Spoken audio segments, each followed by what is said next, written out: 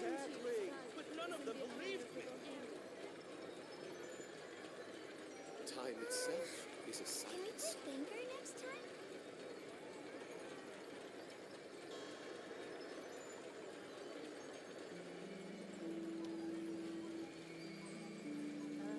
You're right.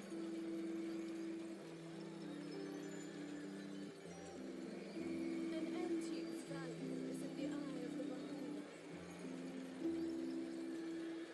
Exactly, Time itself but none of is them a believed silence. me. Can we play Banker next time? You're right.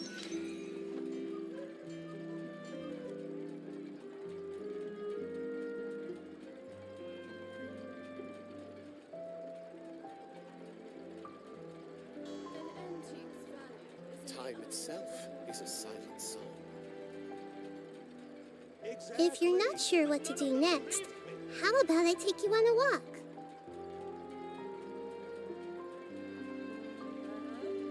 You're right.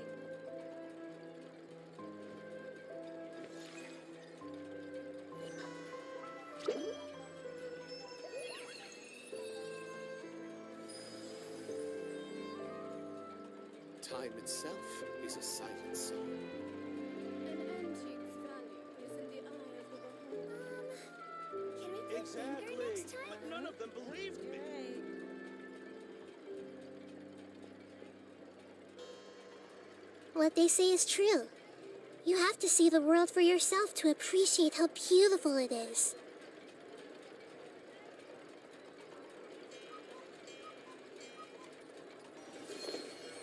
Time itself is a silent song. An antique's value is in the eye of the beholder. You're right. Exactly, but none of them believed me.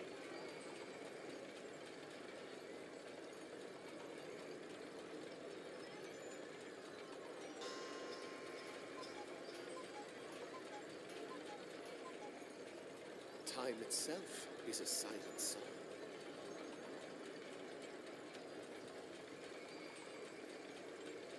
An antique's value is in the eye of the Banker next time?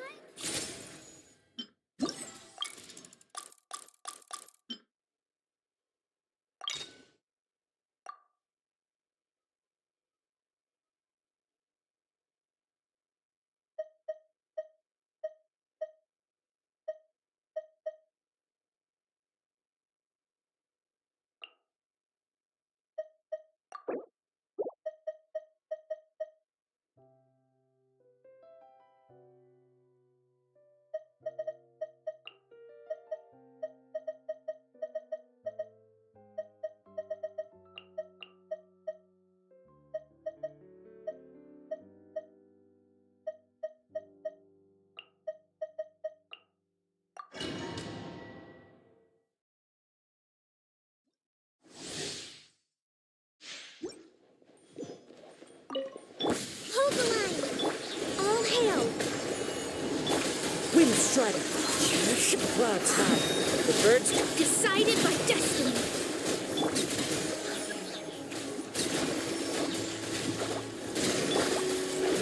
Shadows of the... Born of ice and frost. Allow me!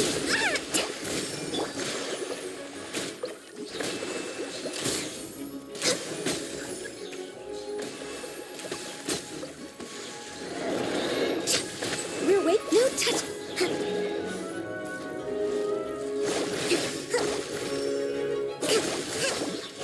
Rest and rebuild. Blaze over. Access to... wind strider. As one with wind and cloud. Torrent, bring refuge! You'll do. Fate is upon you. Born of ice and frost.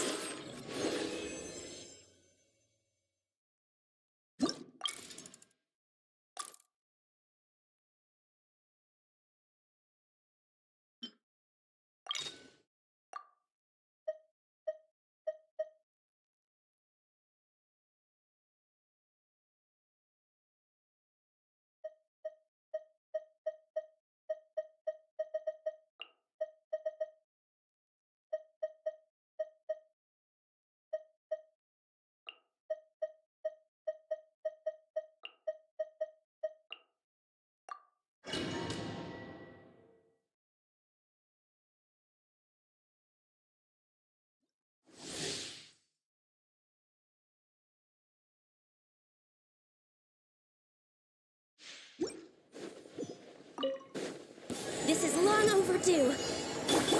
Allow me. Clouds high. The birds come. Wind strike. Billowing surge.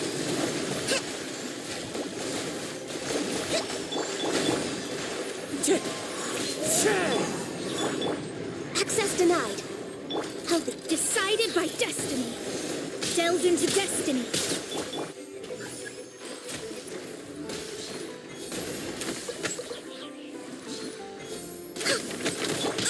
Hold the line.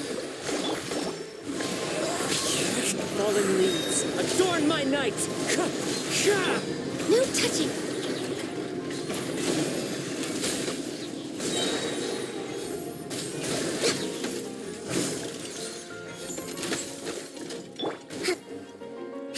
Allow me.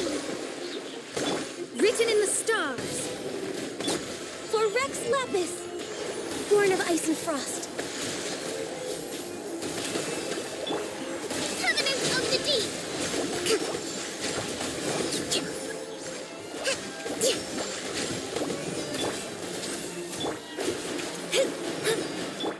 Wind strike. Clouds high. The birds come. Let me scribe. Hold the line. Access denied.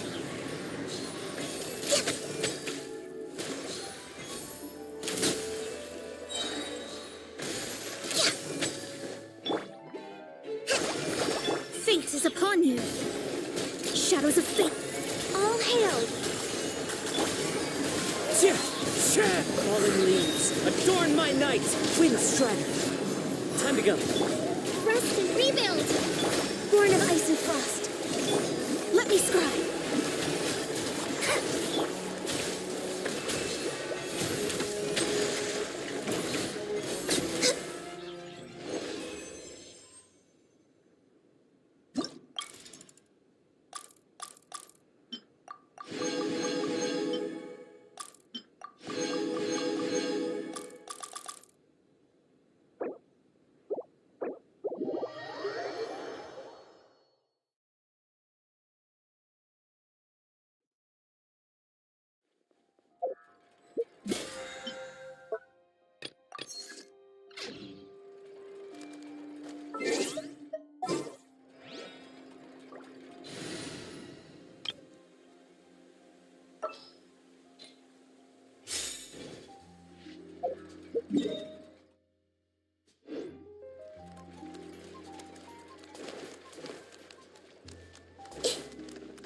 Ad Astra.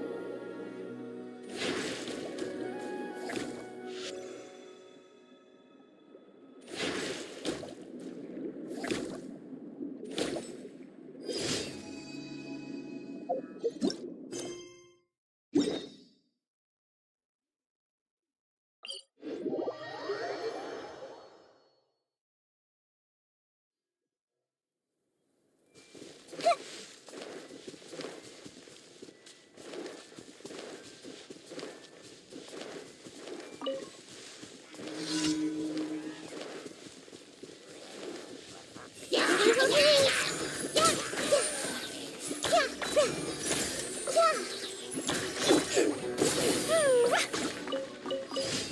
la la.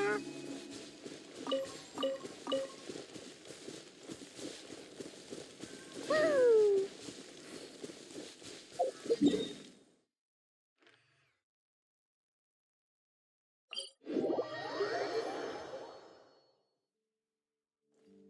La la la.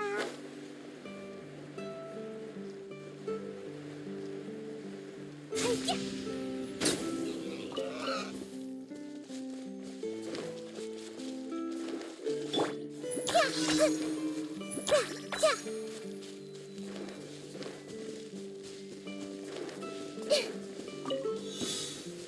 Hey! Jumpy, jumpy! Everyone on me!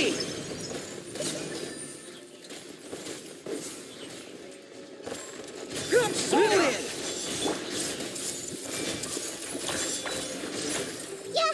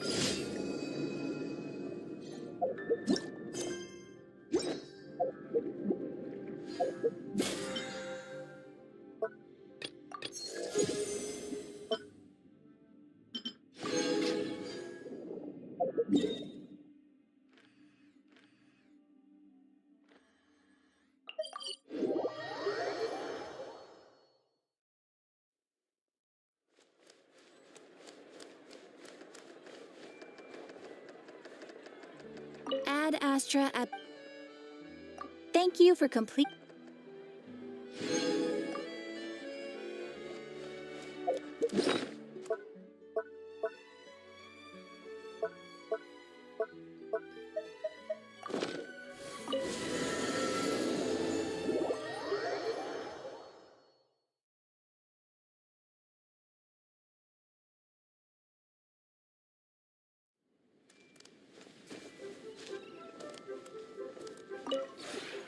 This realm is.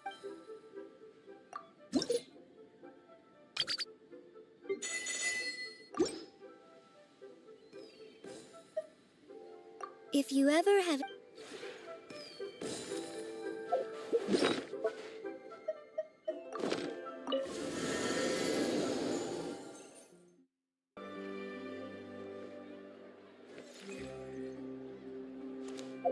Exactly.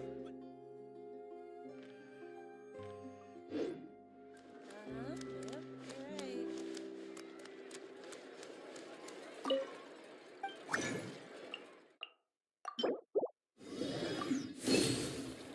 Time itself is a science.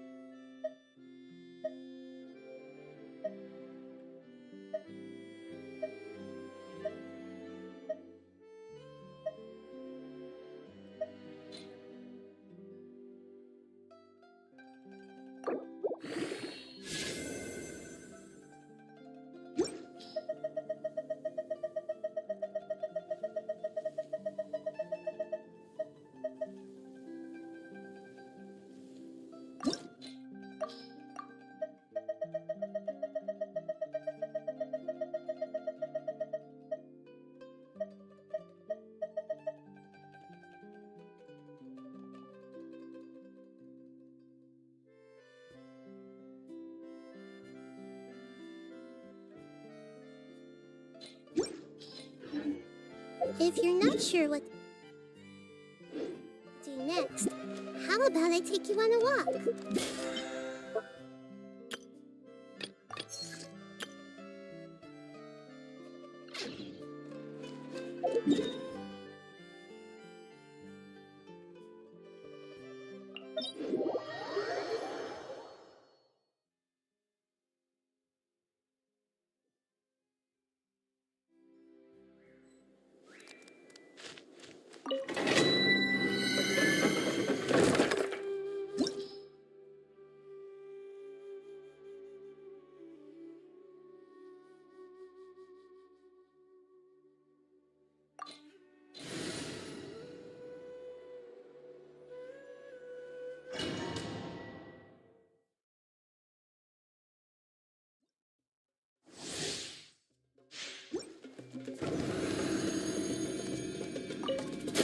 Wow, Temple of Wisdom! I see everything! Pew! Hard hitting it! Blazing delight! Da-da-da! Now you're testing my patience. Everyone hold hands! Meet Here I come!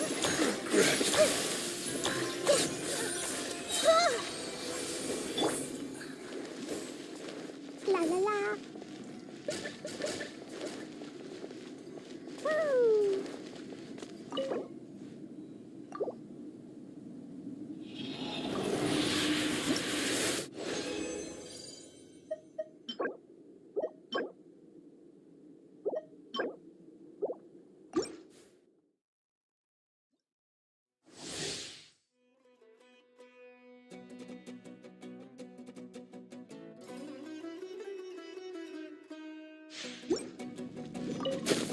You are not Welcome. I'm getting sick of this one. Let's change tactics.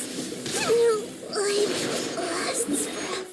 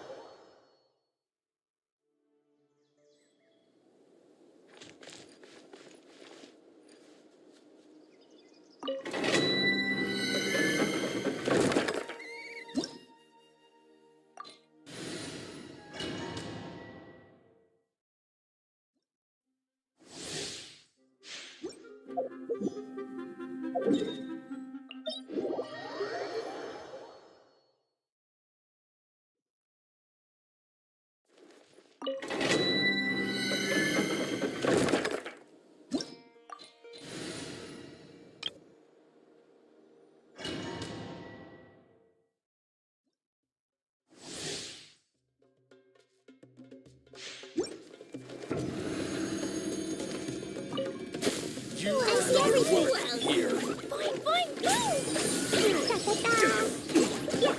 Rally! Hold it! I'm getting sick of this. Hey!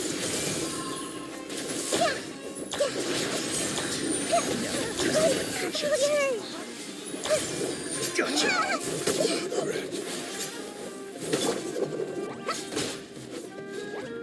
We'll meet again.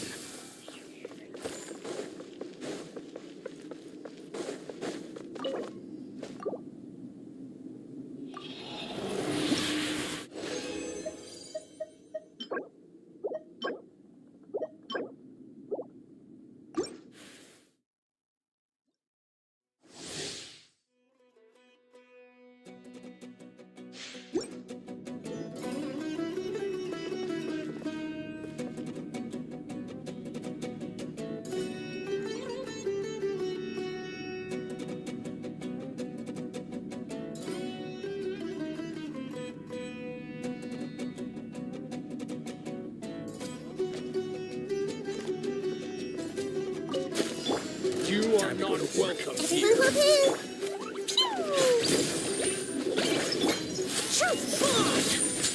Smile!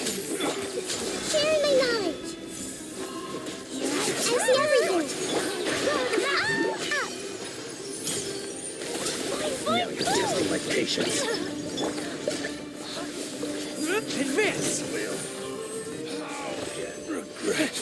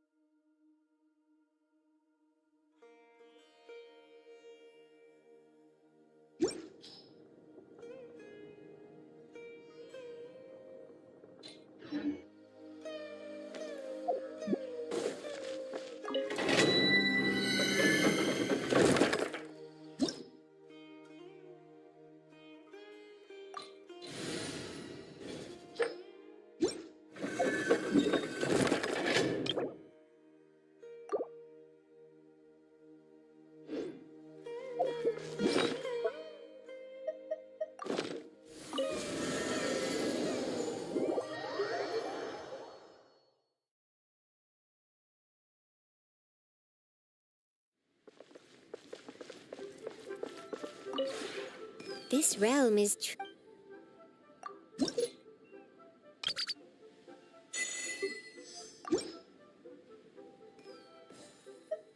If you ever have it.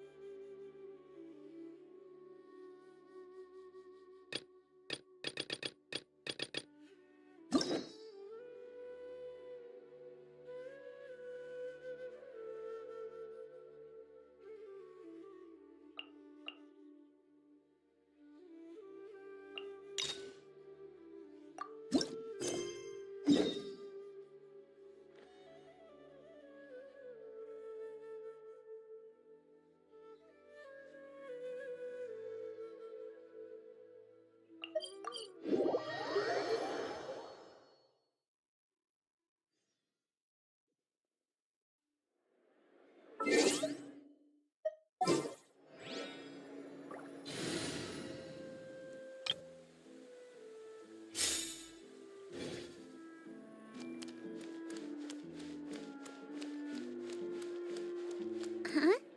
Do you also see Navia and Clorand over there? They look like they might have run into some kind of trouble. Let's go check out what's going on. Is in the eye of the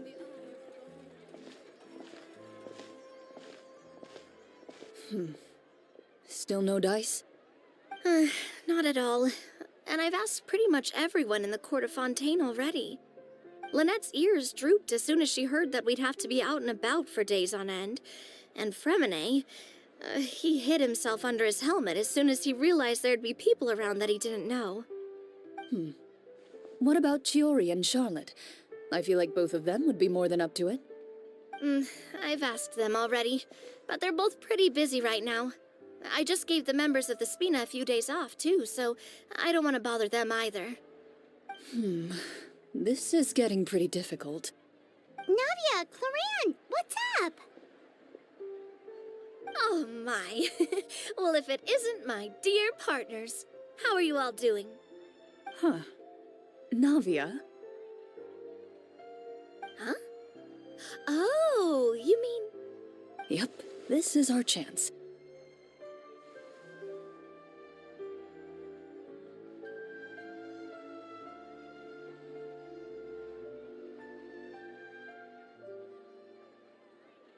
Do you need our help with something? Oh, precisely. My dear partners, we've got a huge problem right now that only you can solve. Whoa, for real? Absolutely. We've already exhausted all our other options.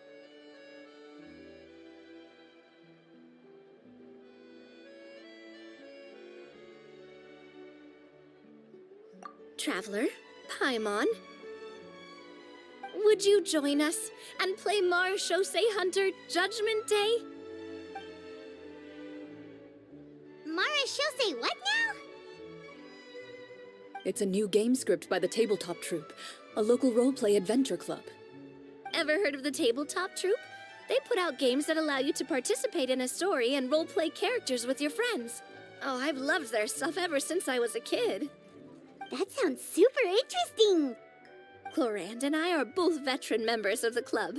Recently, someone came up with a new script and was looking for people to help playtest it for them. And when they asked, of course I couldn't refuse. I mean, come on. A brand new script? Nobody has ever played it before.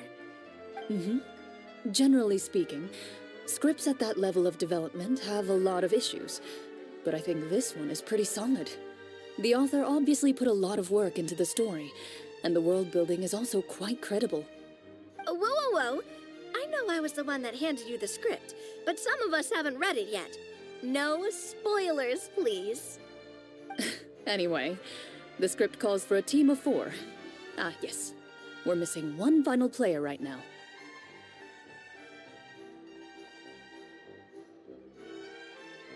So, you're saying you'll help us out? I knew I could count on you, partner. Paimon and the Traveler are kind of a package deal. Is that okay? That's not a problem. I'll adjust the pace based on the actual number of players and ensure that everyone has a good time. Well, Traveler, what do you think? Wanna play? Paimon will follow your lead. Well, that solves our problem. You have our thanks. Woohoo! I'll go grab the script manager from the club right away. The script manager? Didn't you just say that you gave Claram the script? The club introduced a completely new kind of gameplay for the script. In this iteration, the Game Master's version of the script is incomplete. The script manager provides the next part of the script only after players have completed the current list of objectives.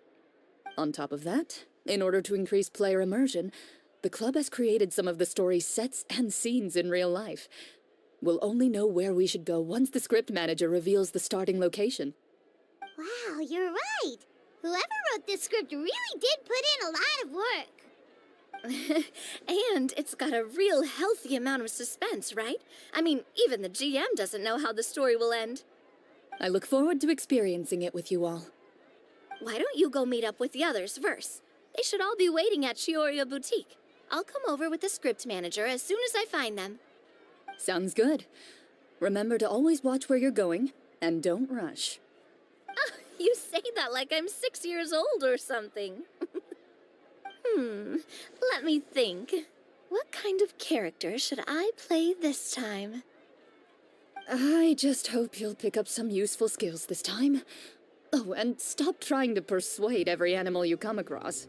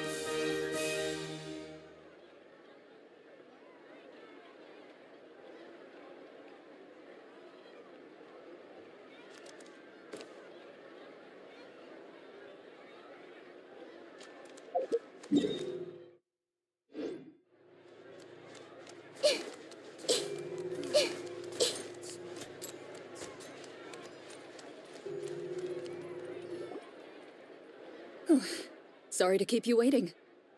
Ah, you're back! Huh? And you've got the Traveler and Paimon with you, too! What a pleasant surprise. I assume you'll be joining us for the game then? Linny, Farina! Paimon didn't know you were playing too. Are you also members of the tabletop troupe?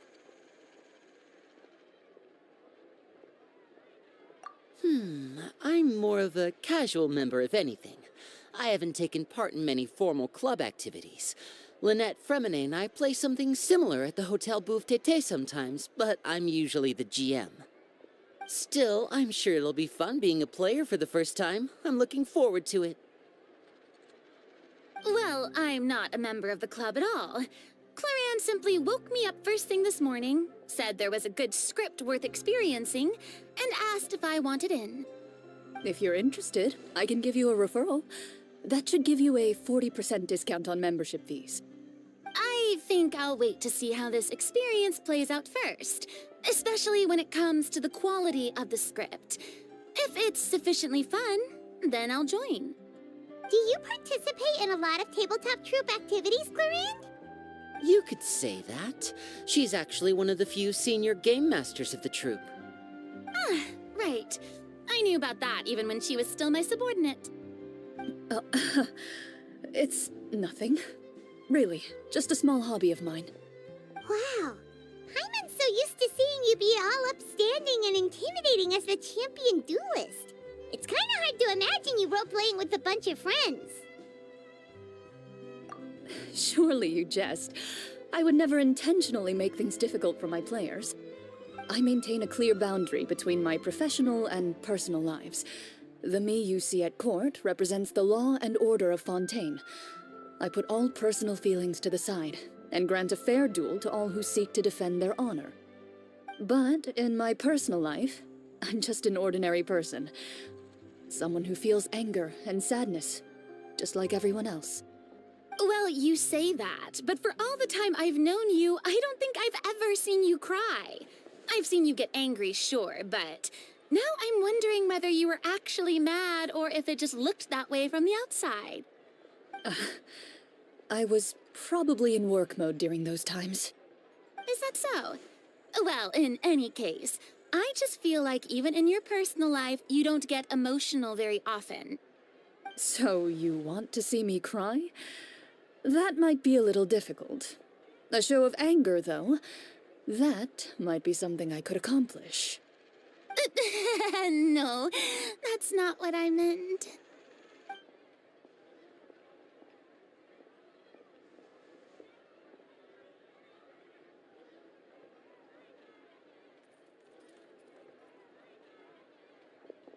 Ah, I'm back! Here, allow me to introduce you to the script manager, Mr. Florian. Pleasure to meet you all. Hello. Wait, are you a champion duelist too, Mr. Florian? Oh, no. This is just the costume provided by the club. I occasionally play a few of the roles in my scripts. That sounds like a lot of work. It's nothing. It's the least we can do to give the players a more immersive experience. Anyway, allow me to give you a brief introduction of the script. This script was adapted from the real history of the Marechaussee Hunters. You all will play the role of hunters from a bygone era and resolve a series of events unfolding in the capital. Paimon's not super familiar with the history of the Marechaussee Hunters. Is that a problem? Oh, no problem at all. I can give you a brief rundown. So, basically, Marechaussee Hunters were people who dedicated themselves to hunting monsters and protecting the city by using a special swordsmanship technique passed down over generations. Their story can be traced back to the ancient Remurian dynasty, as well as the first hunter, Cassiodor. But I'll leave the finer details for you to seek out and discover later. Mm-hmm. And I'll provide additional commentary as the story progresses. In that case, brave hunters, are you ready to set out on an unknown adventure? Whoa, just one sentence and it's like we're in the story already! Aha, I see many a determined gaze before me. Very well, head over to this location and begin your heroic journey. So, as we follow the story, it leads us to specific scenes. Ooh, sounds pretty innovative. What does the message in the envelope say? It's the exact location of the scene, as well as the formal permission to use the venue. Huh, seems like they have everything prepared. Please check all your belongings, everyone, and make sure you haven't forgotten anything. Once you're ready, please follow me to the designated location. Sounds good. Hunter Squad, move out!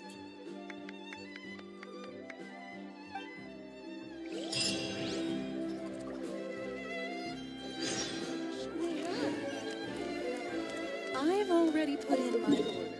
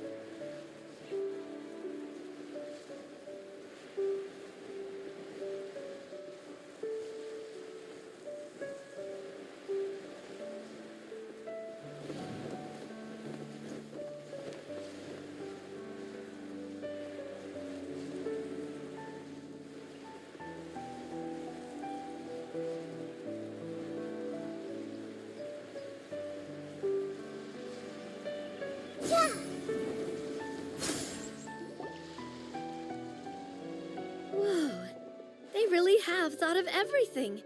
Even the phaetometer is here and ready to go for us. The phaetometer? What's that? It's a card that's used to determine action success or failure.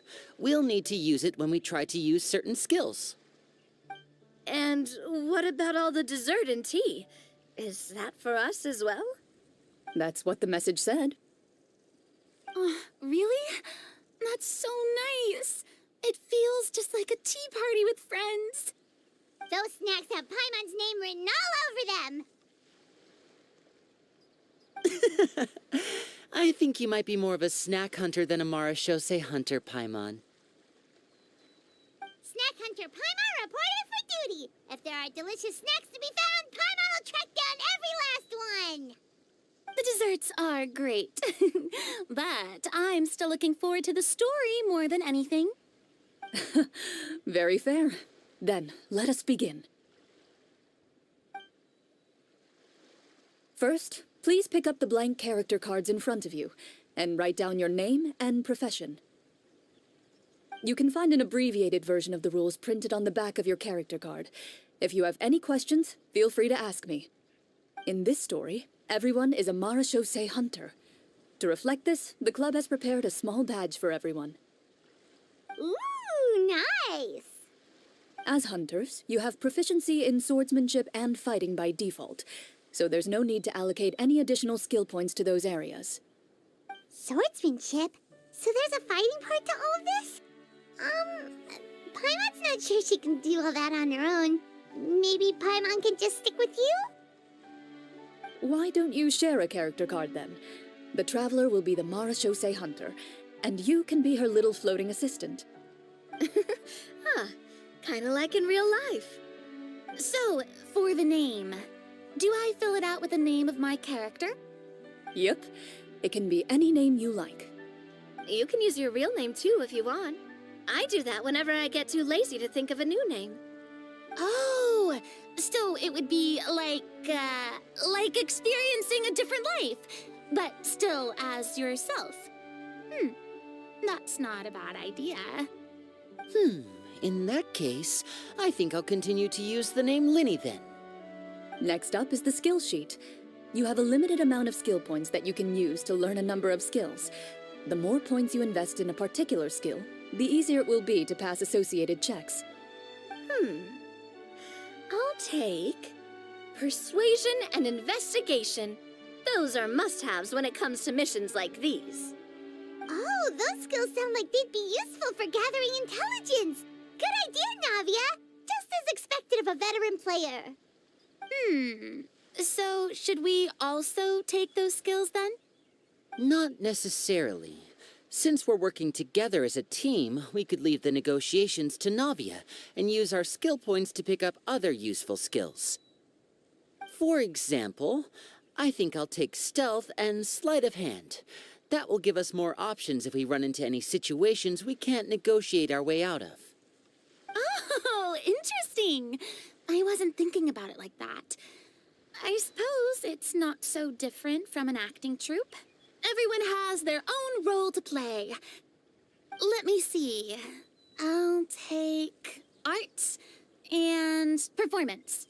I'm not quite sure what use they'll be, but I'm not as knowledgeable about the other skills, and I'm not too confident I'd be able to roleplay them well. Well, that leaves us. What do you want to learn, Traveler?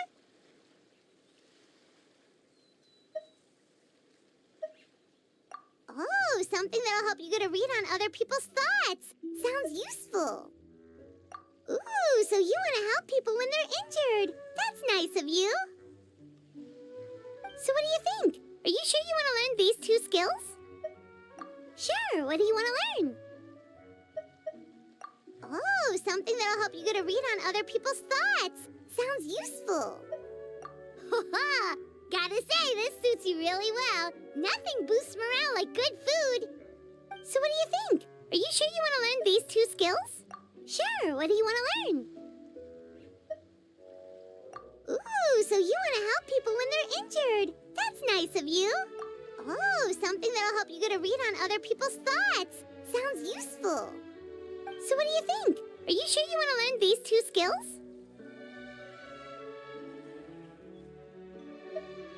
Sure, what do you want to learn?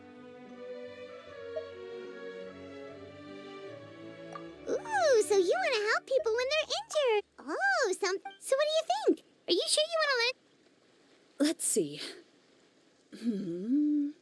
Oh, looks like you each have enough points to choose one final skill. You've all picked such classic skills. It's fine to go a little bit out of the box, you know. Why do I get the feeling she's getting ready to cause trouble? For example, this one here. Summon. Doesn't it sound super mysterious and cool? Oh, I saw that one just now as well.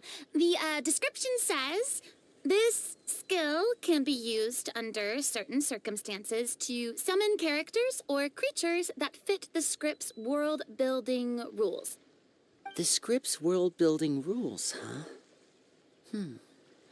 But how are we supposed to know what a Marashose hunter can summon? Oh, that's not for us to worry about, my friend. Just learn the skills that interest you, and the GM will take care of the rest. All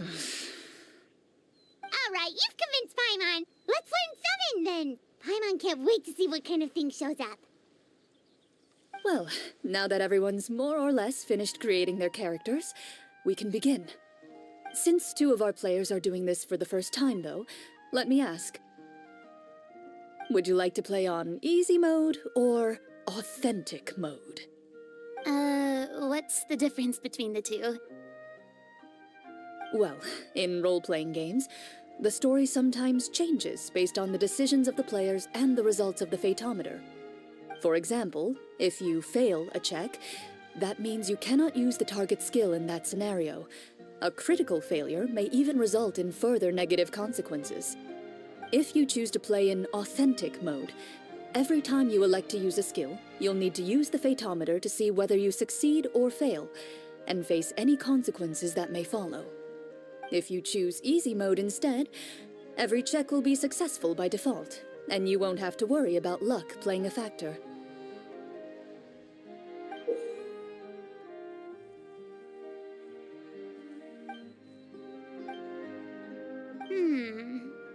Given that I'd like to focus on the story, I suppose I should pick easy mode. I'd feel bad if I brought the team down by failing my checks. Huh? Oh, come on. Don't worry about that. RNG is the lifeblood of role-playing games. I'm going with authentic mode for sure. Never knowing what you might have to overcome. Ugh, doesn't that sound exciting? I'd rather be mentally prepared for what might happen. All right, then I'll mark down Farina for easy mode. All her checks will be successful by default. As usual, Navia and Linny will play on authentic mode. What about you, dear partner? How would you like to play?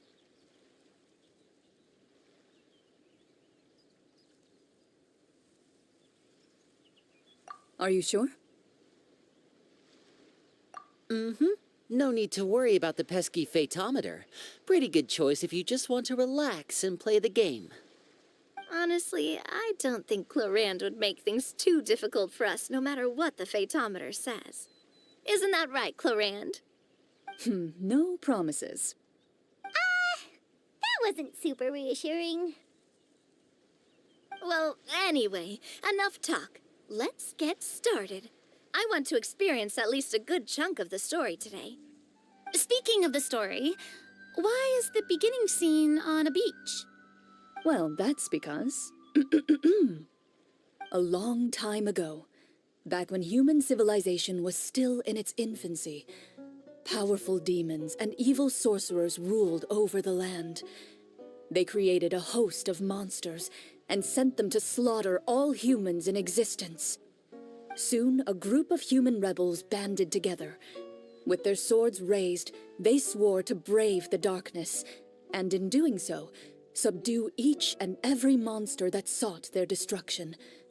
They became known as the Marachose Hunters.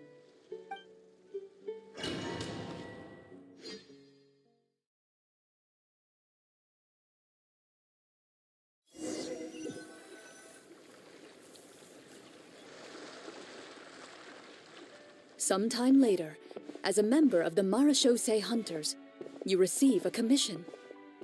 Following the address provided on the message, you take a boat and arrive at this strange city. As you inhale, you can taste the slightly salty air of the docks as you begin to survey your surroundings. There aren't many people in the vicinity, but you do take note of a few others who, like you, seem to be sizing up this place. Your eyes meet, and you realize these people are fellow Marachose hunters, likely led to this location after receiving the same commission as you. You're all Marachose hunters too, right? Allow me to introduce myself. The name's Navia, monster hunter by trade and helpful neighborhood businesswoman on the side. What say you to traveling together? We can help each other out on the road. Okay, count me in. My name is Linny. I've been wandering since I was little and picked up a few less than legal tricks along the way. I was adopted by a Marachose hunter and later chose to follow in his footsteps. Is this where you introduce your character to everyone? It sounds like they've done this dozens of times. My name is Farina, and, I grew up in a noble family. I always had a strong interest in performance and the arts. Even though I'm a Marachose hunter, what I really want is to be a performing artiste. Hey, that's really cool. You can do it, Farina. That's exactly how it's done. Paimon is Paimon, a good friend and companion to this Marachose hunter right here. I've been studying medicine ever since I was a child. I want to do my part to eradicate these monsters and use what I've learned to heal others. Oh, welcome. When we face the monsters, I'll make sure to charge in front to give everyone some cover. You can take care of the healing at the back. You open your envelopes at the same time. The message reads, "To the honorable and trustworthy Marachose hunters, our kingdom is currently facing a grave crisis. The lands outside the capital have been overtaken by monsters, and our people are being led astray by forces of wickedness. We beseech you, Please help us resolve this crisis and return peace and stability to our home. Huh. The layout of this city looks super familiar. It kinda reminds Paimon of Mondstadt! The scriptwriter must have used a real-world city as a reference when coming up with the map. As experienced hunters, the layout of the city reminds you of places once traveled. You recall the sight of tree-lined streets and the gentle tranquility of days gone by. Yet, as you regard the city in front of you, it appears to be little more than an empty shell. Its hollow gates are open to you, beckoning you to come forth and bring salvation back to the town. I carefully read every line of the letter and turn my attention to the signatures at the bottom. Who issued this commission to us? You see a long string of unfamiliar names. It would seem that many of the residents of the city issued this commission together. They sensed that things were not right within the kingdom and sent a distress signal to the outside world. In that case, why don't we take a walk around the city and see if we can learn anything from the local residents? Oh, good idea. We might be able to get some leads on the monsters and bad guys we're after. You look up and see a tavern nearby. It appears to be open for the day. Why don't we go check out that tavern? If the novels I've read are anything to go by, taverns are usually full of information.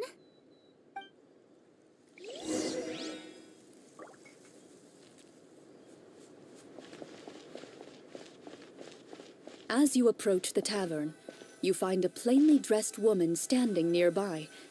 She appears to be rather troubled about something.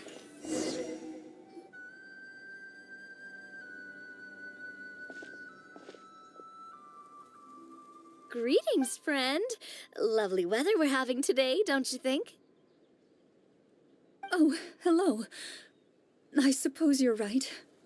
The weather today is quite lovely. If only those monsters out there would stop causing trouble. It seems like every character included in the script has a certain amount of useful information to offer. If we keep asking questions, we might be able to get some good leads. Oh, come now, don't be sad. Life is all about optimism. Oh, that reminds me. What did you have for breakfast this morning? Huh? I don't think that's the kind of question we're supposed to ask. Nothing turns a frown upside down like good food. How about some macarons? I could make you some. You didn't even take cooking as one of your skill proficiencies.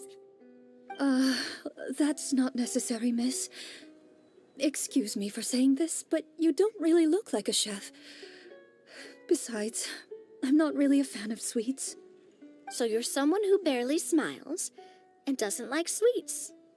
You're really starting to remind me of this one friend of mine. Hey! Did she just... me? Glorianne must have broke character for a second. This isn't getting us anywhere. Traveler, maybe you can think of something.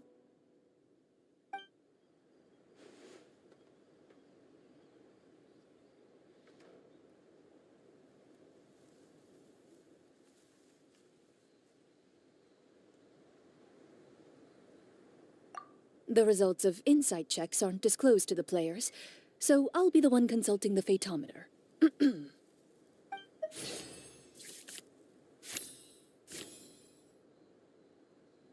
You recall all the lessons you've learned in your time and begin to carefully observe the woman's mannerisms.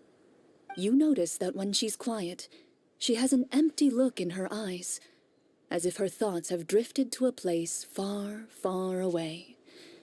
And when she speaks, she often subconsciously reaches out to touch the ring on her left hand. So you noticed. That's a little embarrassing. A horde of monsters suddenly appeared near the capital recently, so all the guards were dispatched to fight them.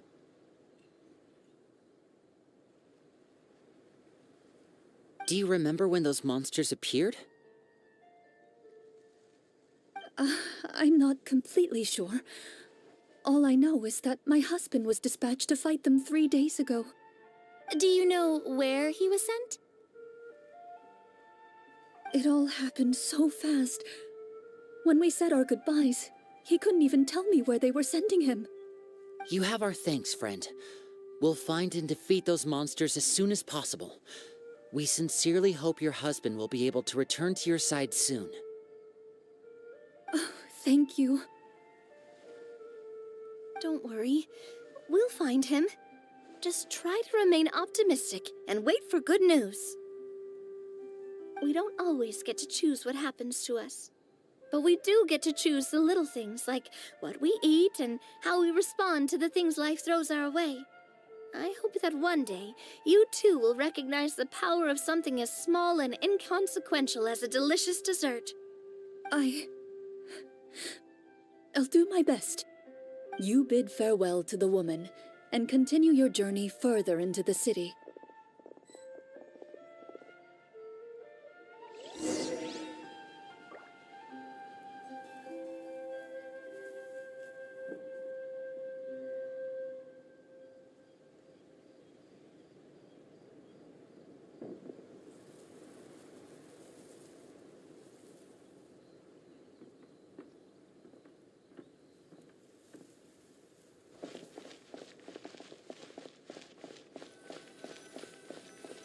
As you venture further into the city, the streets appear largely empty.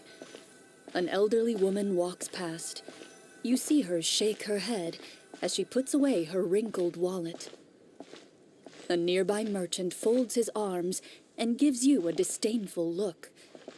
You get the impression that he's someone who has long gotten used to the sight before him.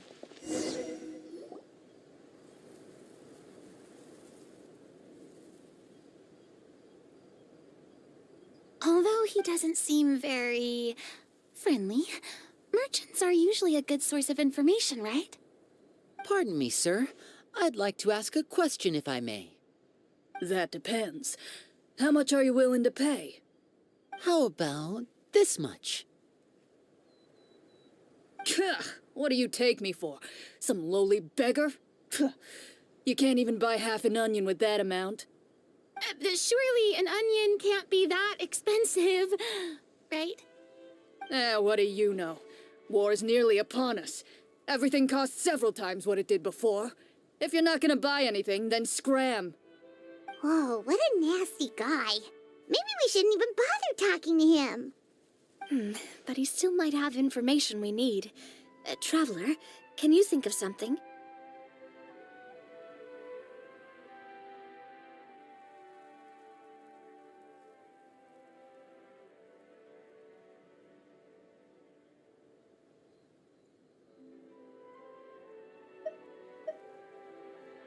A performance?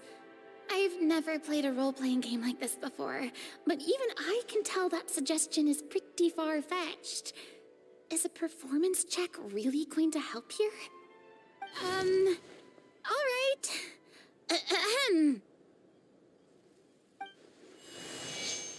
By the harbor's grace, a lone boat lies in rest. Let the moon give chase, for here begins our quest.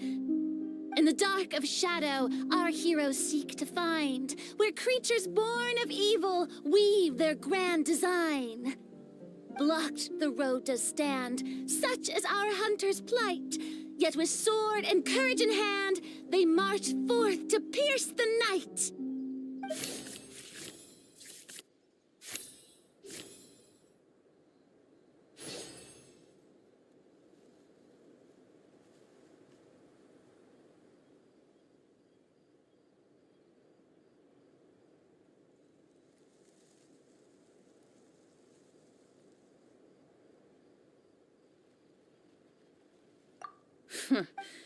I don't recall asking for a bardic song. Don't expect me to give you any coin. But if you meant what you sang, and you are indeed some kind of hunter, then by all means, please, go out and kill those monsters for us. Those monsters are camped outside the city. and they've been destroying all our trade routes. We have limited reserves within the city, so if this continues, we're all gonna be in big trouble. Wait, you're saying no one has put a plan in place to distribute supplies or maintain order? We could all starve and those nobles in the palace wouldn't even break a sweat. Who knows? Maybe they've been in cahoots with the monsters all along. That is concerning. Yeah, all right, I think I've said more than enough. Be on your way now. Got it. Thank you, sir. Don't mind him, Farina. He just doesn't have enough taste to appreciate your art. No. I was just thinking about how those nobles must be so cold-hearted. It's like they don't care about their people at all.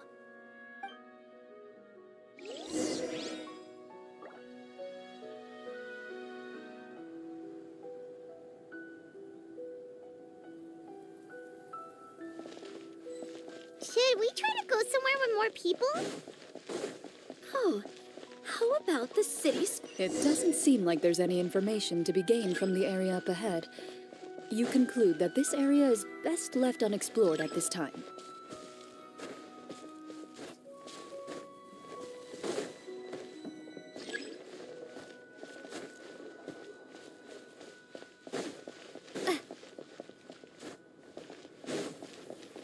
Before you lies the city's central square. You see a man with a slightly anxious look on his face, pacing back and forth, his head hanging low. He doesn't seem to notice your approach. Still immersed in his own thoughts, he shakes his head and lets out a long sigh. This guy seems promising enough. Maybe I can get some information out of him. Hello, sir. Is there anything I can do to help you? Wait, you're... I'm... Oh, dear goodness! You're a Marachose hunter! You recognize us? Ah, are you one of the people who wrote the commission letter? Yes, yes! Oh, I didn't expect you to actually come. Oh, what great news! The city is saved! What happened here?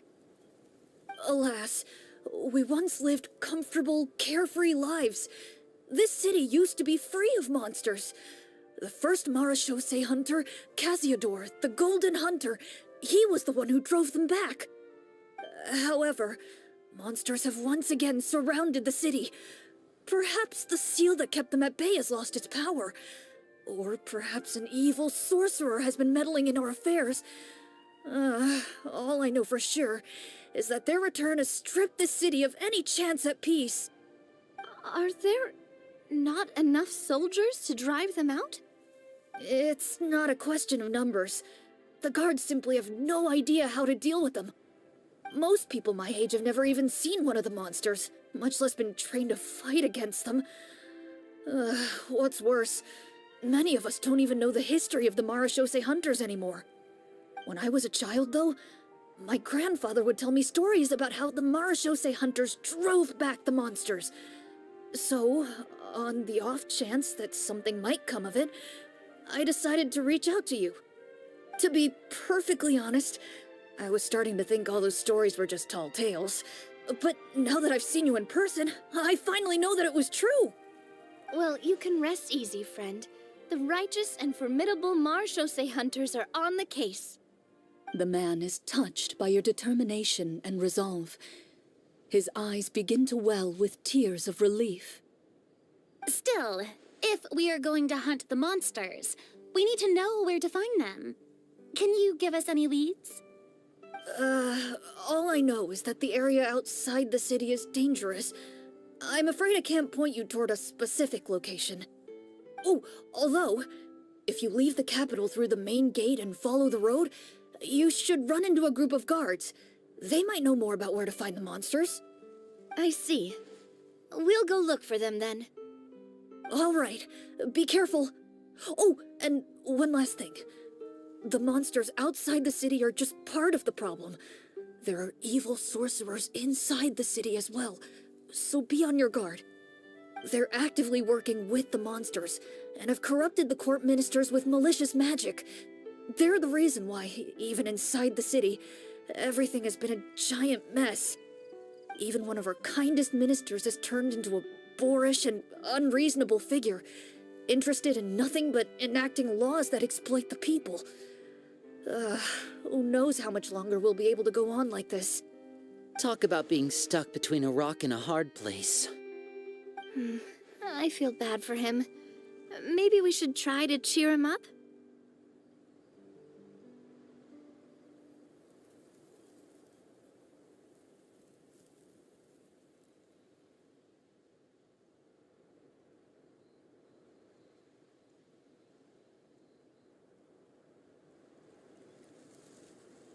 Hey, not everything can be solved with food. I appreciate your kindness, but for now, it's more important to focus on brave hunters. I leave the future of this kingdom to you.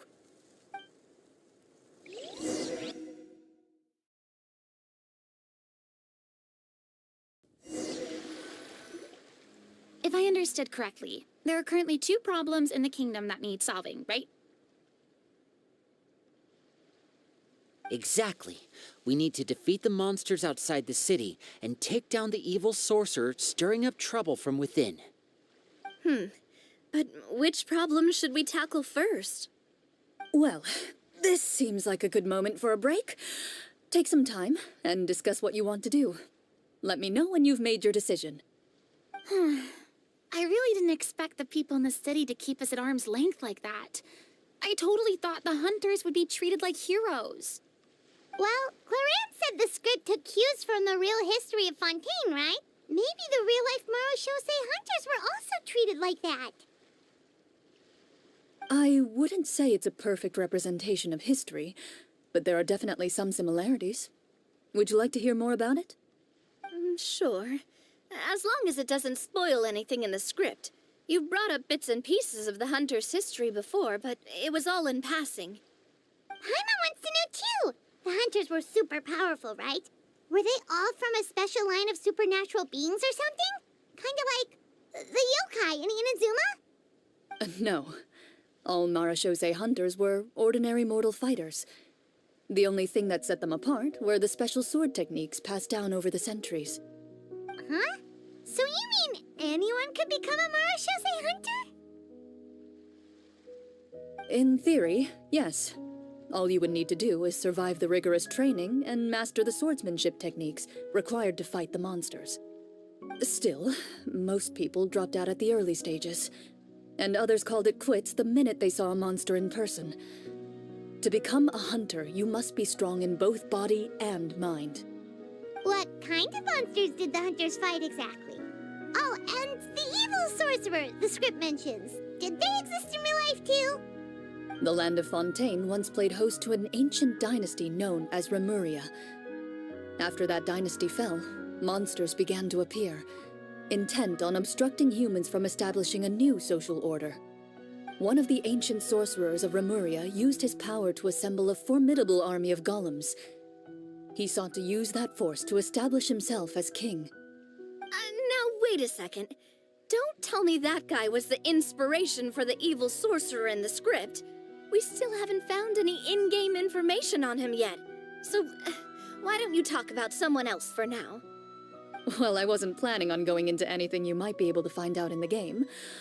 But if you want me to talk about something else, then... how about Casiodor, the Golden Hunter? Or Egeria, the ex-Hydro Archon? Wait, but those people are all from a super long time ago. Where did you learn all this, Claran? From my master. By master, you mean Miss Petronia? Is someone you know? Absolutely. Miss Petronia and my father were good friends. Back in the day, she would often bring Clorand over to play, but then... Let's not get off topic. Anyway, back to what I was saying. Responding to Egeria's call, a number of warriors followed Casiodor into battle against the monsters. This group of warriors, under Casiodor's leadership, became known as the Marashosei Hunters. Yet, as Fontaine entered an era of peace, their work gradually became obsolete. The Marechaussee Phantom, originally an association made up of hunters, eventually came to be predominantly comprised of Melusines. Ah, I see. That explains why most of the people in the script have forgotten the hunters or think of them as nothing more than a legend. Is that really a bad thing, though? It can get tough always being the one shouldering everyone's expectations. Depends on who you ask, I suppose. If the name of the organization no longer commands respect, investigative work is bound to suffer. Speaking of investigations, which problem should we tackle first? Monsters or evil sorcerer? I vote monsters. That's the main duty of the hunters, right? We can come back to the sorcerer later. Well said, Miss Farina. Plus, if the sorcerers really are the masterminds behind this whole thing, defeating the monsters could give us some clues on their intentions as well. What about you, partner? What do you think?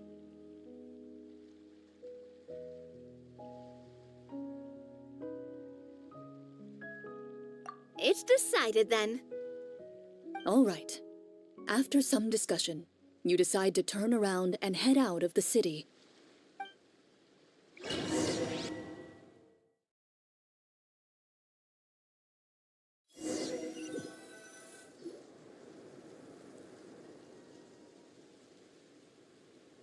Let's take a look around, like that guy said.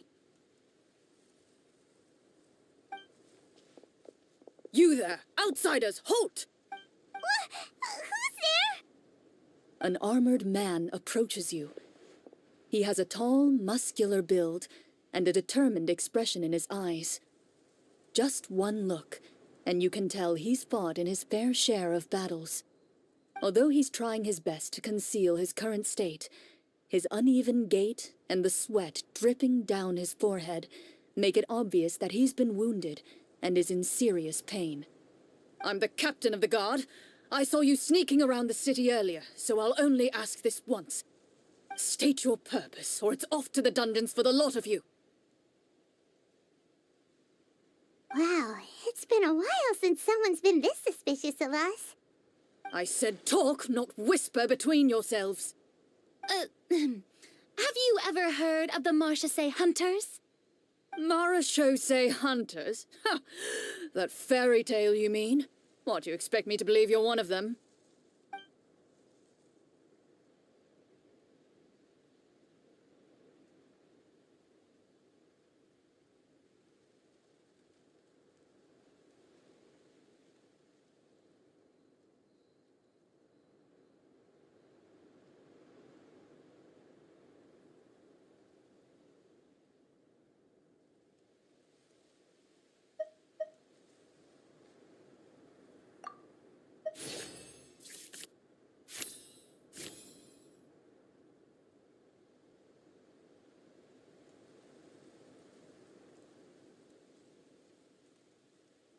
While everyone is talking, you begin to carefully observe the captain's mannerisms.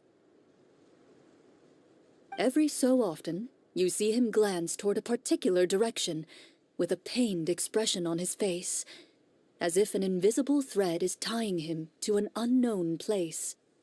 As you follow his gaze, you vaguely recall that the location he seems fixated on is known for its difficult terrain. Any battle that breaks out in a place like that is likely to be prolonged and devastating. Wait, is that where the monsters are? Outside the forest, in the area with the difficult terrain? The captain is taken aback by your sudden question. Still, his shock only lends credence to your theory. You're looking to fight the monsters? Well, we're Marechaussee Hunters after all.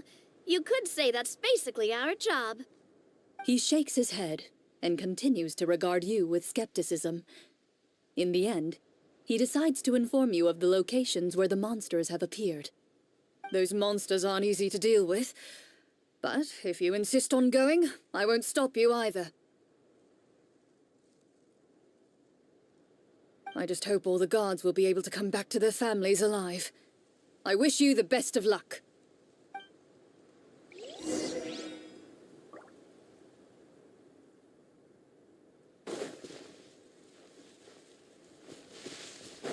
Based on what the captain said, the monster should be right up ahead. Let's go. Hopefully we're not too late.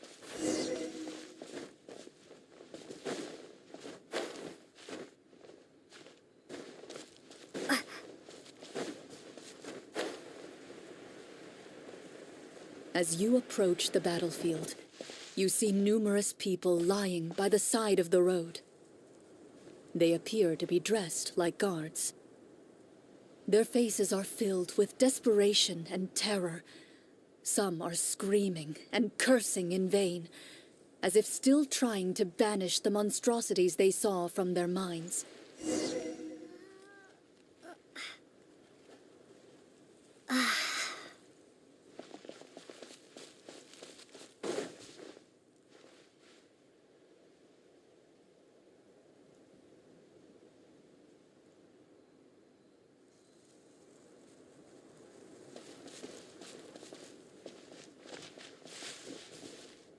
A few of the wounded look up at you in shock and disbelief.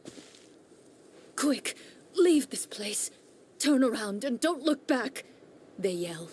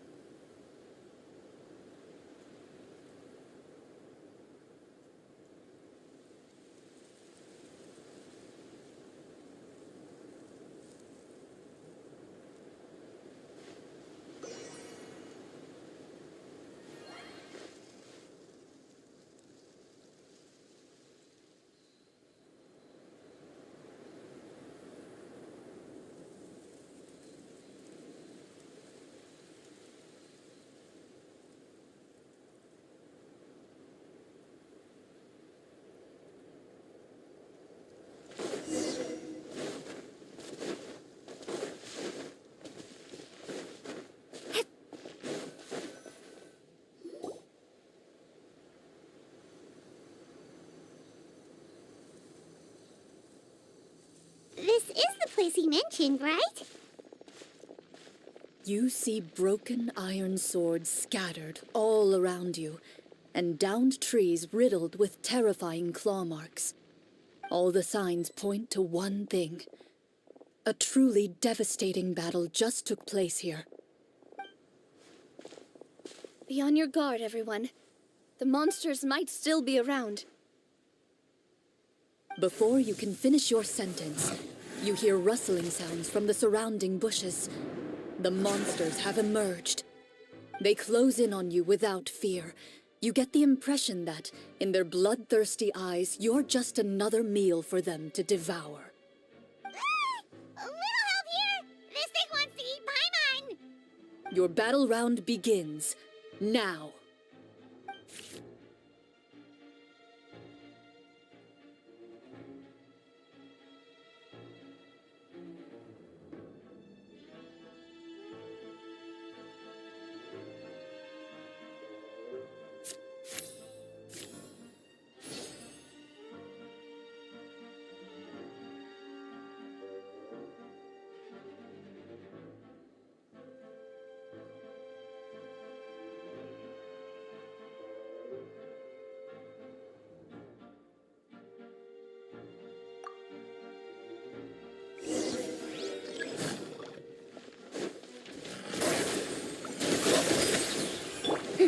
Strike a pose! Let the world collide! Here comes the finale. The next battle round begins now. Go! Umbrella warfare, I guess! A proper send-off! From the Stina with love.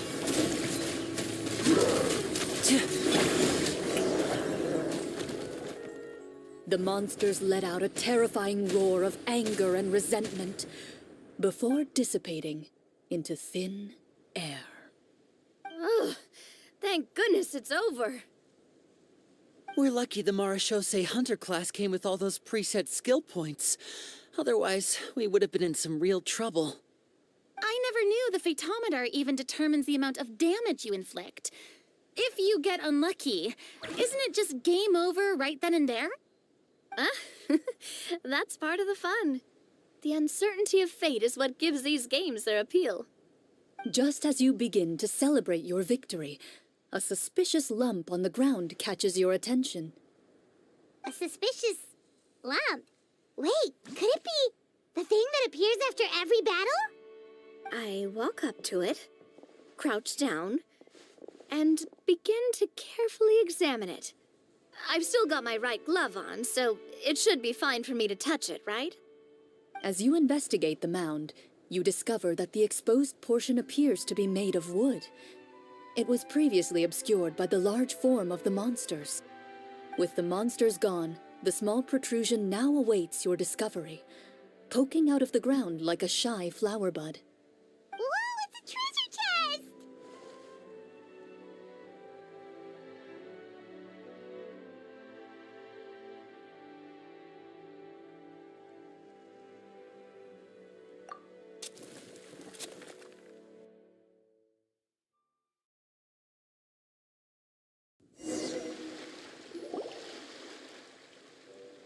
With everyone's help, you successfully excavate the wooden chest from the ground.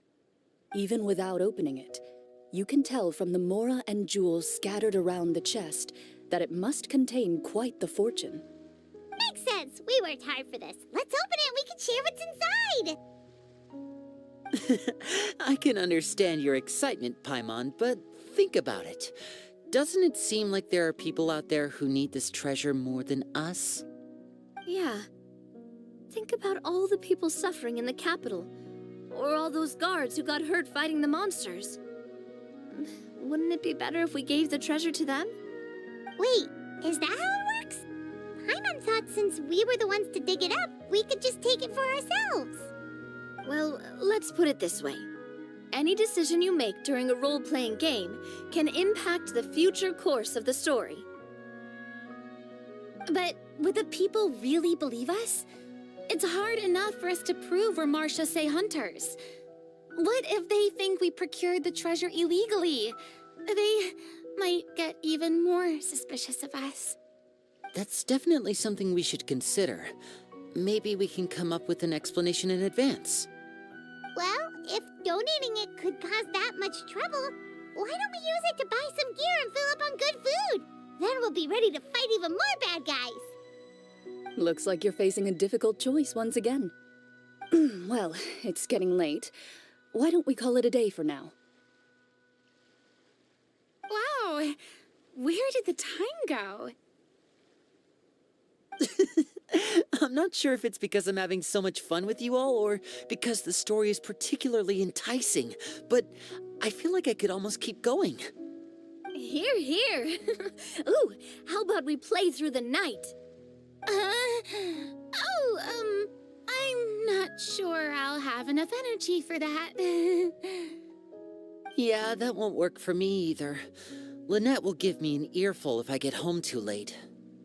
I understand how you feel, Navia, but we have to change venues for the next part of the story anyway. Huh? Another location? There's a special note for the GM at the end of this section that says to proceed to an indoor set for the next part of the script. Whoa, they really pulled out all the stops for this new script. Well, even if we end the game for the day, we can still stay a little longer and hear Clarion finish her story, right? Paimon wants to hear more about the history of the hunters.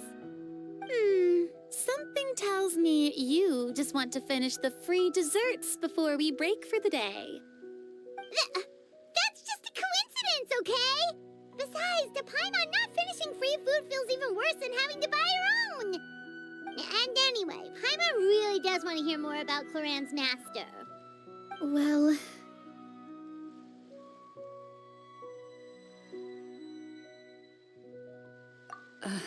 It's nothing. I appreciate the concern, but it's all in the past. It won't do any harm to share these things now.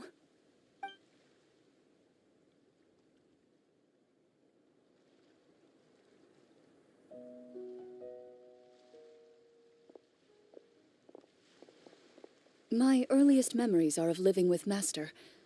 According to her, she saved me from certain people of ill repute. My birth parents had left me behind some time before that. What a heavy beginning for a life story. Master was a fascinating individual, if inexperienced in the ways of raising children. My first ever toy was a short sword. Although I suppose it wasn't so much a toy as something Master removed from her waist and handed to a noisy child in need of distraction. Oh, wait, so she handed an actual sword to a child? Isn't that dangerous? Did you hurt yourself? Of course I did. I cut my palm and bled quite a lot. But Master was not concerned. She just stood there and casually lectured me about it. See, that's what you get for not holding the sword properly, she told me. She then crouched down next to me and said, "Give me your hand. I'll teach you to bandage this wound. After that, it's time to learn how to truly hold a blade." Excuse me for asking this, Clorand, but how old were you exactly when all this happened? Probably around, 3, give or take. 3? Isn't that when most kids are still struggling to hold a fork? As I said, Master was rather inexperienced in the ways of raising children. She believed trial and error was the best way to teach a child what they're capable of. I'm not so sure this is a question of experience. I didn't see anything wrong with her ways at the time. And anyway, children don't get to choose how they're raised. Oh, she did bring me back a pet from Liyue once. It was a Geovishap hatchling. A Geovishap hatchling? For a pet? That seems even more dangerous. What she said was this: make sure to get along, you two. If you really can't agree on something, just settle it with a fight. Whoever loses is the real pet. And how old were you when this happened? 5. Well, did you win? No, I lost. So you're saying you actually became the Geovishap's pet? Yes, but only for a week. By the end of that week, I defeated it in combat, and we've shared a cordial relationship ever since. That really doesn't sound like the kind of childhood someone should have. Later on, I gradually understood that Master most likely didn't know any other way to raise a child. She was a marechaussee hunter, but I never heard her bring up her own parents. Thanks to her, I learned how to navigate the forest by the age of 6, and could hunt monsters in the wild by myself the year after that. Even though the training she subjected me to was strict, she always made sure to take me traveling when she had the time. We met many of her friends during those days. That was also how I met Mr. Callis and his family. I still remember the first time we met. You were too scared to join our picnic and hid behind Ms. Petronia the whole time. I still hadn't really met many children my age at that time, so I didn't know how to interact with others. After that, though, you started coming over a lot. You loved challenging people to shooting competitions, remember? I don't think many members of the Spina ever beat you in one of those. I had a lot of fun during those days. I enjoyed them too. Oh, do you remember that one time we went exploring around the Spina together? We overheard Papa call your master Fontaine's Protector of Justice. We tried to pretend like we never heard anything, but you nearly let it slip that one time.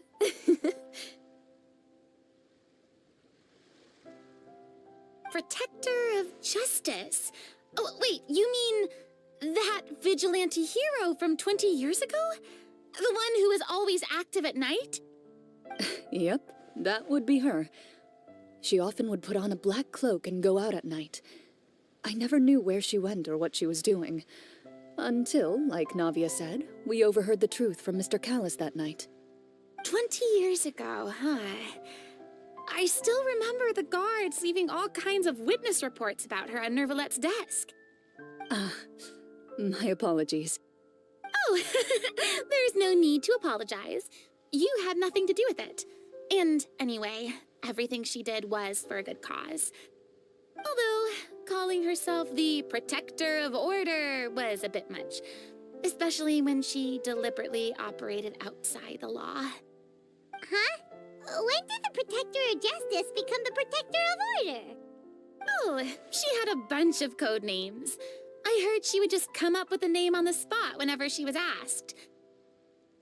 Later on, she probably got sick of answering those questions and decided to stick to just two. The Protector of Justice and the Protector of Order. That sounds like her, all right. I bet she forgot which of the two she'd use by the time she got back each night. Well, she certainly sounds like a fascinating individual. With her strong sense of justice, it's no surprise her student followed in her footsteps. It's true. I always wanted to become like her. Someone powerful, independent, and with a strong sense of conviction. But...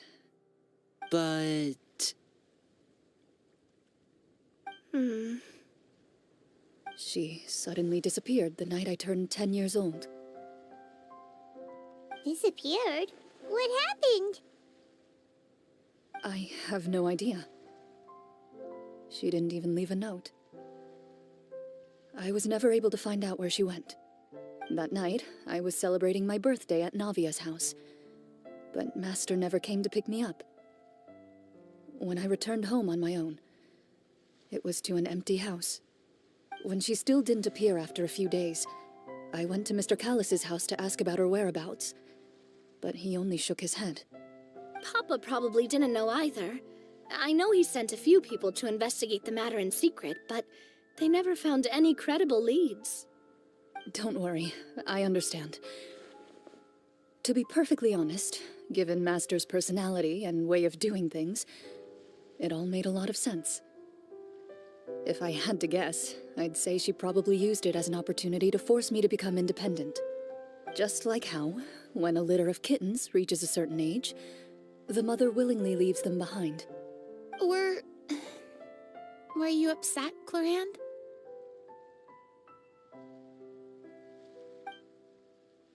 I was at first, but not anymore. I don't believe Master would suddenly disappear for no reason. There must have been something she just had to do.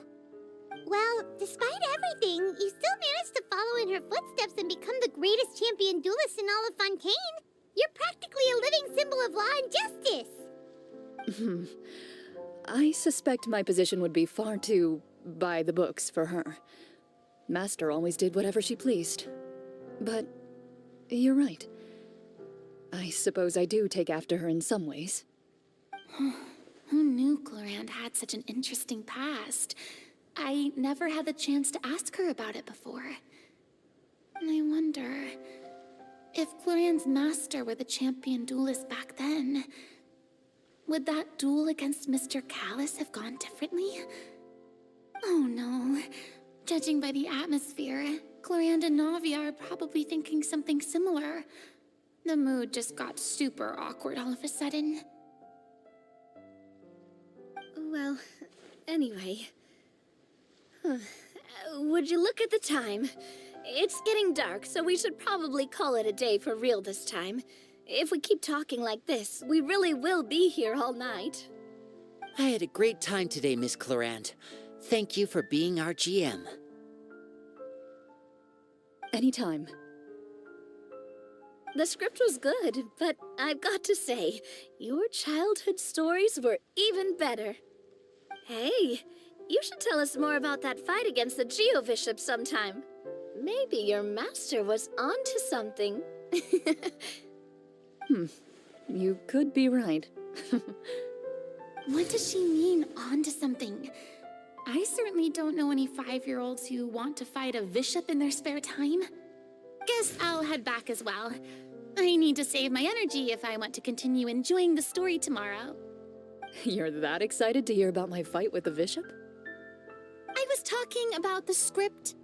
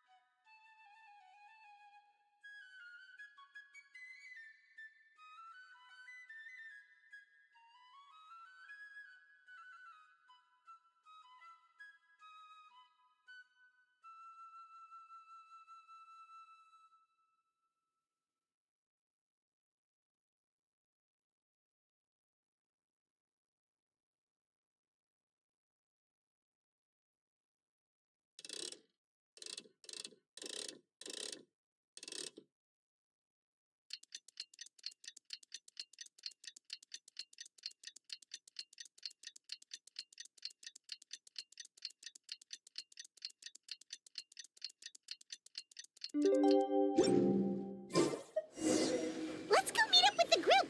Paimon's really looking forward to today's story.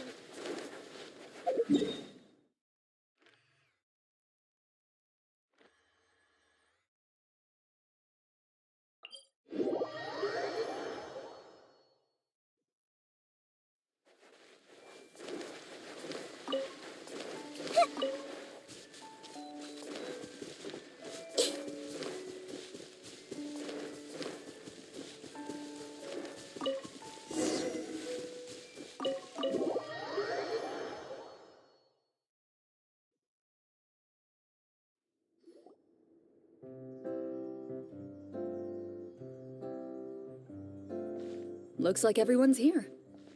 Now, before we begin, why don't we finish where we left off yesterday? There was an important decision to be made, yes? I'll pour everyone a cup of tea. Is that really the most important part, though, Clorand?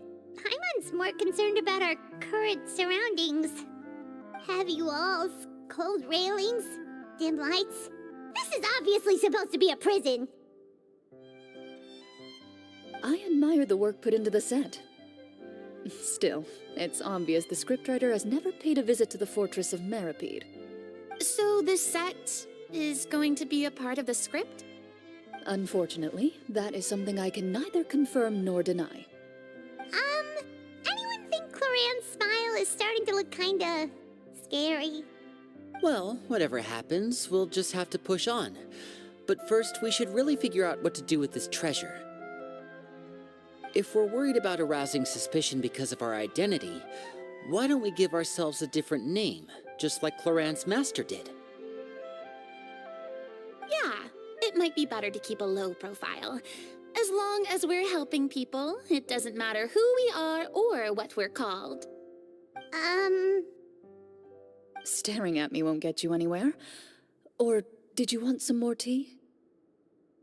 Oh, Paimon's good. Thanks. Why aren't you saying anything, Navia? Wait, what's that next to you? Oh, this is the short sword Clorand mentioned last night. I found it. Huh. I'm surprised you managed to track it down after all this time. Well, I made sure to take good care of it, considering the circumstances in which you gave it to me. Of course I had to keep it safe. Anyway, where were we? Oh, right. I was just thinking about all the potential ways for us to break out of prison. We could dig a tunnel, or try to bribe the guards. Wait, we haven't been thrown into prison yet, have we? Well, it's only a matter of time. It pays to be prepared. Just like how you should always have an umbrella on hand, even when it's sunny. All right, Paimon's made up her mind. Let's just give the treasure away. Paimon may have wanted to keep it, but if it's going to land us in prison somehow, Paimon will be too upset to enjoy her snacks.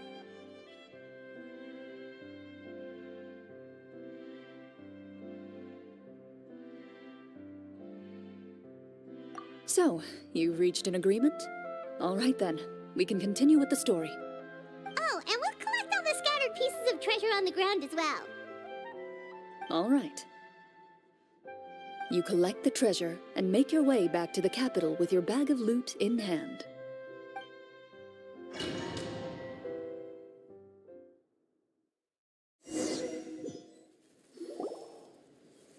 The city is still shrouded in a gloomy, oppressive atmosphere, but your spirits are surprisingly high. In places where sunlight struggles to reach, you generously share your wealth with the children, the elderly, and the poor in urgent need of help. Thank you, kind soul. The elderly woman's look of gratitude follows you as you walk away, her eyes never leaving your back until you move entirely out of sight. However, there's still quite a bit of Mora remaining. It appears you haven't made much progress. She's probably trying to tell us to speed this up. We need to hurry up so we can address the sorcerer problem. Should we go find that man again at the square? He seemed like a pretty responsible guy. I'm sure he knows the people here far better than us. Oh, good idea! Just as you start to make way to the square, intent on finding the man again, there's a voice.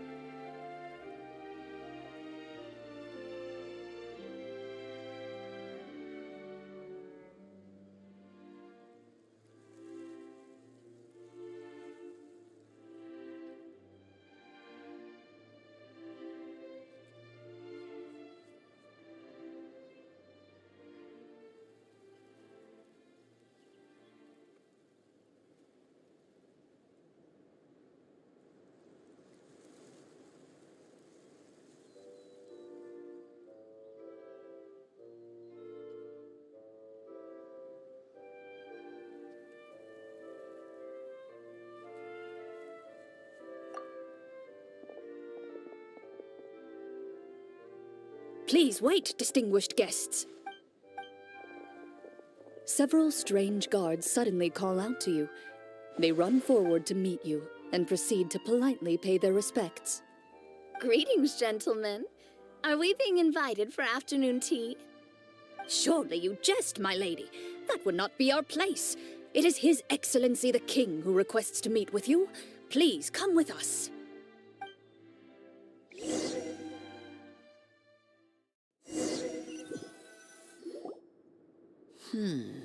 Do you think this could be a trap? Well, we have to investigate the court at some point, right? Meeting the king himself would be a fantastic opportunity to do that. I say we go for it. If something happens, we'll just turn the whole place upside down. That sounds a little intense. After a quick discussion, you nod to the guards and agree to follow. They lead you all the way to the audience hall of the palace. Gilded tables line both sides of the hall. The space itself is adorned with all manner of expensive antiques, glass shelves, and silver candlesticks. The items appear quite ordinary in size and dimension, yet their presence somehow makes the emptiness of the hall feel even more surreal and ominous. Wow, it's so luxurious! The elderly king, clad in a magnificent robe, sits upon the deep crimson throne before you. He wears above his head a majestic crown, with a gemstone the size of a bird's egg set right at the very front. As you observe it, you see a complex pattern of light reflect off its surface. They're here, Your Majesty. A man dressed in dark clothes, likely a minister, shields his mouth with his hands and bends down to whisper a few words to the king. After a moment, he lowers his hands and stands back up.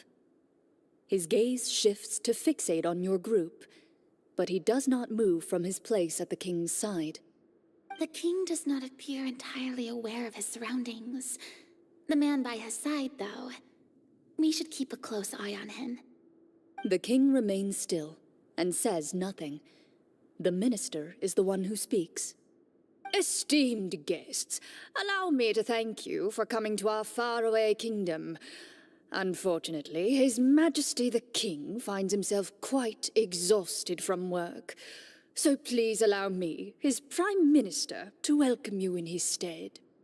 I've heard tell that your group, the Marechaussee Hunters, used your exceptional ability with the sword to repel the monsters near the capital. Such a great deed deserves to be rewarded. However, seeing that I was not fortunate enough to observe such a feat with my own eyes, you'll forgive me for seeking to verify the truth by speaking to you myself. Well, we've got nothing to hide. You brought us here to talk, right? So we'll just explain what happened.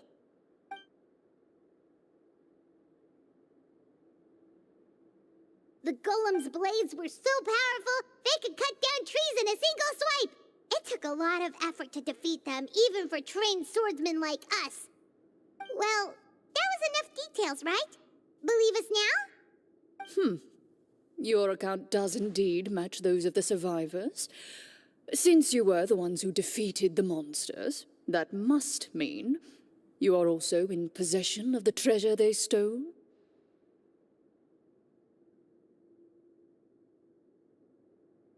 Well, we did take the treasure, but... How did he know about the treasure? Then I must ask that you return it at once. It belongs to the kingdom. Wait, but didn't you just say that our great deed deserved a reward? Shouldn't the treasure be considered a part of that? Yes, that was indeed what I said. But you seem to have forgotten a very important distinction. Only that which is freely given by the king can be considered a reward. Taking the rightful wealth of a kingdom without said permission, on the other hand, is a crime.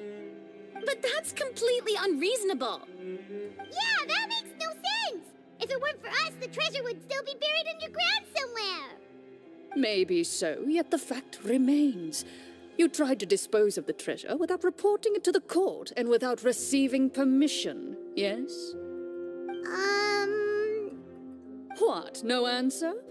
Surely you're not insinuating that you, a group of legendary Marechaussee hunters, sought to take the treasure for yourselves? Well, what about the king? Is he just gonna let this guy talk for him the whole time? Clad in his magnificent robe, the king remains seated, with his hands resting on either side of the throne. His posture is rigid and unmoving. He stares forward with an empty look in his eyes, completely unmoved by the events before him. From the look of things, could the Prime Minister be the evil sorcerer? Or could both the king and the Prime Minister have fallen under the evil sorcerer's control? I would like to observe the number of guards stationed in the hall. The guards in the palace appear fully armed, their expressions solemn. Sensing the tense atmosphere in the room, they stand at the ready, each with a hand placed upon the hilt of their sword, as if prepared to draw their weapons and surround you at a moment's notice. Well, there goes my plan to turn the whole place upside down, I guess. It appears we've been visited by nothing more than a group of ill-intentioned imposters. What a pity. Guards, take them away and throw them in the dungeons. Before I decide your fate, however, I must first determine whether you have any accomplices outside the court. Can't we try to slip away? Or maybe start some kind of riot? But if we try to fight the guards right now... Don't worry. At least we figured out who's behind all this. Let's just play it by ear. If you're scared, Paimon, just hold my hand.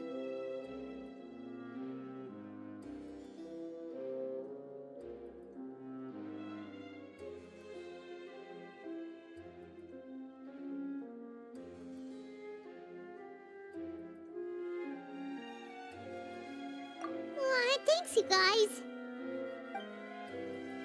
You allow yourself to be led away by guards surrounding you on both sides.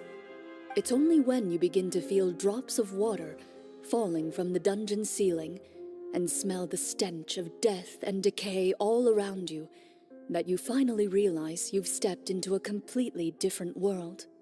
Stay here, and don't try anything funny. The guards lock the cell door and leave without looking back. Wait, sir!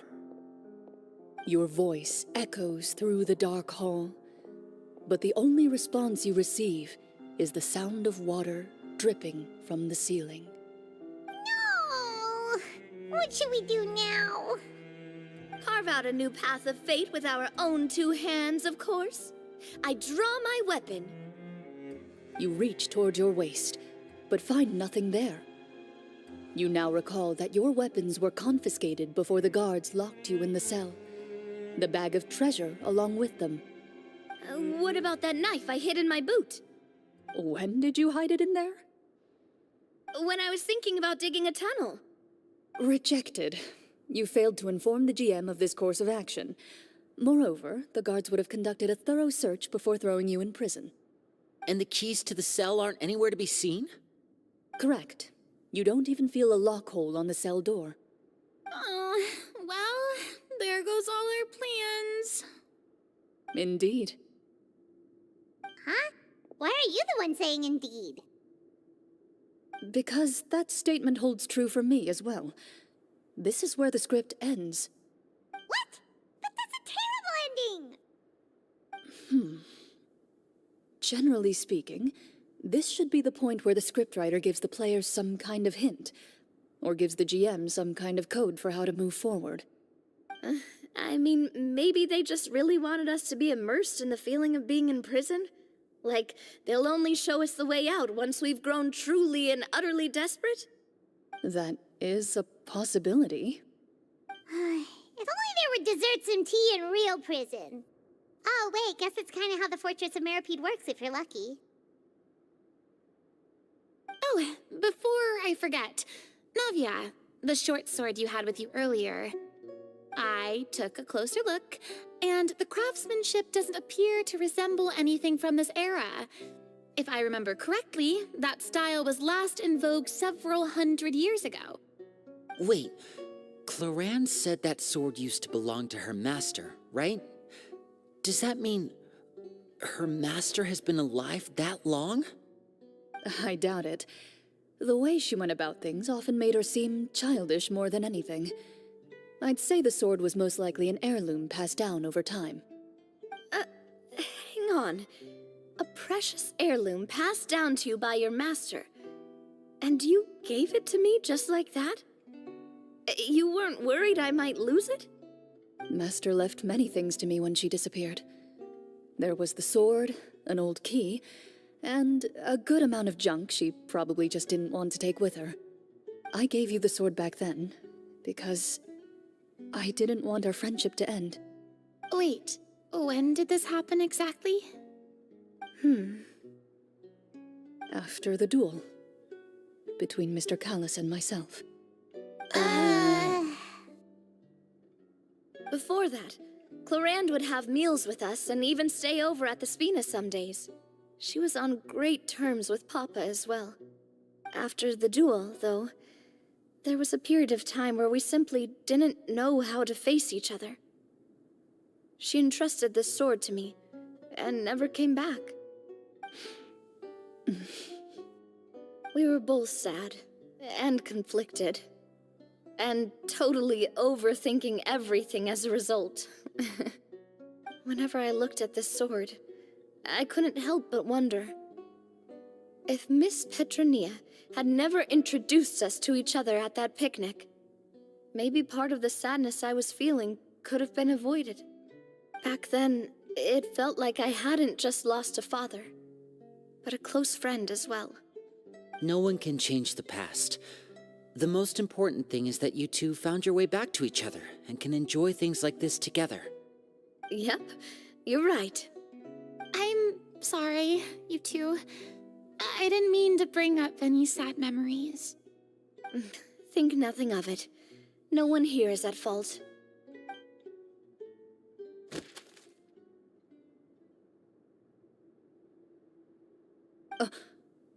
Huh?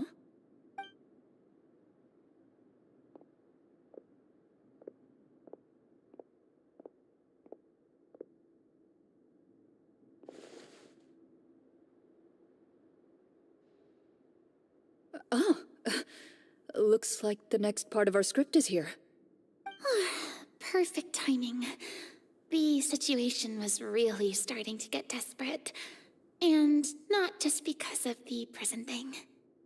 From Claren's face, Paimon really can't tell if it's good news or bad news.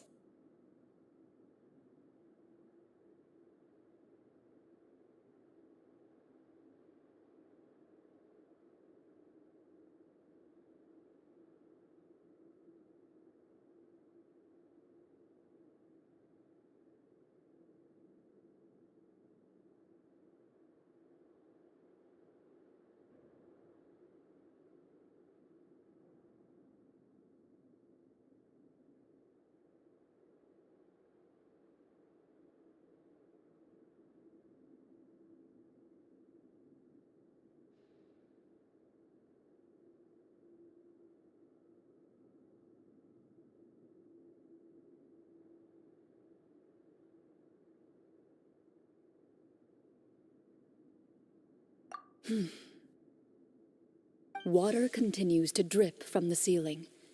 In this lightless dungeon, you lack a reliable way to tell how much time has passed. Eventually, you get used to the unpleasant odor of straw, mold, and rust, and find yourselves alternating between fits of drowsiness and despair. Suddenly, you hear footsteps outside the door. Heads up, everyone. Someone's coming. Gather close, everyone, and keep your voice down.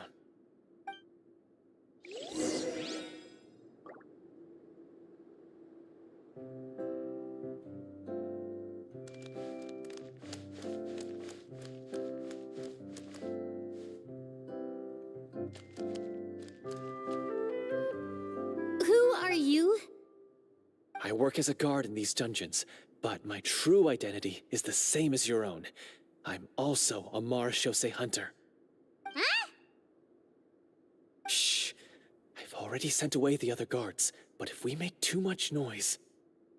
I understand, but how can we be sure we can trust you? The king has issued a formal decree. In light of the irrefutable proof of your crime, you're to be executed before tomorrow's sunrise. If you want to escape, it has to be now. Executed? We barely did anything! Monsters appearing at the same location as the treasure. Could this entire thing have been a trap? There will be time for speculation once we're out of here. As for my identity, I have no way to prove that to you just yet. Infiltrating the capital was difficult, and finding a chance to speak with you has taken a lot out of me. I could go on, but I think we can all agree that now is not the time for details.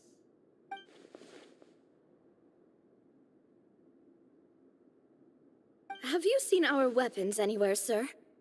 Don't worry, I brought them with me. They're just behind the door. Still, these weapons alone won't be enough to defeat the true enemy behind the scenes. His faction is too powerful. The guards are all under his control, and he's even stationed a number of golems in various rooms throughout the palace. To defeat him, you must find a secret vault. It is said that within that vault, the Marashose hunters of the past left behind a treasure with the power to defeat the sorcerer. You're not coming with us? No, I'll remain in the dungeons to deal with the guards. I'll try my best to distract them so they don't go after you. As long as my identity is not revealed, I'll be able to aid you when the final battle comes. In that case, please stay safe. Thank you for your concern. I will do my utmost. As for the location of the vault, here, this map should lead you there.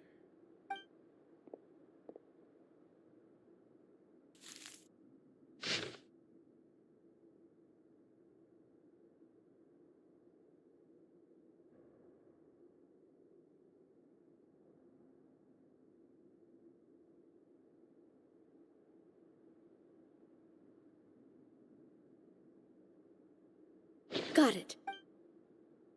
All right, once I open the door, remember to stick close and refrain from making any noise.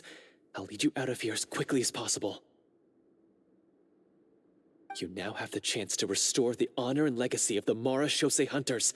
So please, get out there and reclaim what's ours.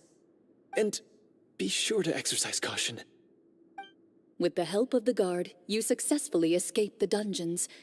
Your sense of despair and anxiety both seem to fade as you continue your quest.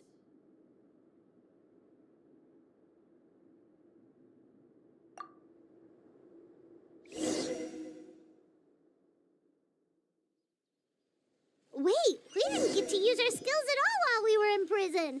Who knows when we're gonna get the chance to...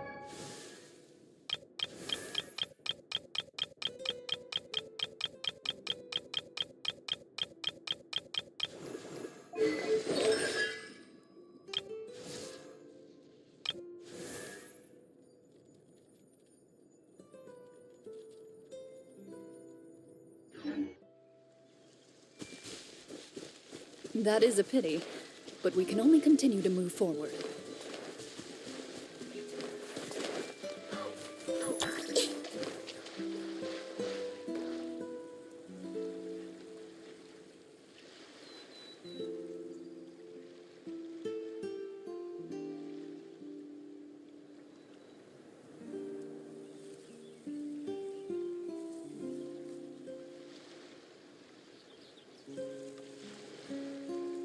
What they say is true. You have to see the world for yourself to appreciate how beautiful it is.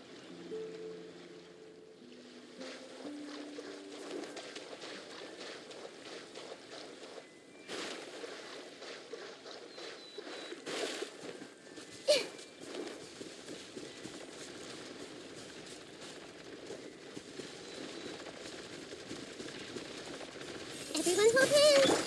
Jumpy, jumpy, go!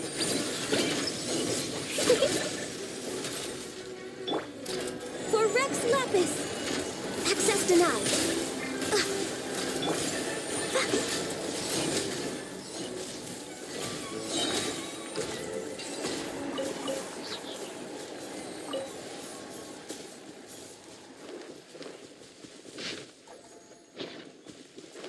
Woo!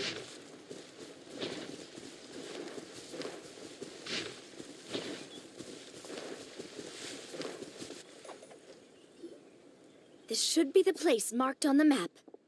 This bit of rock certainly looks suspicious. Well, I'd say an investigation's in order then. Plus, if all else fails, we can just blow it up. Wow, you really meant that! Before you lies a serene stretch of open water, its surface shimmering a brilliant shade of sapphire blue. Well, guess this means it's time for a swim!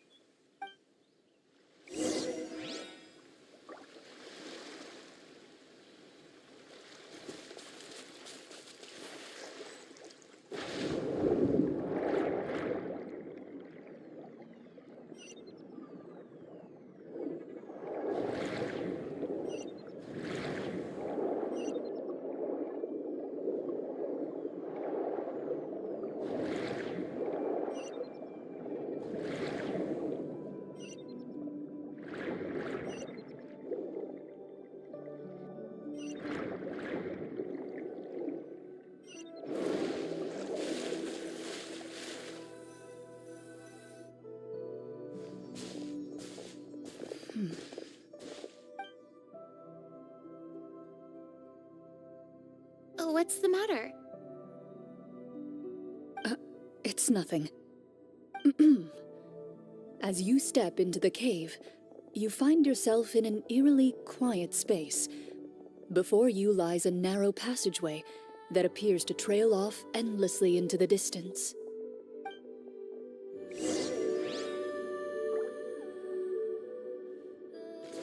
La la la.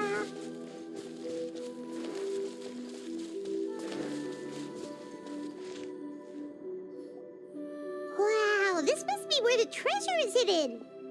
But this door is blocking our way in. This looks like it's been here for quite some time. I've got to hand it to the tabletop troupe. They really went all out with the props. Huh. What have we got down here?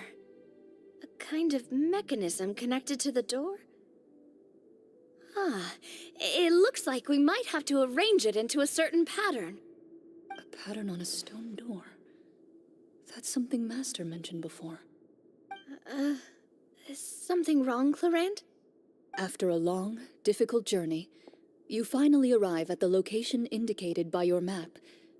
It appears to be an ancient site of some sort, where treasure likely awaits. Your surroundings are exceedingly quiet and serene, as if the secret that slumbers here has never once been disturbed. If you listen closely, you can almost convince yourself you can hear the sound of its calm, gentle breathing. That description makes Paimon feel kinda bad for disturbing this place. We're doing this for the sake of the people, to free them from the evil sorcerer. I say it's time for this treasure to once again see the light of day. Linny's right. We need to keep going. The future of the kingdom depends on it. The next part of the story requires us to solve the puzzle, right? Let's start exploring the area. Yes, that should be fine. Something feels off about all this. Guess I'll just have to improvise.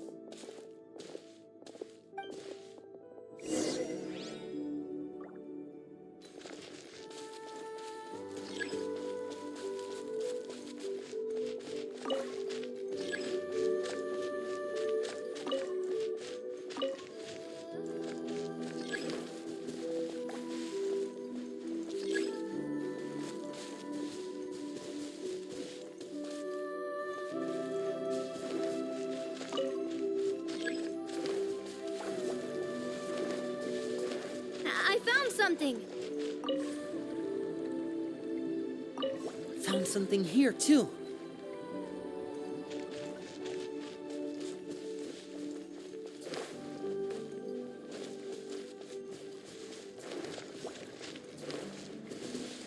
Same here!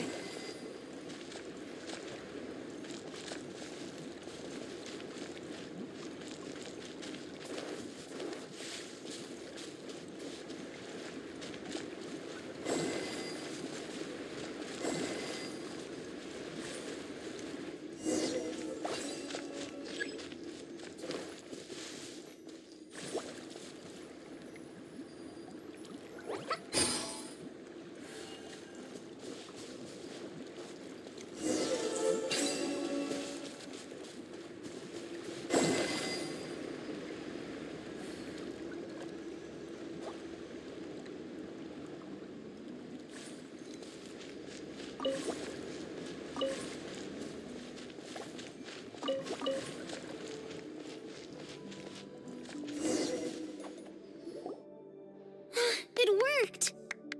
Something just appeared. Some kind of new mechanism, maybe? By solving the puzzles, you prove yourselves worthy of inheriting the secrets of the past. At the end of each puzzle, you're rewarded with With? a key.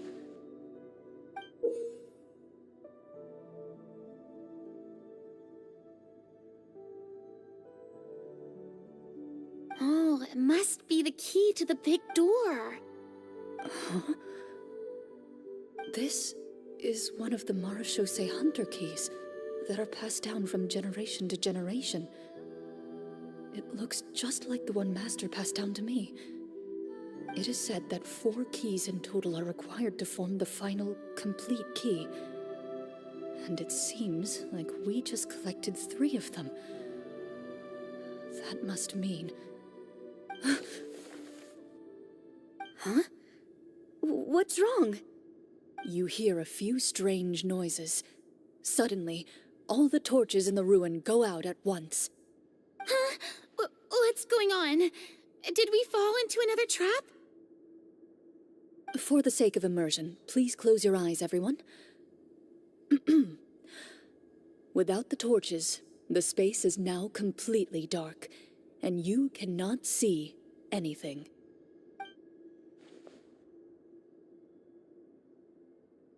But Paimon can still see a little bit over here.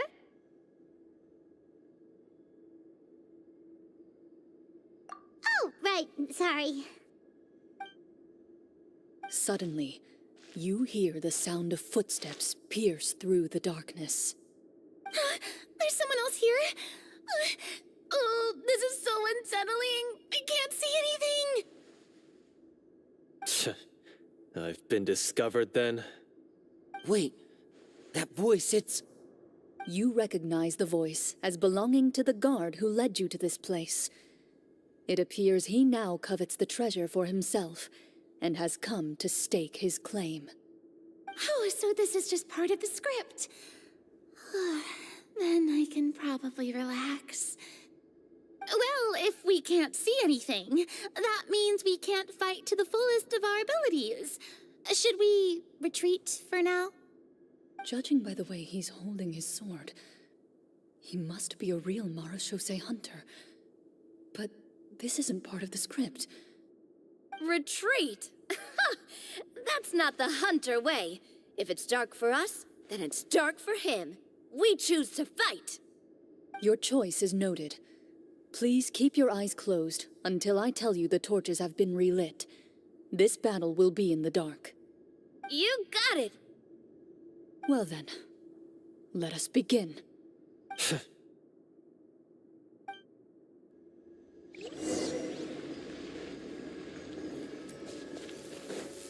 Hunt them down. I'd like to try to hit him with my sword. Your strike is successful. Ha! You're facing a veteran Marashose hunter. You don't stand a chance.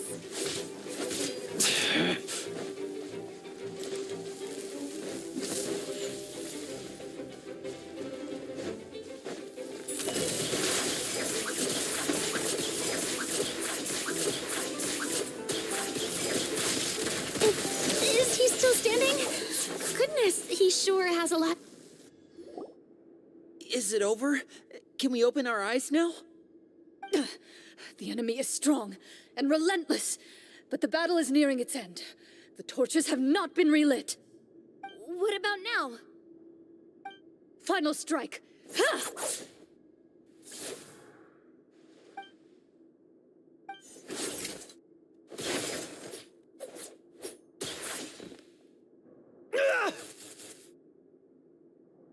Well, did we get him?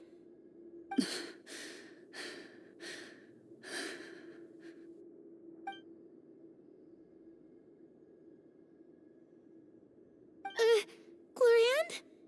Warm fire flickers across the walls once more. Your vision is now clear.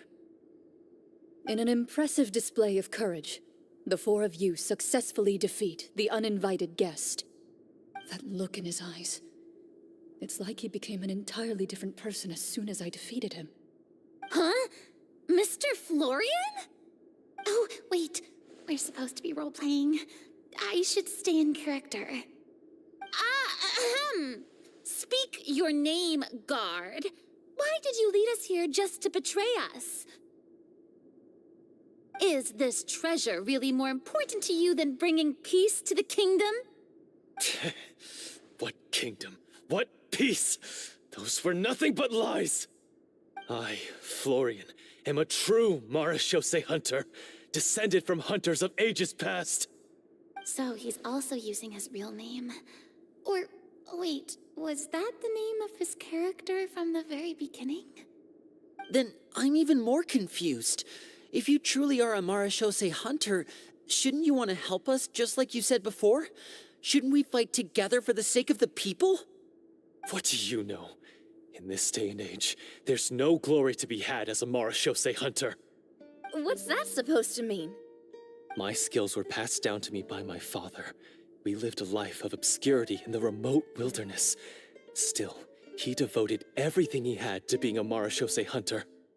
And what did he get in return? A life of poverty and pain, in a world that forgot all about him. When he died, not a single person came to mourn his passing. The Marashose hunters were the ones who saved this city. We're heroes. We deserved more recognition and respect than this. Is he talking about how no one in the capital seems to remember the hunters and their legacy? I didn't expect the script to contain this level of social criticism. So that's why you want to take the treasure for yourself? You feel like you're owed fame and wealth? If you already knew where the treasure was located, why didn't you just come down here and take it? Because I still needed the final key. Only a true Marashose hunter is capable of passing through this final door. As someone who sought to hurt others for his own gain, Florian lost that right long ago. Okay, but what is this treasure anyway? We've got all the keys, right? So can we just go in and take a look? You're sure you want to go in? We've been talking about it for so long, of course we want to see what's inside. And we've already defeated Florian, right? So he won't try to take it from us anymore. Pesky brats. Watch yourself. Then let's open the door together. All right. Your choice of action is confirmed.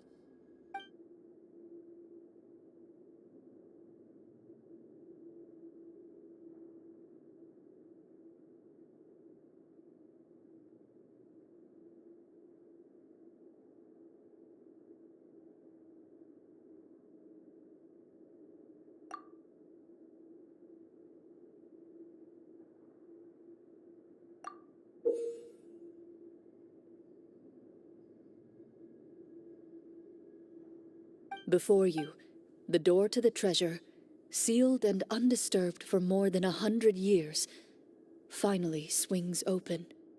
You hear the shrill wail of the door hinge as it rotates for the first time after years of disuse, almost like a sleeping giant letting out an extended yawn. You get the impression that the secrets buried behind this door might be just as heavy as the sound you just heard. It's open! Come on, let's go in! Paimon wants to see what's inside! Ooh, me too!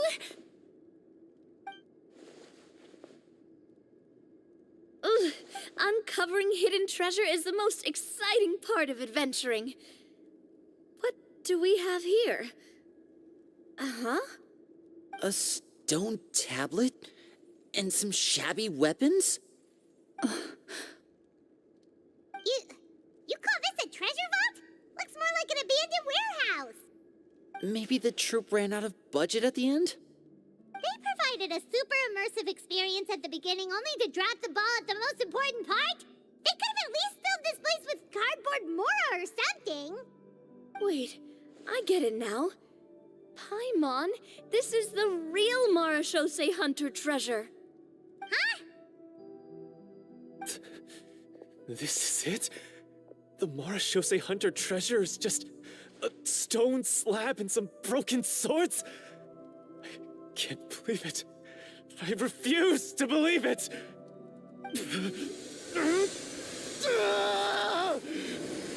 Whoa, are you okay? The Marashose hunter before you appears to suffer a serious mental breakdown. He needs to leave the room for a moment to collect himself. One of you seems to understand the significance of the treasure already. If the rest of you wish to follow suit, you may remain here in the meantime and explore your surroundings.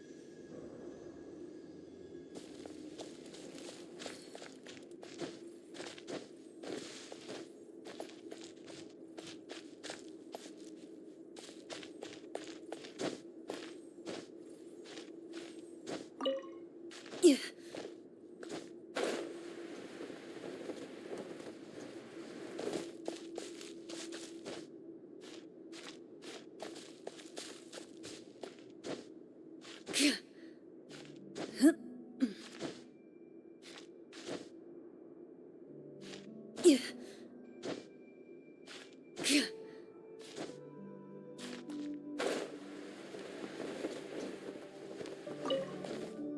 is the treasure supposed to be? What is the treasure?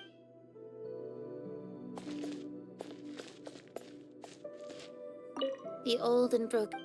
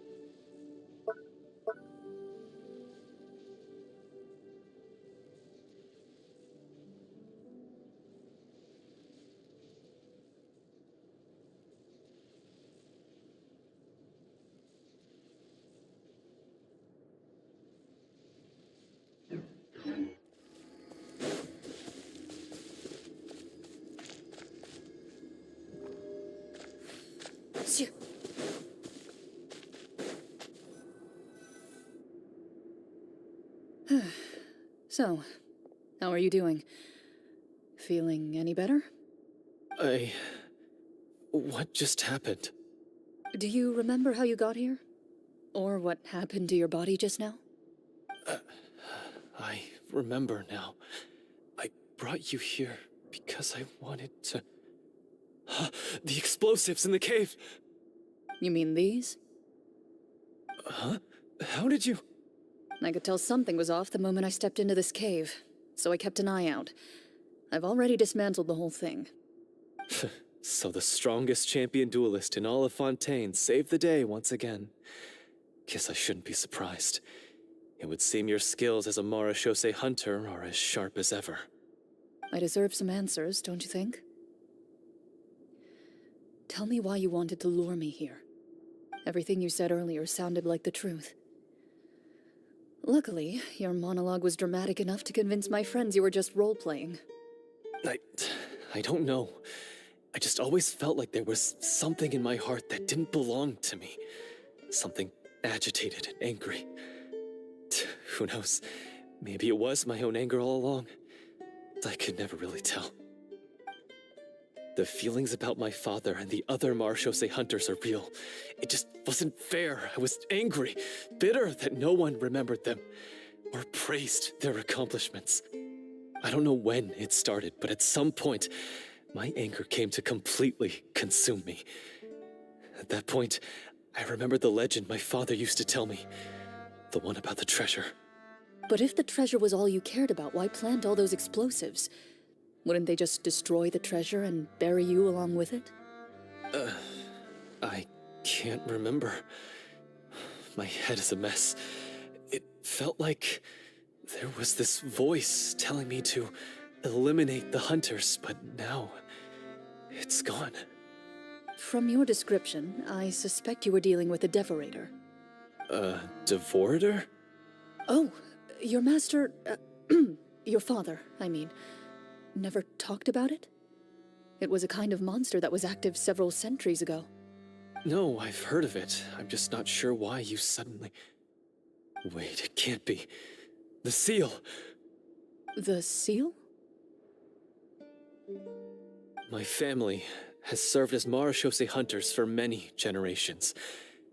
But the title and swordsmanship weren't the only things passed down over our line. There was a seal as well. My father instructed me to always watch over that seal and maintain it regularly. He said it had been passed down over a truly ancient age, and protecting it was our clan's most important duty. But I neglected that duty after he died. I finally decided to come down and check on it one day, and that's where my memories become fuzzy. The Devorator would be a formidable adversary for any mortal being, even ones as capable as the Hunters. If you lacked the power to completely destroy it, you could easily fall prey to its influence and corruption. In light of this, some Marachose Hunters chose to seal the Devorator away, in the hopes that a permanent solution would come with the passage of time. I heard it has the power to amplify the obsessions and desires in people's hearts, to the point where they overtake you entirely. It would seem I'm not just lacking in skill with a blade, but in mental fortitude as well. And yet, you were able to retrieve 3 of the 4 keys. If I remember correctly, each was entrusted to a respected and capable hunter. How did you manage it? One of them belonged to my father. The second I stole from a different hunter. And the third was one that I snatched while the person was on the way home from the tavern. I nearly died in that alley. I know just how strong you are. It's as clear as day to everyone in Fontaine. I observed you from dusk to dawn, but could never find any opportunity to sneak up on you. I never even saw you drink a single glass of liquor. The only way I could think to obtain that last key was to lure you here using your hobby, and then... Oh, I get it now. That monster, it wanted to bury you here alongside the treasure. I won't comment on anything else, but the script was good. Well, I did pour my heart and soul into it. The stories my father used to tell me about the glory of the heroic Marachose hunters and how they came to be forgotten. It's more than just a story. Huh? You're proud to be a hunter. You're still holding onto that part of yourself, no matter how small. I have done so many despicable things. I have nothing to be proud of. Then explain the purpose of the evil sorcerer in your story. Huh? Isn't he the true antagonist? The one who sought nothing but his own gain, and used the people as pawns to attain it? In your heart of hearts, he was the one you truly wanted to defeat. But I've already tainted my sword. I no longer have any right to... Wake up, Florian. Remember how you introduced yourself earlier. Do you really think the hunters acted out of a desire for honor and glory? Or to be loved and acknowledged by the people? What did your father teach you about our order? You do not wield your sword for yourself, but to protect those you serve. There's nothing special about a blade. It's the intentions of the wielder that matter above all else. Do you still not understand? Even after seeing the treasure for yourself? The contents of that room, they represent the true legacy the hunters left behind. You're right. I am a Marachose hunter. It's time for me to redeem, no, to finally serve the people I vowed to protect all along. I wouldn't be so quick to push aside the need for redemption. I know. That's a charge I won't bother to defend myself against. Good. Then, come with me, and help me see the script through to the end. Huh? See the script through to the end? But there's no more script left. Never finished it, huh? No, I mean, I wrote the script with the sole purpose of luring you all here. There was no reason to write beyond this point. Then we'll just have to keep writing it. The evil sorcerer still needs to be defeated. You mean the Devorator? Are you saying I have to make up the rest of the script as we go along? Is that really so hard? You've already written most of it. Surely you can write an ending where the hunters win and justice prevails. I'll be there to help you too. You aren't afraid your party will fall into danger? I know what my friends are capable of, and they're all quite skilled. Besides, I need their help. Then, are you going to tell them the truth about all this? Ah, I don't intend to spoil the fun. Sometimes, protecting dreams and fantasies is more important than exposing the truth. Don't you think?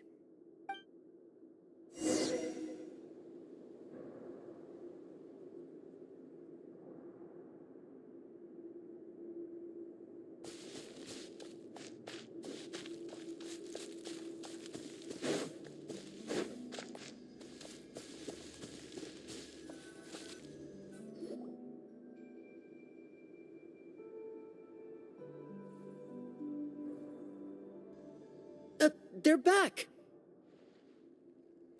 That took a while.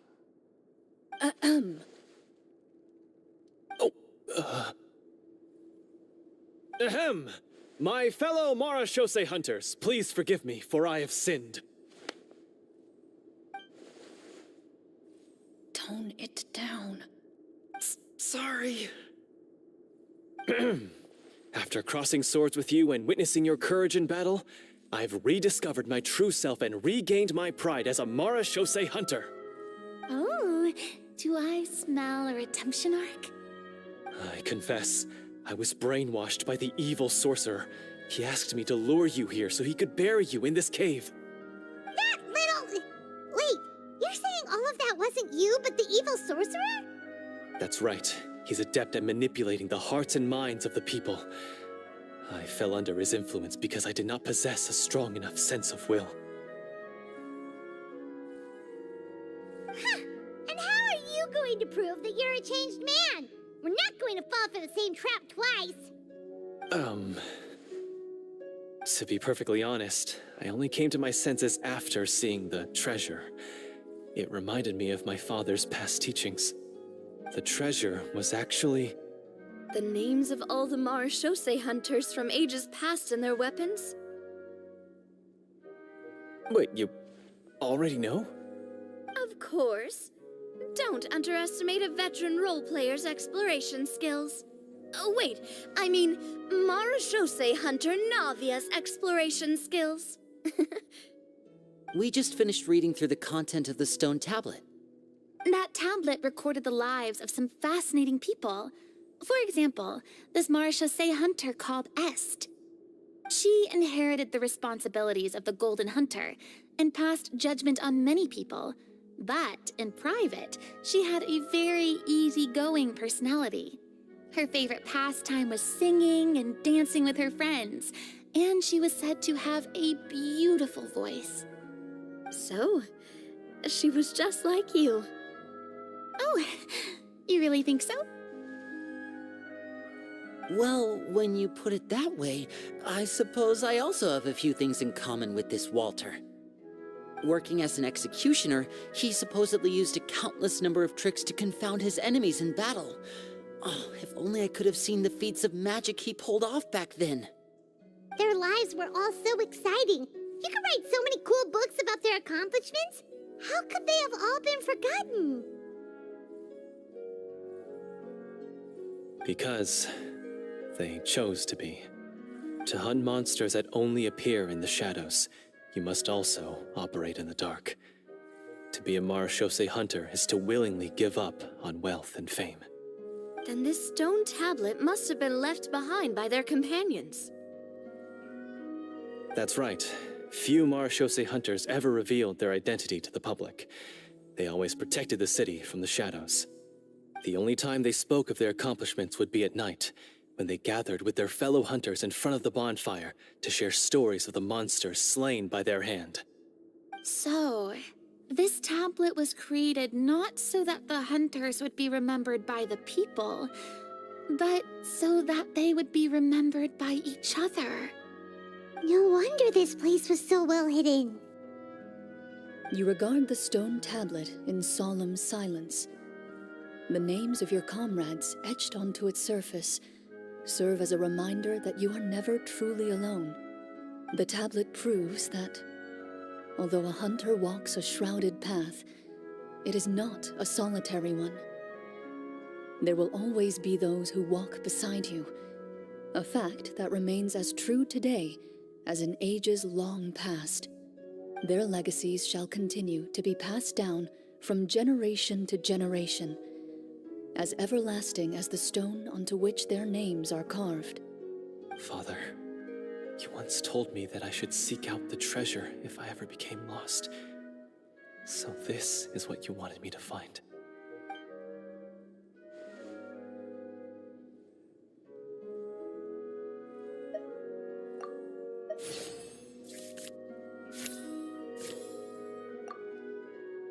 His eyes are sincere, and his words ring true. You can tell that every word he spoke just now came from the bottom of his heart. I implore you, everyone, please give me a chance to make up for all I've done. Allow me to fight alongside you and defeat the evil sorcerer that threatens the peace and prosperity of everyone in this kingdom. Well, I say we let you join. Sounds good to me too. Everyone makes mistakes. What matters is what you do to make up for them. I have no objections, but Mr. Florian, do you even know how to defeat the evil sorcerer? When he took over my mind, I gained some insight into his thoughts. Every time I thought of the treasure, he reacted with a strong sense of fear. Huh? He's afraid of the treasure? But there's nothing here except some broken weapons and the stone tablet. What if the secret's hidden inside these weapons? GM, permission to investigate.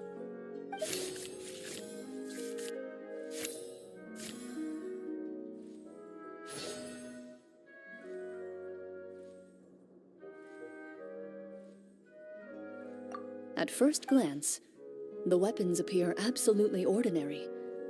But as you observe them, you notice a faint energy emanating from within. These blades have slain countless monsters. Though it's been a long time since they were used in battle, their edges remain sharp, as if they're simply waiting for the next worthy hunter to carry on their legacy. So basically, take these with us, right? I'll take this weapon, since it used to belong to Est.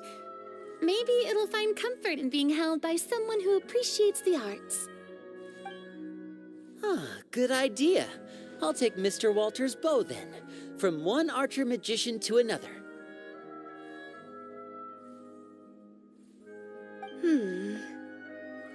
Paimon's gonna pick a cool weapon too!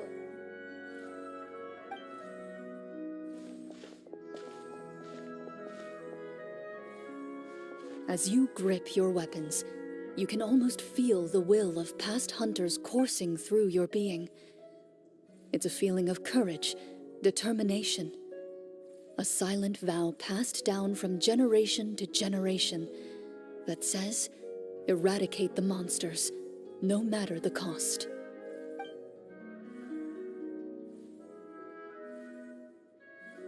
Mr. Florian, do you know where to find the evil sorcerer? I was able to see his surroundings when our minds were connected. I believe he's currently hiding out at the church in the kingdom. We must be extremely careful. He's spent so long living among monsters that he's now taken the form of one. He will not be easily defeated. Then why don't we explore some more and try to find some higher level gear? We don't want to just fight him and lose, right?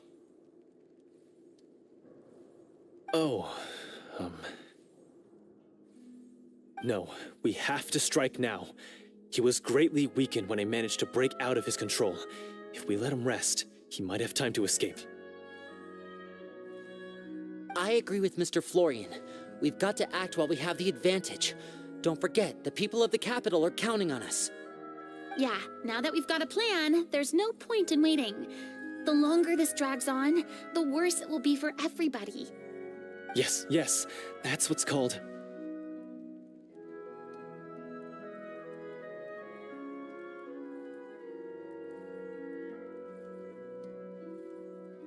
Yes, that's exactly right. Alright, you've persuaded Paimon. Mr. Florian, please, lead the way. Of course. Follow me. He had to set up so many scenes today, and now he has to join in for this last part. I really don't envy his job. Finally, you decide to slay the evil sorcerer and bring peace back to the kingdom once and for all. As you walk away, you feel the gaze of the stone tablet at your back, as if all the hunters of the past are wishing you success in the battle ahead and awaiting your triumphant return.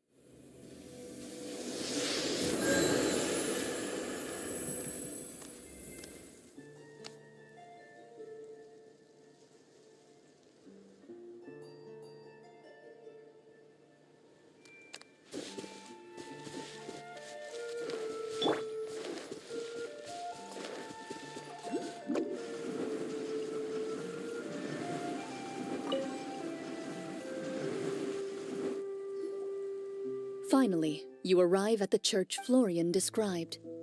As you approach, an ominous aura surrounds you. You get the sense that your enemy is close at hand. How strange. This uneasy feeling seems so real. How did they manage that? Now, it is time for the final battle. Let's go!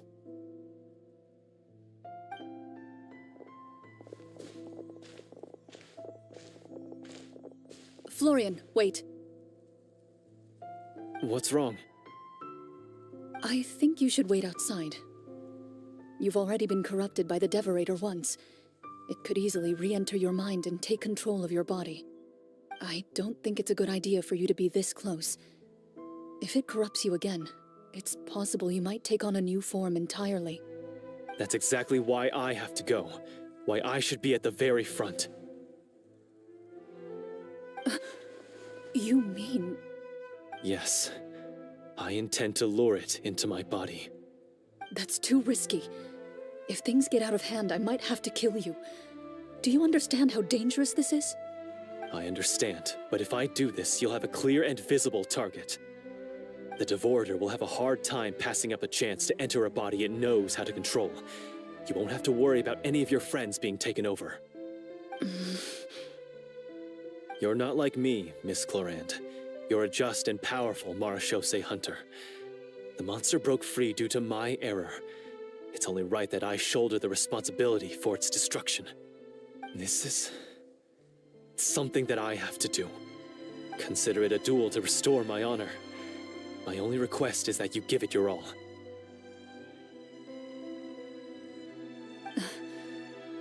I understand. Then, as a champion duelist, I hereby accept your request for a duel, and extend to you my most sincere regards. Thank you. The battle is now upon us. Let the Devorator once again tremble under the blade of the Marechaussee hunters.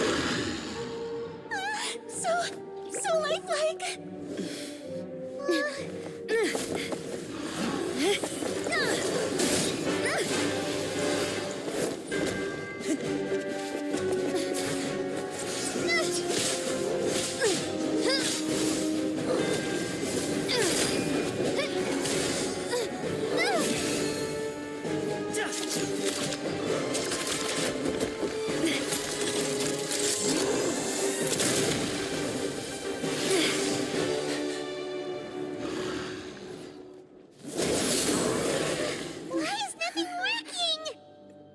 This foe is not invincible. You hold the treasure. The power to defeat it in your own 2 hands. The treasure? You mean... The names! It's the Marashose Hunters' names! How are we supposed to... You forget, Paimon? There's still one skill we saved until the very end. Hunters fight not for fame, but to aid the people whenever they are summoned.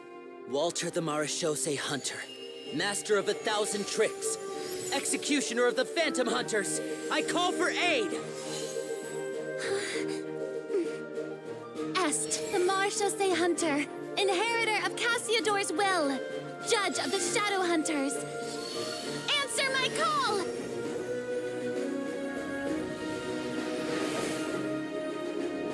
Petronia, protector of justice and order. The hunter I respect the most. Thank you for saving my friend, the best one I'll ever know. Please, lend us your strength.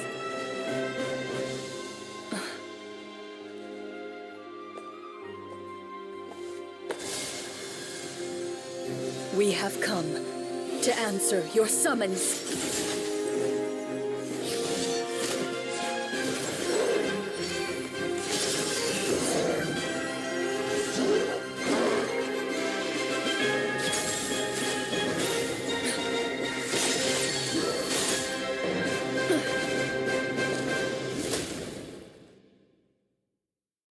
And so, the monsters were eradicated, and the sorcerer was defeated.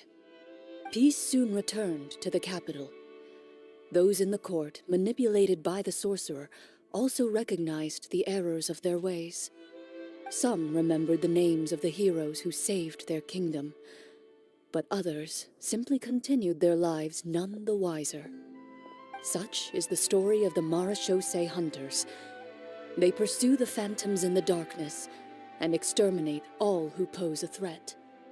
They will always protect the city and those within it, even should all memory of their accomplishments be forgotten by the very people they serve.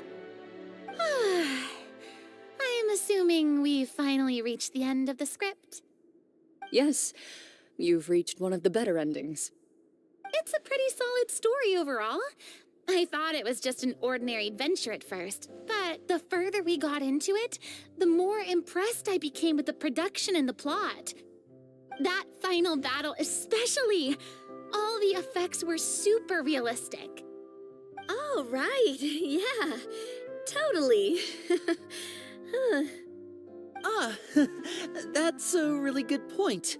I never expected the weapons we picked up from that vault would have that kind of effect. Yeah, mine nearly scared the daylights out of me when it started glowing. I took a good look at it after we got out, but I don't think it ever lit up again. Oh, we should probably give these props back, right? I'll just leave mine here. Did you have a good time? Of course. Let me know if another script like this comes around. Sure, no problem. Then I'll head back for now. I think I need some time to fully digest everything that just happened. Once Mr. Florian is awake, please pass on my regards to him. He must be extremely exhausted to have passed out cold like that. You're right. He's had a lot to deal with. Well, see you all some other time. Toodaloo!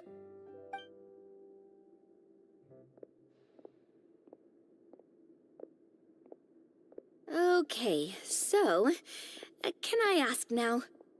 I think it should be fine, yeah. What in the world was going on back there? So you saw through all of that?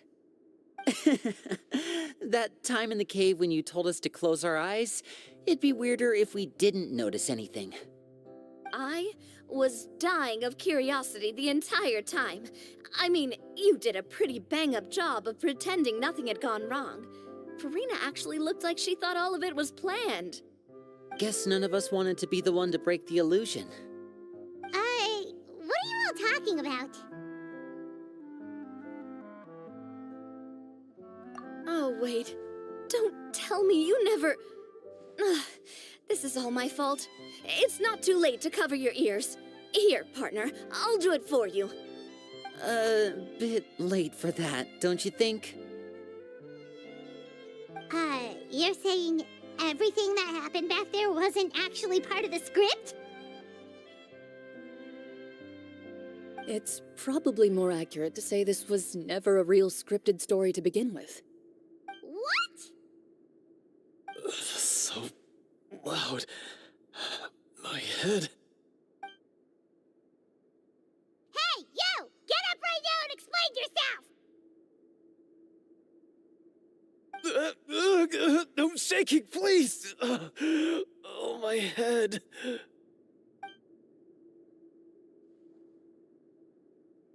Did Paimon just hear that right?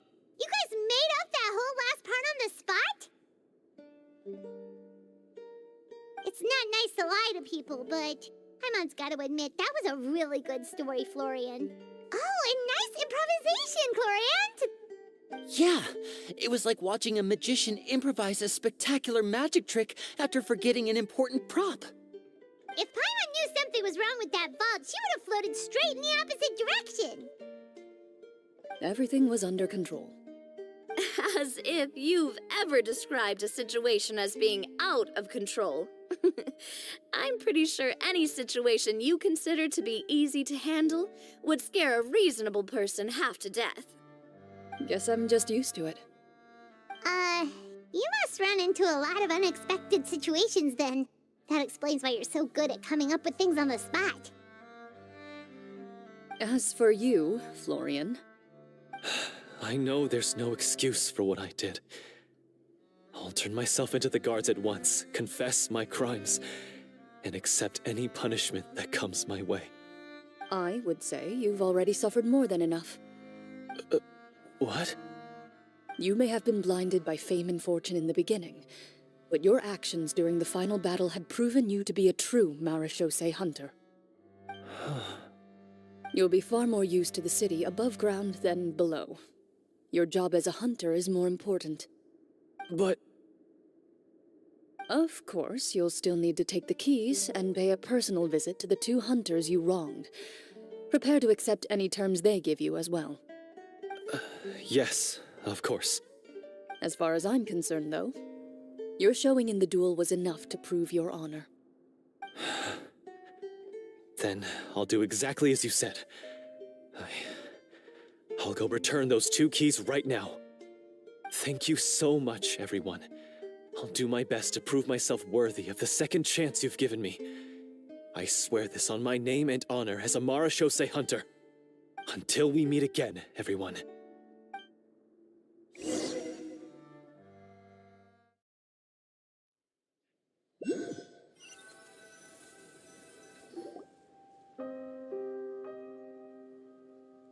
Speaking of Marechaussee hunters, what should we do about the treasure in that cave?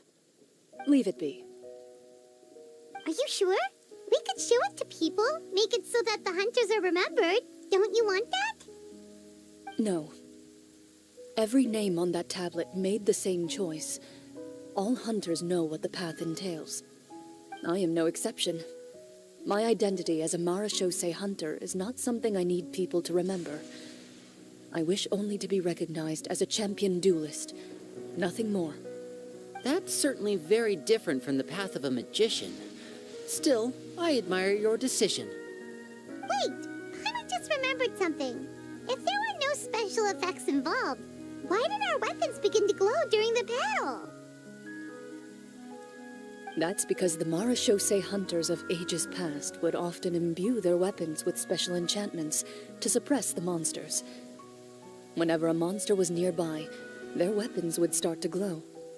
Oh, so that's why they had an effect on that guy near the end. I really thought the summons were doing all the work. Well, I'm sure the summons were a part of it too. Oh? How so?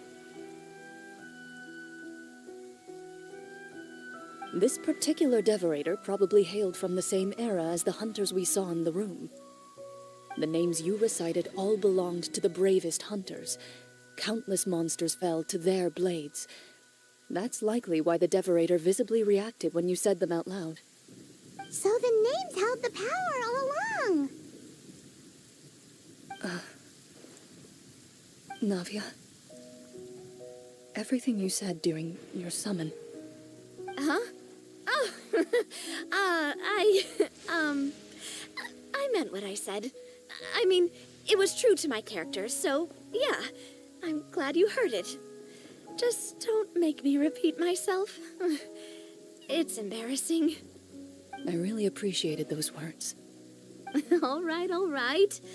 Don't get all sentimental on me. Anyway, let's not talk about that anymore. I'm going to go on ahead.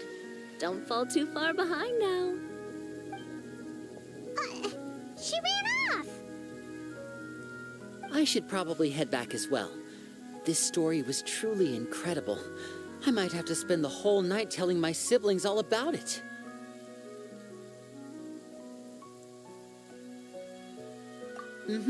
Goodbye.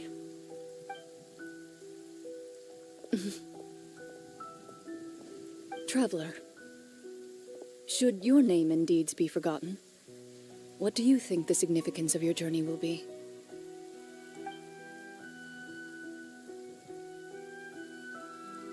I suppose the significance would be the journey itself and the world we helped create.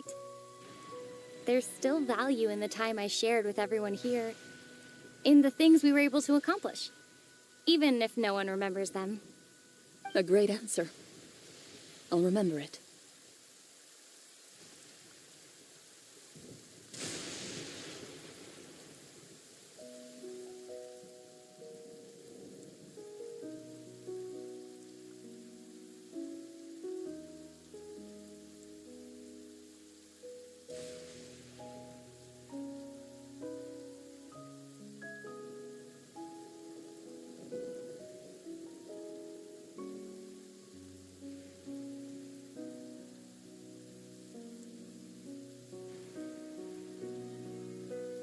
Me? The Marachose hunter says nothing in response to that question. Perhaps her answer lies in her silence, an unspoken vow left to echo through the night.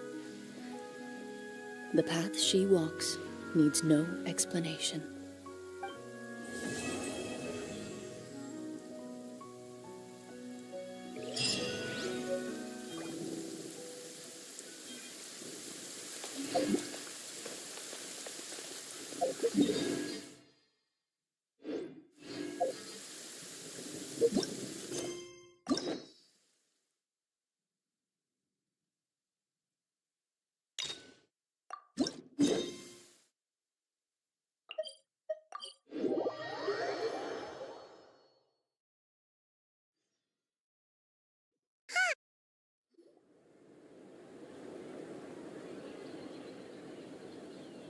Wow, the academia sure is busy during the day.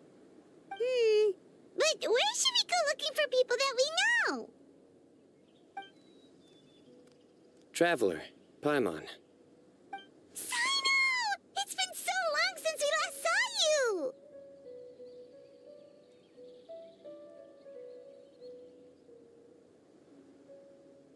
Welcome back to Sumeru City. I'm delighted to meet you again. So, what brings you back here? Oh, nothing in particular. Paimon just saw a really big mushroom out on the road the other day and suddenly missed all our friends in Sumeru. Funnily enough, we were reminiscing about you recently too. It was at a group dinner. I look forward to hearing about your travels. Something tells me we must have a lot to catch up on. Really? You were thinking of us too? What a coincidence! Indeed. Or as I call it, the Biryani factor.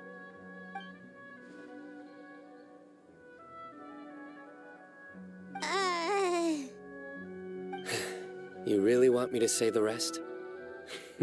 Okay. It's always nice to meet Stu again.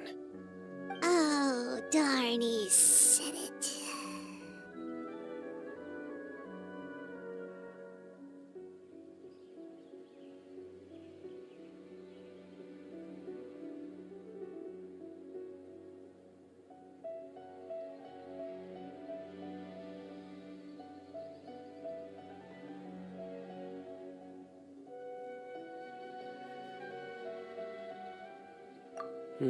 You like that one, huh?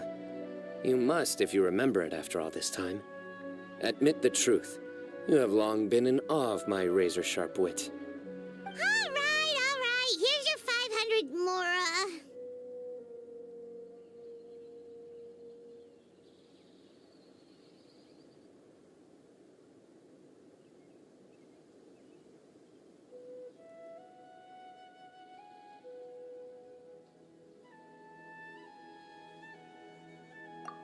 You're exaggerating.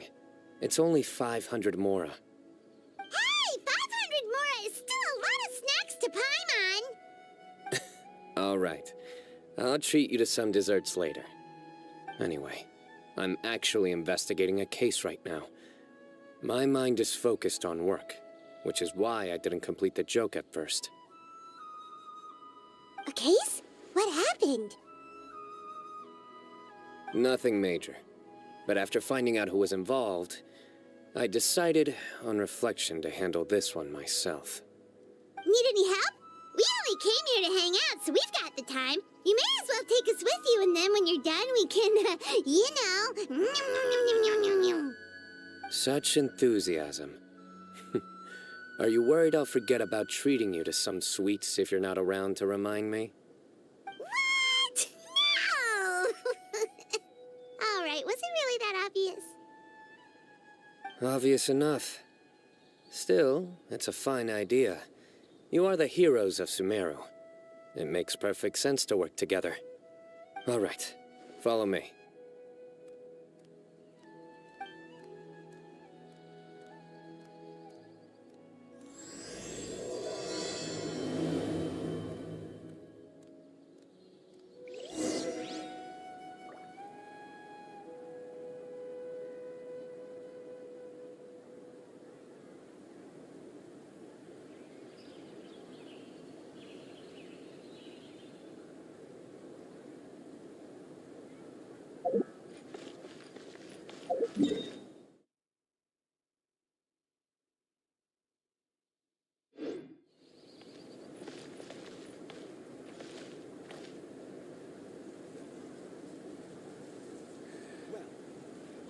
Perspective is just transitioning.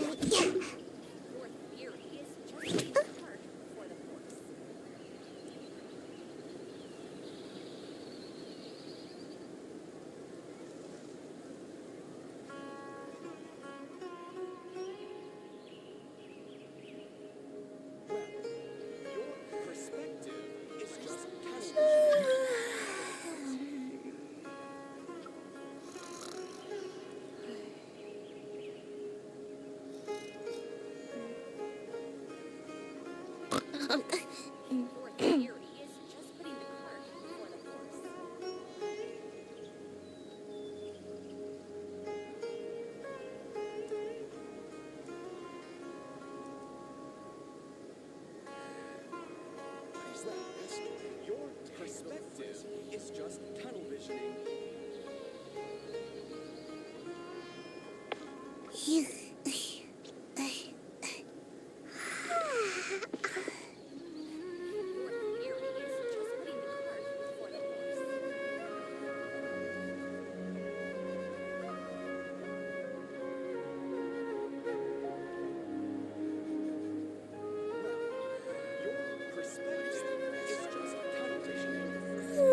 Surely I should be due a growth spurt by now.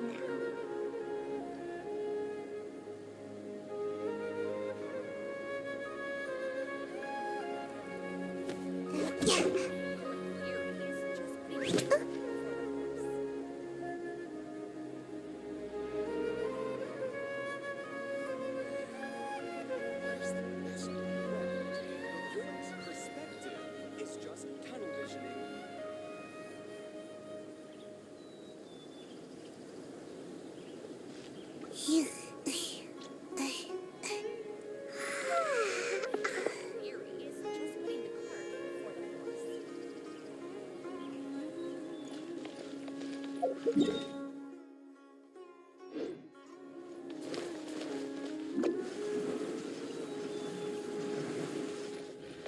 my escape.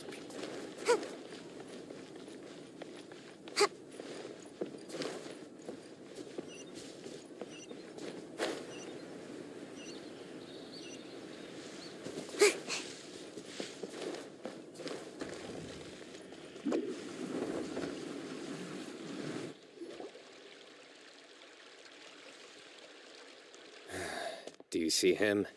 The old man flailing around? Oh, is he the one you wanted to talk to about the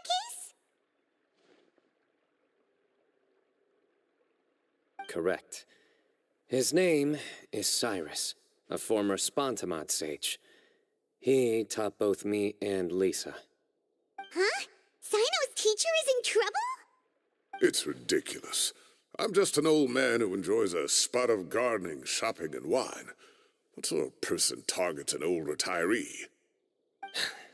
Professor, I've brought some friends.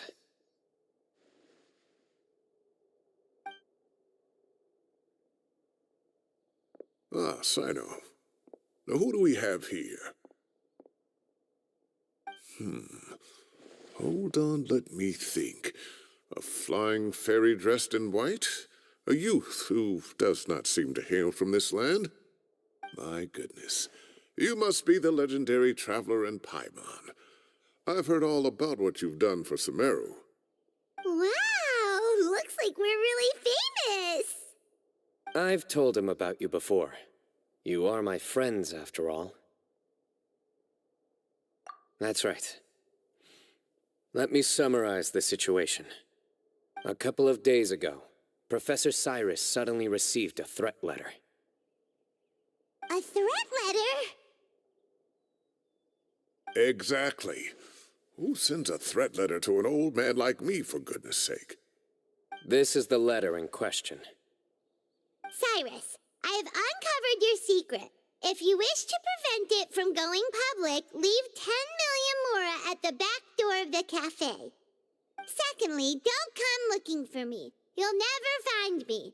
But I will always be watching you and all of your secrets. Finally, if you dare to report this to the Matra, there will be consequences.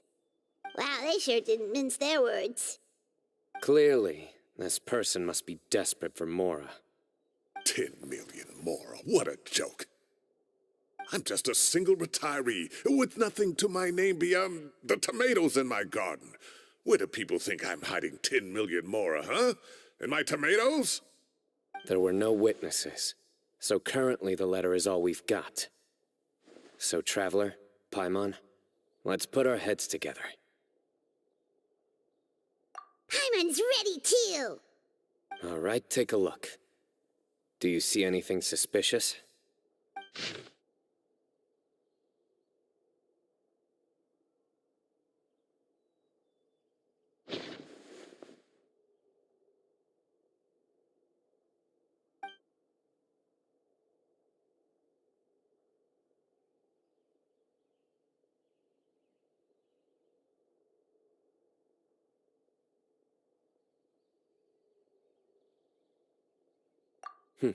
Very good. The paper has a rather rough texture. It's not the typical kind you see in most books. Another thing is, some of these strokes look kind of blurry. Could there be an issue with the ink? Possibly. And I bet the paper has something to do with it. Most of the paper around here is much smoother than this, and the ink is absorbed quickly so it doesn't run. This paper, meanwhile, it's very coarse-grained, almost as if it's made from some sort of plant matter. It's certainly not the same paper as we use in the academia, but the ink is nothing special. Just regular black ink that gets a blue tinge when applied to paper. So do we think the culprit has a connection with the academia or not? Wait, check this out! Looks like this part got wet at some point. Agreed. The staining suggests it was a colored liquid, not plain water. It also looks like it was wiped off with a damp cloth. A colored liquid, so... tea? Wine? Looks like we're thinking along similar lines. Let's go talk to Arov. There are some things I'll need him to take care of.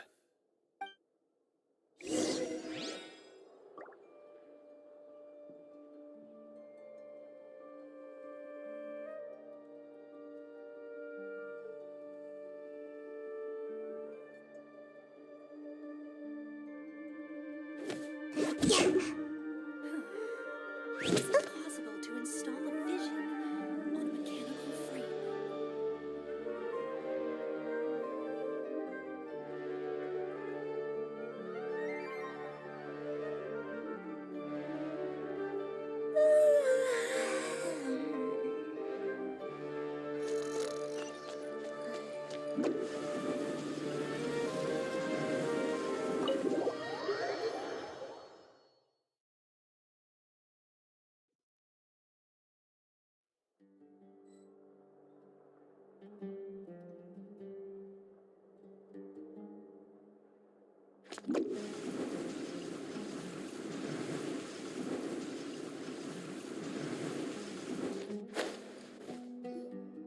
Arav. Arav. Ah, there he is.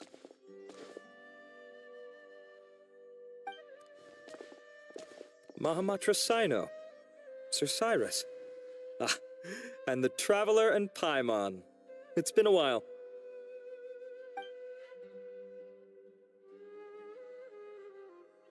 As such, I'm inclined to believe that the culprit in this case is a student at the academia.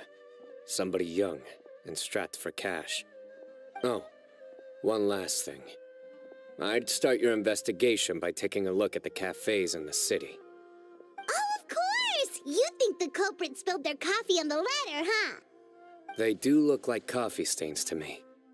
Also, if I'm not mistaken, the letter is written on a type of scented paper that has aromatics added during the manufacturing process.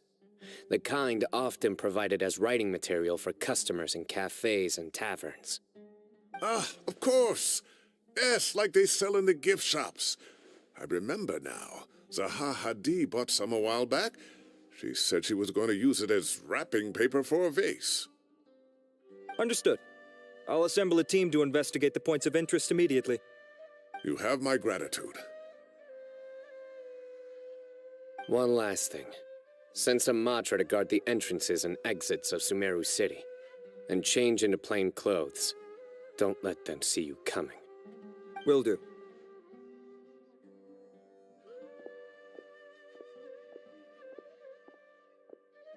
Great thinking, Sino. So, where do we think the culprit's at right now? Yeah, they've probably been lying low at home waiting to see how Cyrus reacts. You're right, Paimon. Really? Which part? The culprit's approach. Whatever happens, they need this Mora. But just because they warned Professor Cyrus not to go to the Matra, doesn't mean they know what he'll do next. So, like you said, they need to wait and see. And crucially, the culprit said they'd be watching the Professor's every move. Huh? Wait, are you saying...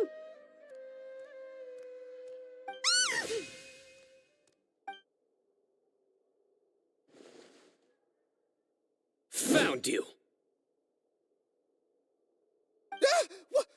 What are you doing? You wrote the threat letter! I don't know what you're talking about. What threat letter? I sensed someone was watching us from the shadows the moment we entered the House of Dana. You managed to stay relatively well hidden for someone reckless enough to threaten Professor Cyrus. There are a lot of people here, but we were looking specifically for Arov. Whoever followed us the whole way was likely to be the culprit. I was just listening in, that's all. You know something big's going down when Mahamatra Sino shows up, right? So I got a little curious. What's the big deal? You smiled when Arov left. I saw it as clear as day. Is smiling a crime now? There are coffee stains on the letter. You mixed some coffee with water, gently smeared it onto the paper, then wiped it off with a wet cloth, all to create the impression that the letter was written at a cafe. Closing off the exits to the city doesn't affect you, because you already live here. And as long as the Matra were focused on the cafes, you would be free from scrutiny. The cafe was a red herring all along. You had to be somewhere where you could monitor the professor's movements. You can't pin this on me! I haven't done anything! Really? Then why are you shaking like a leaf? The innocent have no reason to fear the Matra. But you... your heart's racing, and your eyelids are twitching. You're a terrible liar. I would never... Don't try anything or you'll pay the price. Now come with me.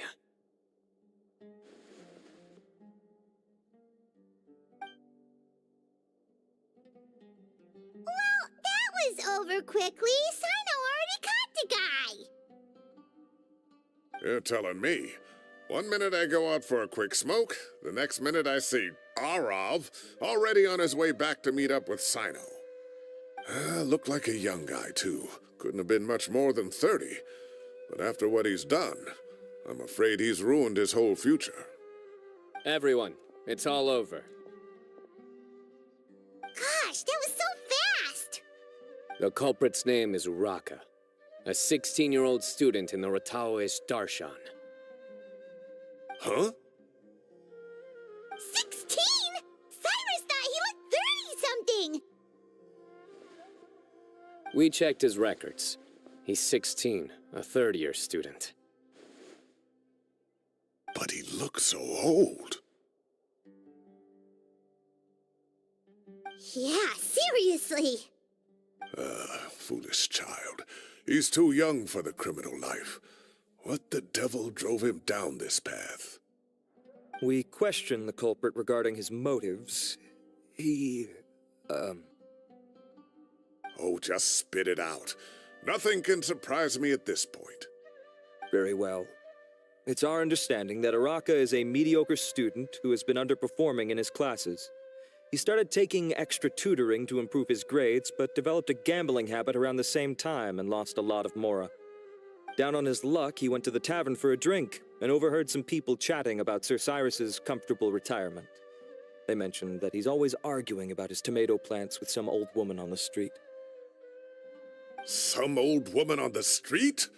Goodness gracious, has that rascal attended a single one of his classes? That old woman is Kasharwar's very own professor, Zaha Hadi. How can he not know who Zaha Hadi is? Is this going somewhere? Oh, right, yes. So another thing. We don't just argue about tomato plants. And what are they trying to insinuate by comfortable retirement? A man grows a few vegetables and suddenly he's living a life of luxury? Maybe it's more the fact that you have the time to grow vegetables in the first place. Araka mentioned he'd heard a rumor, alleging that Sir Cyrus illegally obtained a large sum of money from the desert before retiring, and kept it for himself instead of reporting it to the academia.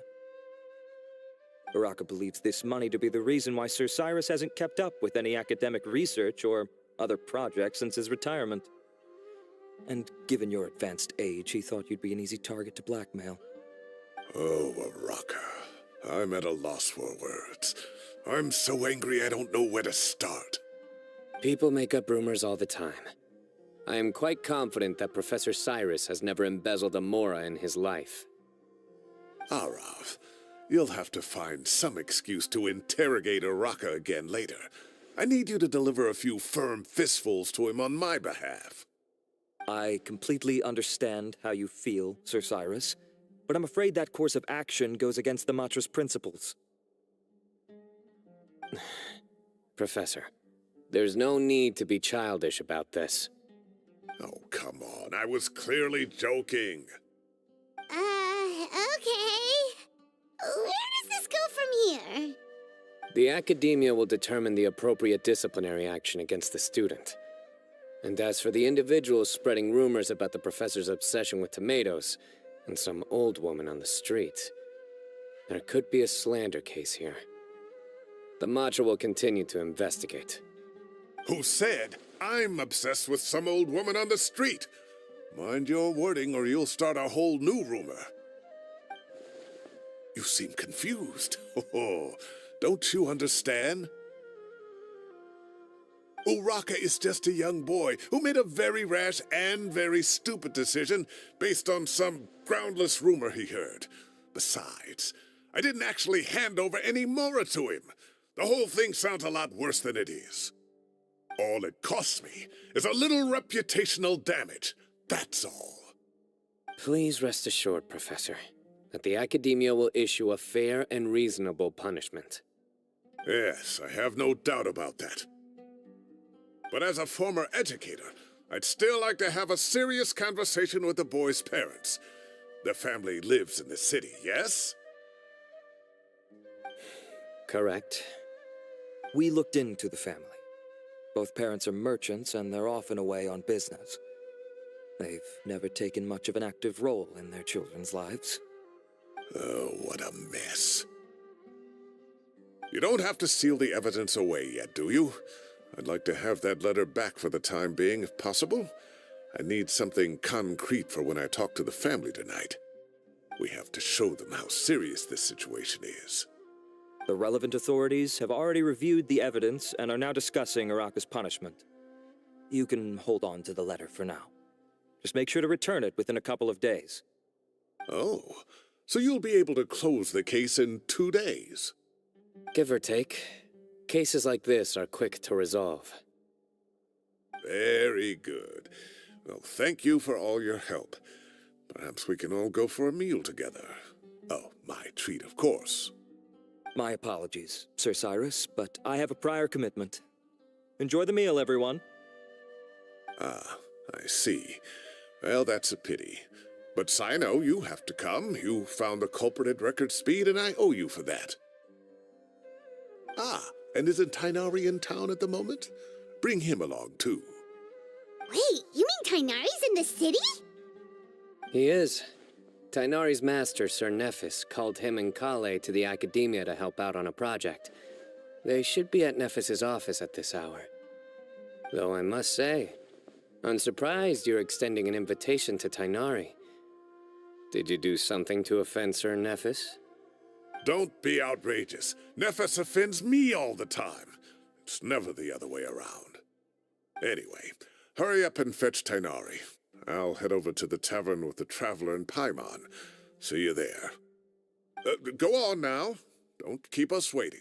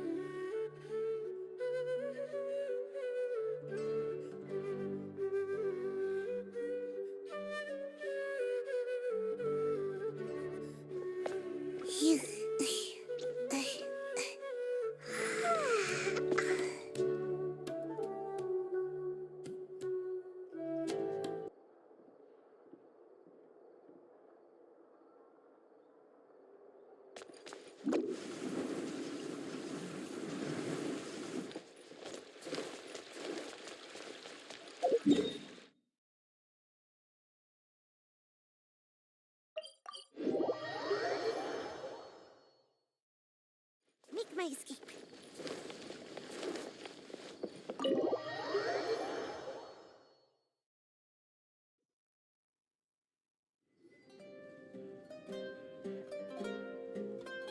Now, Not to brag, but we never had problems like this at Ratawa Hist back when I was still teaching. And if you don't want to take my word for it, you can ask them. They were students at the time. They'll tell you what it was like, won't they? I was out in the forest at least 4 days a week back then, thanks to a colossal workload from Master. It wrought havoc on my poor tail, so I didn't exactly keep up to date with what was going on at the Academia. Most of what I know, I heard from Sino after the fact. Professor's become a lot more laid back in his retirement. He used to be far stricter, and was especially known for being extremely principled. Wow. It's hard enough to stay true to your principles as a normal person. I can't imagine doing that as a sage. It's a pity Kale wasn't around at the time. I would have happily taken her on as a student. And then we'd have one more person who has to address Lisa as upper-class woman. Really? Can't you just call her Lisa? She seems to prefer it when people treat her like an older sister. Oh, believe me, back when she was a student, nothing made her happier than the younger students acknowledging her seniority. Whoa, more food? Are you sure about this? We don't want to take advantage. Oh, don't worry about it. Order whatever you like. And if it's not enough, order some more. After all your help today, treating you to dinner is the least I can do. I thought I heard some familiar voices. Ah, and Sir Cyrus is here as well. Oh, Kave, it's been a while. Zahahadi was talking about you last month. How have you been? I've been all right, thank you. You're looking very well, sir. I'm glad to see it. Have you eaten yet? Care to join us? That's awfully kind of you, but I had a late lunch, so I'm not really hungry just yet. I'll have dinner a little bit later tonight. I just came to Lombard's to buy some wine, and when I heard some voices I recognized, I thought I'd come and say hello. So what's the occasion, anyway? Some sort of celebration? Consolation, more like. You wouldn't believe the day I've had.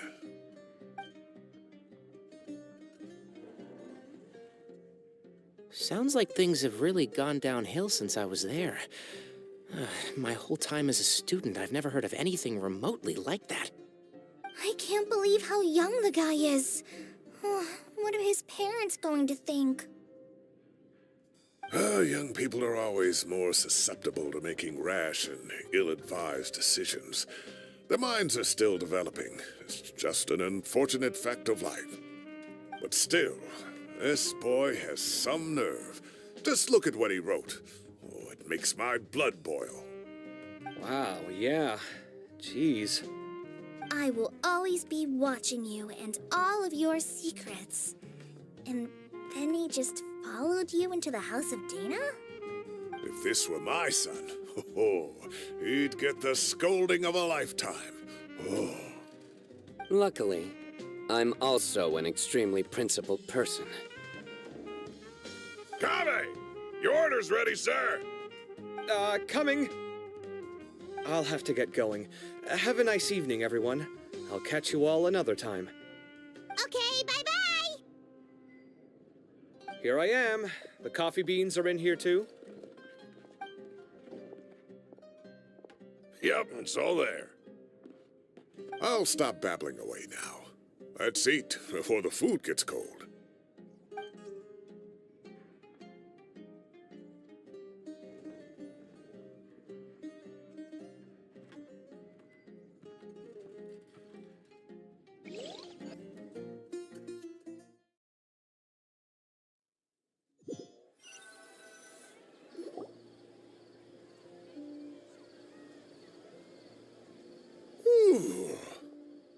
Oh, too tasty.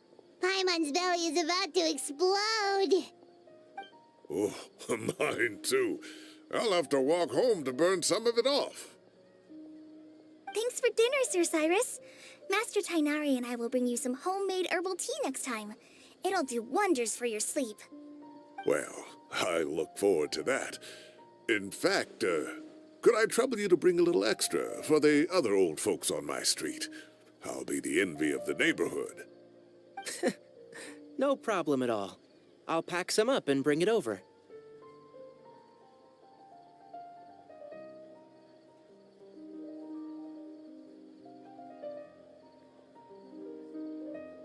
Ah, I'll see you all later. I better head home now and tend to the crops. Good night, Professor. Don't let those tomatoes keep you up too late. Hey, my tomatoes are serious business. I am not about to be beaten by Zaha Hadi. Anyway, I'll be leaving now. Don't stay up too late now, children. I bid you all a good night. Take care. Have a safe trip home. All right. Now, we finally have some us time. What do you mean, us time? Well, I was talking with Tainari and Kale, and since we all have some free time, we thought we could all go camping together. Think of it as our way of welcoming you back to Sumeru. Camping? Oh, that sounds fun. Paimon's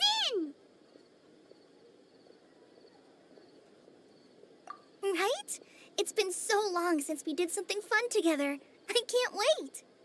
Everyone, let's meet tomorrow afternoon at the riverbank to the southeast of Gandharvaville.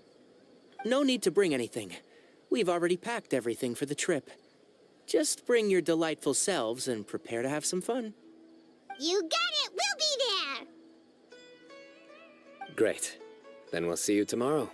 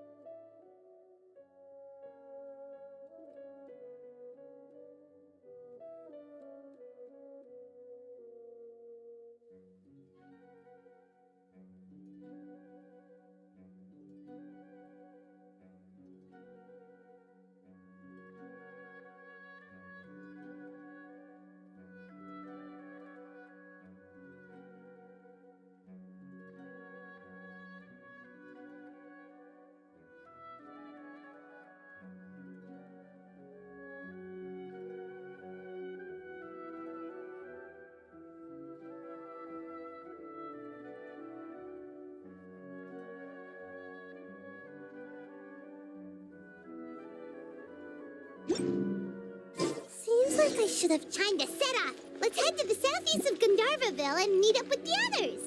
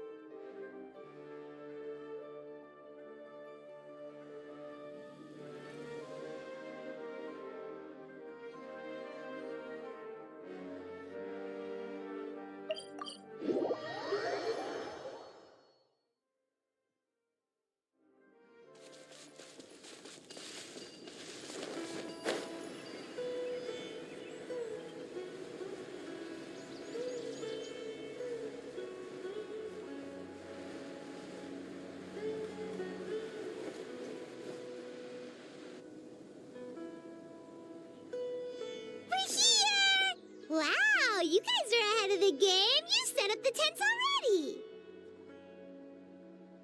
I'd say we're right about on schedule, actually.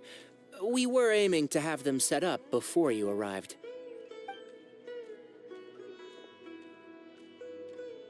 Traveler, Paimon, let's go fishing together. Whatever we catch, we can grill for dinner tonight. You got it! Dinner's on us tonight!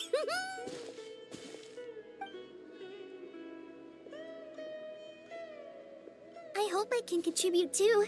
The other forest watchers gave me some fishing tips a little while ago. I'm really looking forward to giving them a try.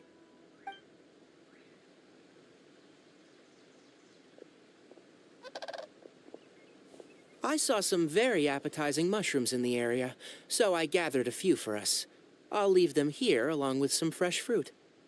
Wow, camping with a forest watcher is the way to go. They think of everything. And even if they don't, they can improvise. This is true.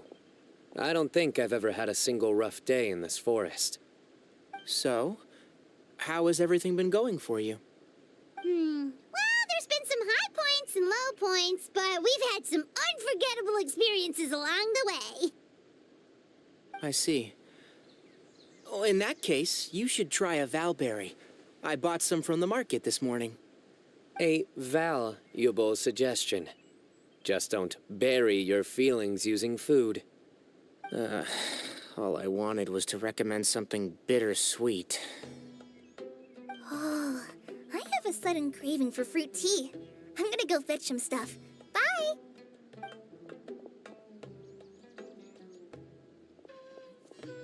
She sure made a run for it.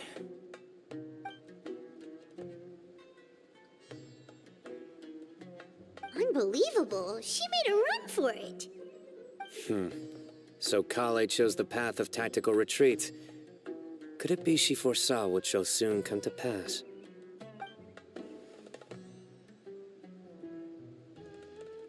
My dear friend, you know what I am about to say.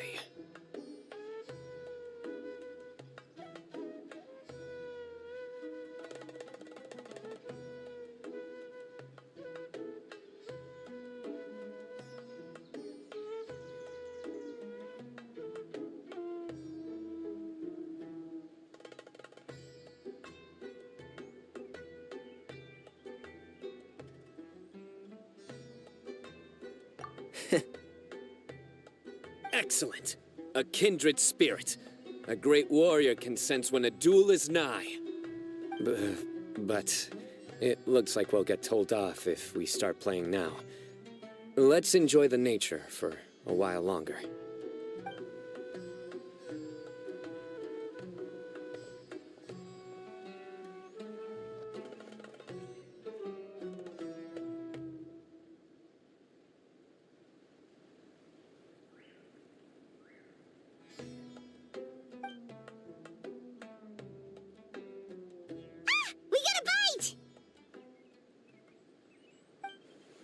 I'll reel it in.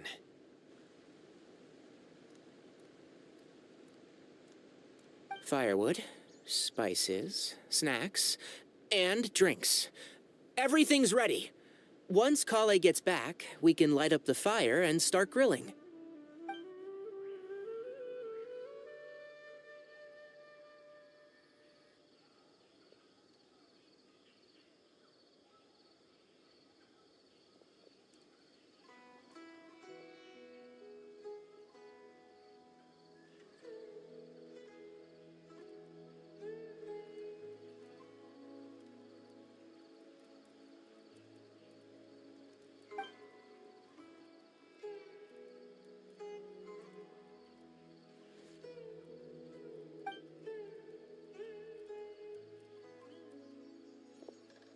There are 3 tents.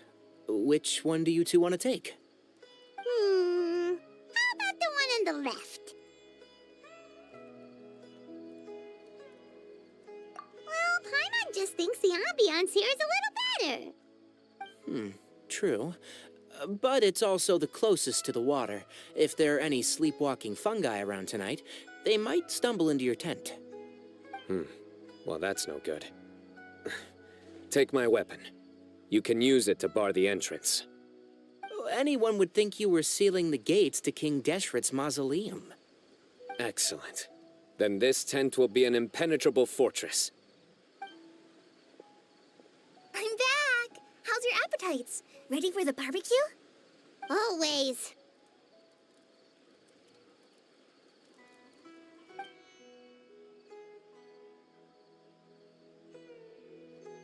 Oh, it smells so good. Paimon's drooling.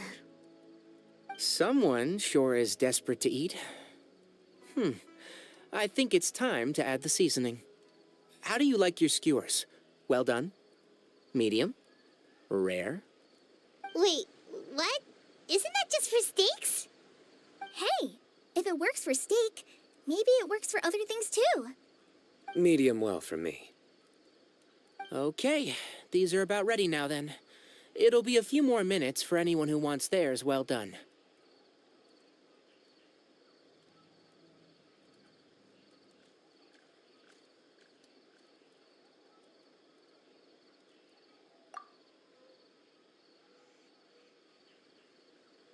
Oh, that was so delicious. If Paimon's stomach had space, she'd eat 3 more skewers. I ate a lot too. Here comes the food coma. If you're tired, then go rest. You must be getting sleepy too, Paimon. Why don't you guys head to your tents? Sino and I will clean up. Tonight I show you mercy. Our sacred duel will take place another day. Good night.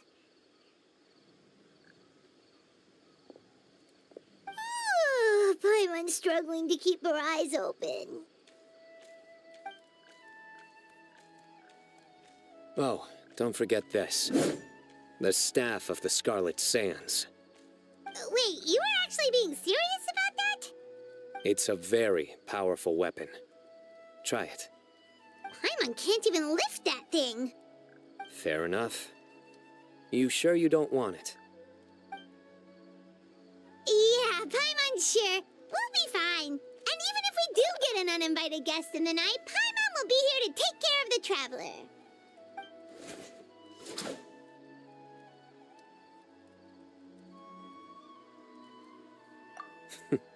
That reminds me of a parting king of invocations. I'll tell you about it tomorrow. But right now, it's time to rest. Sleep well and sweet dreams.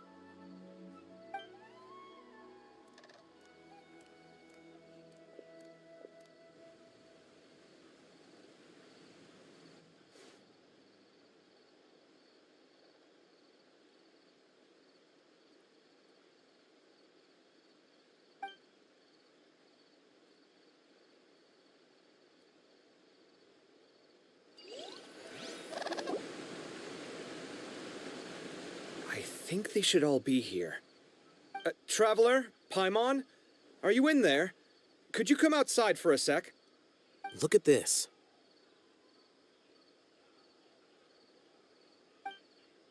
What the?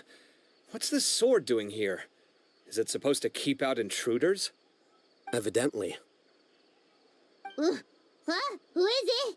Oh, what time do you call this?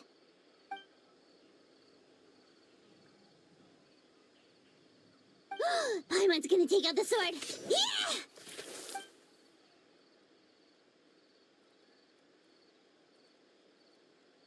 Oh, hey them, Kave! What are you doing here? It's the middle of the night!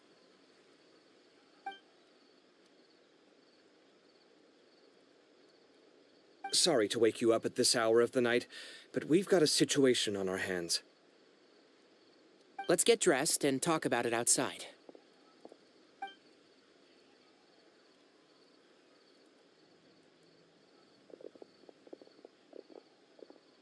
Something has come up, and since it pertains to Cyrus and Sino, I deemed it essential to inform you all. Whoa, back up. Let's start from the beginning.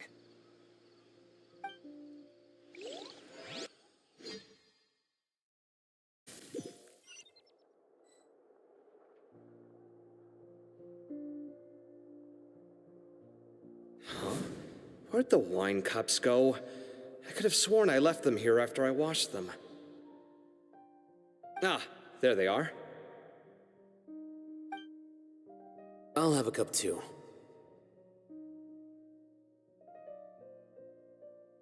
Can you see if the cookies are still on the table?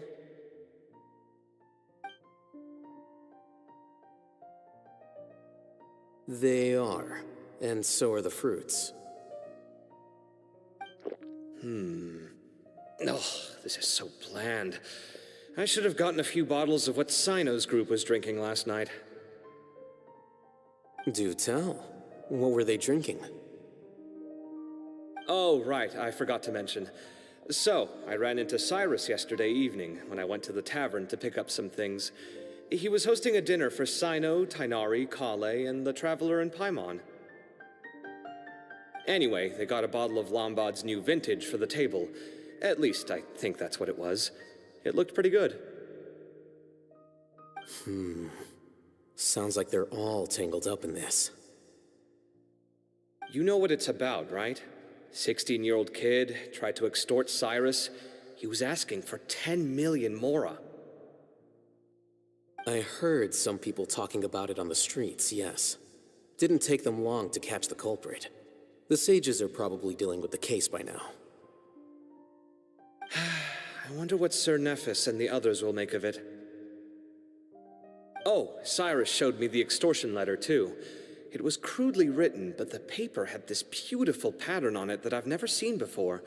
Really caught my eye. Give me a sec. I'll sketch it out for you.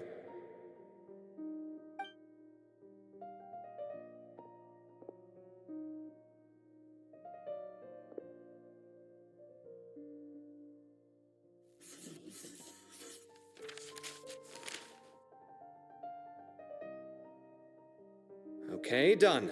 Take a look. You see what I mean? I don't think I've ever seen writing paper like this around before. God knows where the culprit got it from. Interesting. These are all motifs associated with the tribes of the desert. What? Really? Take this, for instance. Looks like an outline of a spire, similar to the kind found on some ancient palaces. And the crisscrossing and mirroring here, I recognize that too.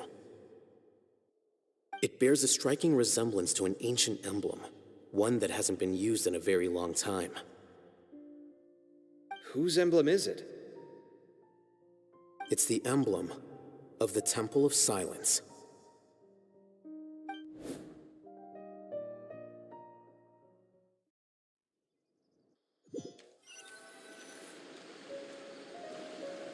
After discussing it with each other, we both agreed that something didn't feel right, so we went looking for you.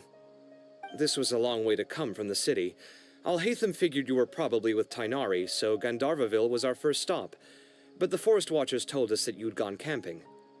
Then, just as we were heading off to the campsite, we ran into Sino. He said he was on a supply run. We exchanged a few words, and then he ran off. Hold on. So what's the deal with that emblem you were talking about? The Temple of Silence, you said? What is that? Should we be worried? Something's up, huh? Give me a second. Let me get Kale.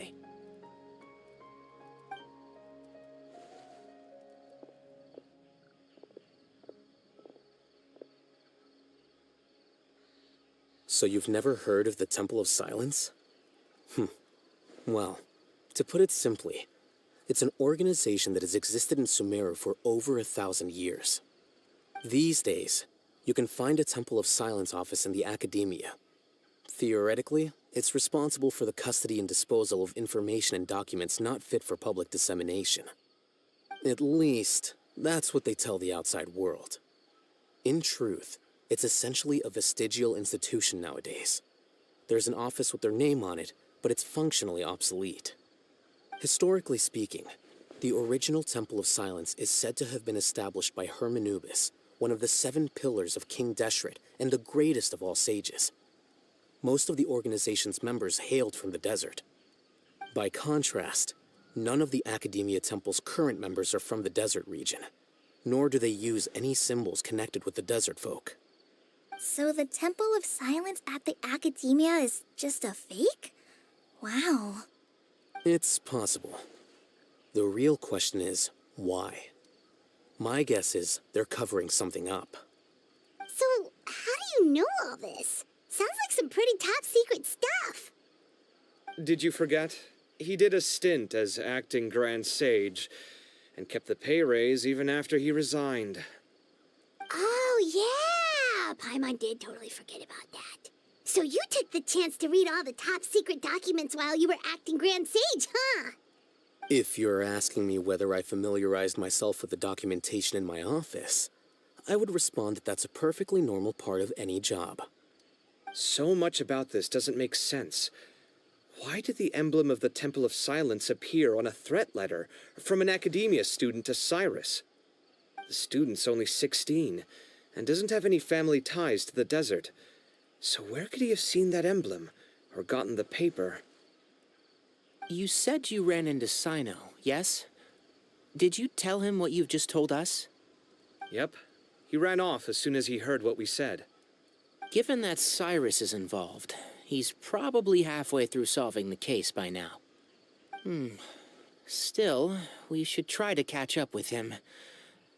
At this hour of the night, Sino will probably go looking for Cyrus at his current residence. If the Academia's Temple of Silence really does exist just to cover up the truth, the sudden appearance of this emblem can't be good. It's sure to stir up trouble. We should pay a visit to the Academia. Yes. As the Sage of Amorta, my master ought to know the truth about their office. You can ask him to tell you what he knows. The more information we have, the better prepared we'll be for whatever happens there. If this situation is connected to the real Temple of Silence, the emblem has to be part of a bigger conspiracy. Kale, could I trouble you to send a message to the Core of 30? Tell them to keep an eye out for Sino and Cyrus. Traveler, Paimon, you two come with me. We'll go after Sino. Sounds like a plan. Let's go. Cyrus has been living in the city lately. He rented a place near the field so we can keep an eye on his tomato plants. Then let's go look for him there.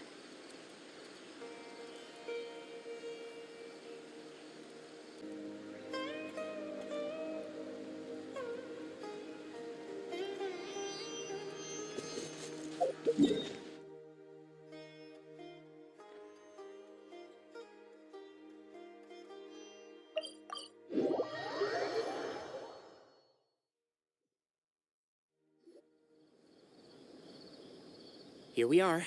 This is the place. We might be too late. Looks like nobody's home. Oh, Sino moves fast. If he was here, he's probably long gone by now. I know that voice. Is that Tainari I hear? Ah! Professor Zahahadi! Wow, so it really is you. My goodness, whatever is going on tonight? We're looking for Sino. So, he's already been here. Yes, not long ago, in fact. He knocked on my door and asked if I'd seen Cyrus today at all. I told him the old fool left early this morning, and I hadn't heard him come back. So we went to his place, and would you believe it? He's gone. Goodness knows where to. It must have alarmed Sino, because he took off in an awful hurry after that. He never did explain what this was all about. How serious is it? Well, if Cyrus isn't at home... Oh, it sure doesn't sound good. Professor, did you hear that a student recently tried to extort Cyrus? Why, yes. When I left the house that day, I noticed he was watering his flowers in the field in complete silence. He had a piece of paper clutched in his hand, and he looked lost in thought. I could tell something was troubling him, but he wouldn't tell me what it was. If Sino hadn't happened to visit him that day, he'd probably still be holding on to that thing. After seeing the letter, Sino told him to contact the Core of 30, but Cyrus was very reluctant. He claimed it would only damage his reputation. Eventually, he relented, after much persuasion from Sino. Huh? Cyrus didn't want to report it? Well, that's strange. When we saw him, he seemed pretty okay with the idea of the kid getting his just desserts. As a former sage, it's possible Cyrus still has enemies at the Academia. That's why Sino was so insistent that he report the matter to the authorities. I was there while they were going back and forth over it. So Cyrus initially hoped to stop this from going public. But why?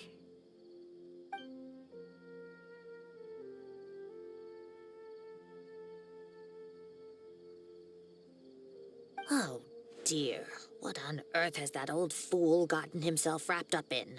Oh, I do hope he's not in danger. Oh, I almost forgot. Sino left me this letter to pass on to you. He wrote it when he came by earlier. He realized you might come looking for him. Thank you. What does it say? Let Paimon take a look.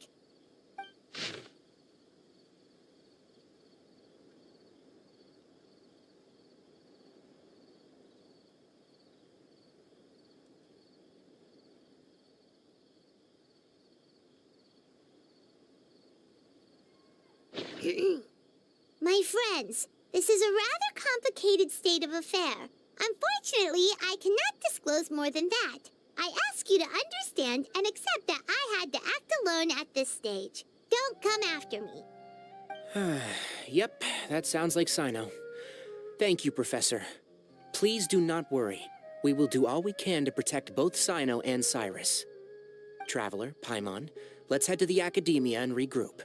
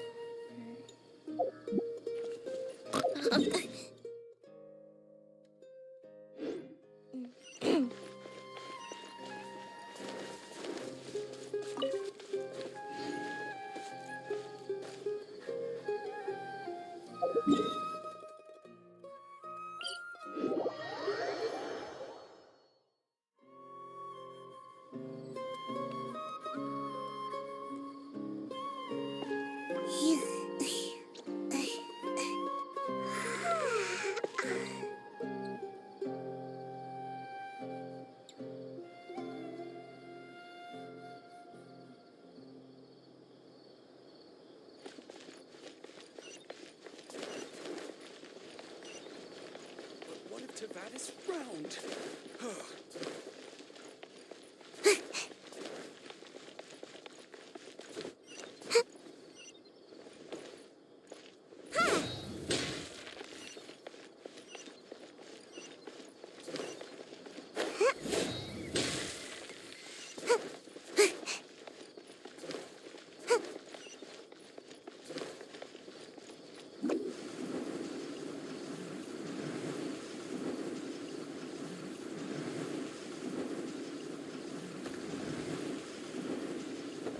I'm out of here.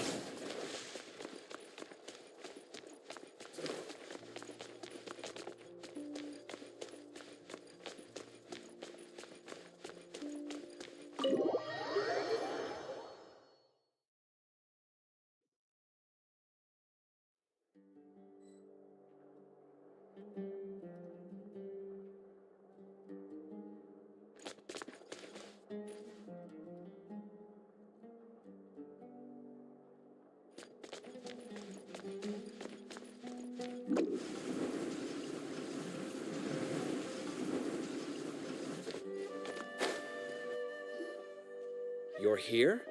I thought you were going after... Ah, I guess you lost their trail. We went to Cyrus's house. No one was there. Sino got there before us, but he was long gone by the time we arrived. He didn't say where he was going? No, he left us a letter and told us not to go after him. Can't say I'm surprised. Typical Sino. Anyway, some updates on progress on our end. I drew the emblem from memory again, but in more detail this time.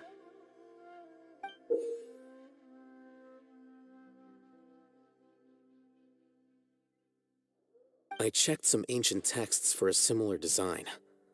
The one I found was a little blurry, but the similarities in the general form and certain details were clear enough to confirm a match. Yeah, and we're lucky we found anything at all.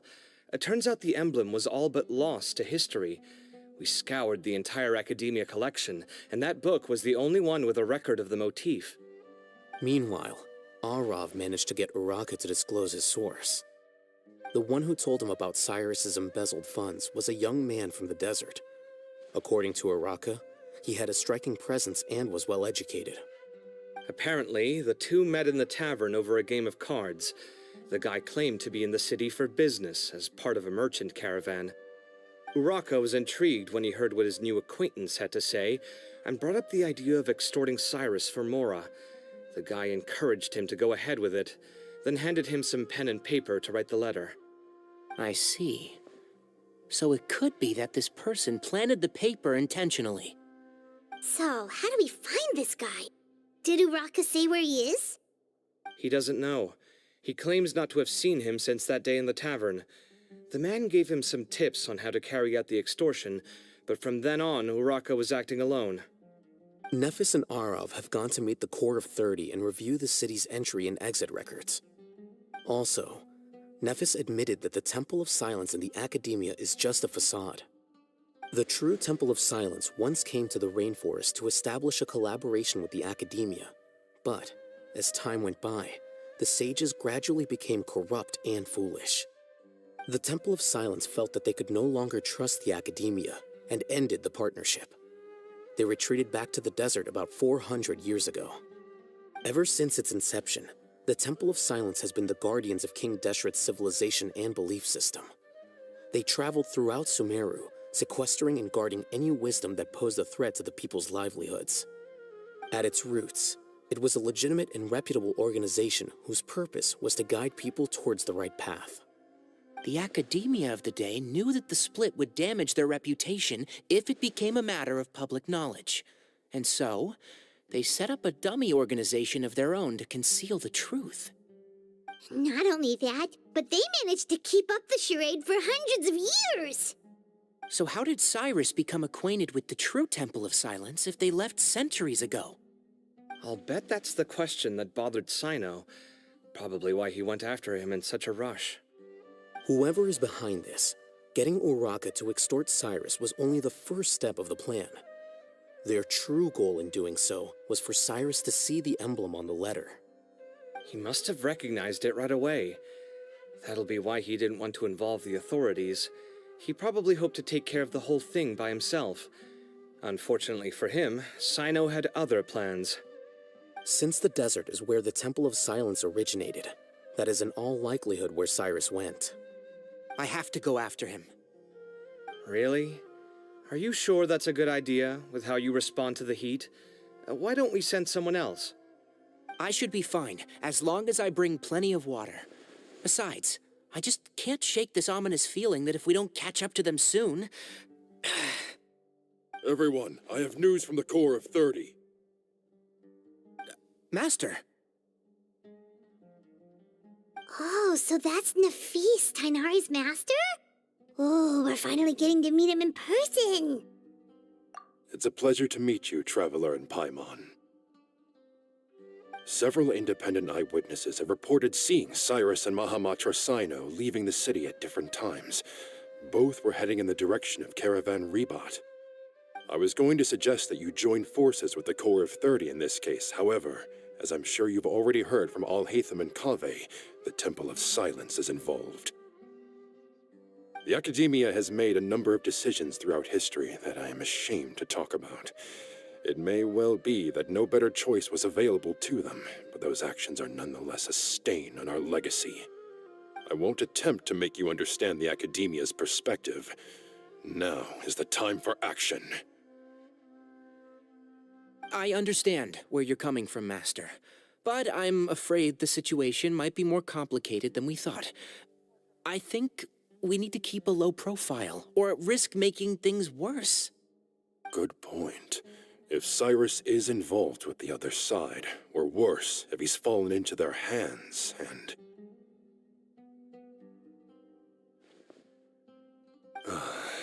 Everyone, we have to get Cyrus and Cyno back safely. We cannot afford to lose them. Need our help? Whatever you need, we got you covered. Really? Wonderful. You have my most sincere gratitude. Arav and I will continue to follow up on the lead from Uraka. Kaveh, Scribe Al-Haytham, I'd like to ask you to cover the duties of the House of Dana.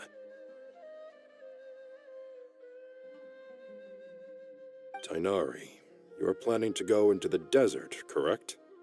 I am. Kaveh, I'll be okay. You stay behind to help Master and Al-Haytham. Well, if you're sure, okay. But be careful. Thank you all. Arav, let's go. You'd better get moving. Don't forget to ask for help when you need it. Will do. Let's go, Tainari. Hopefully we can catch up with Cyno before it's too late. Knowing him, he's probably covered a fair distance already, but we still have a shot. Let's take it.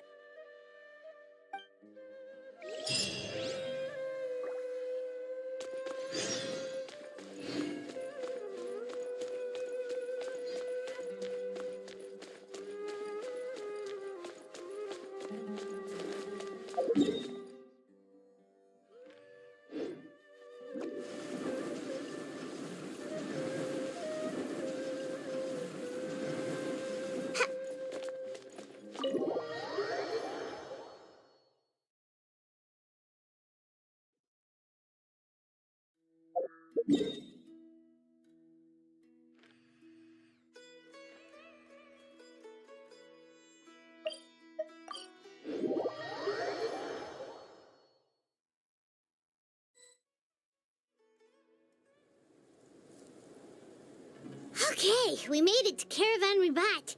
Where should we go next?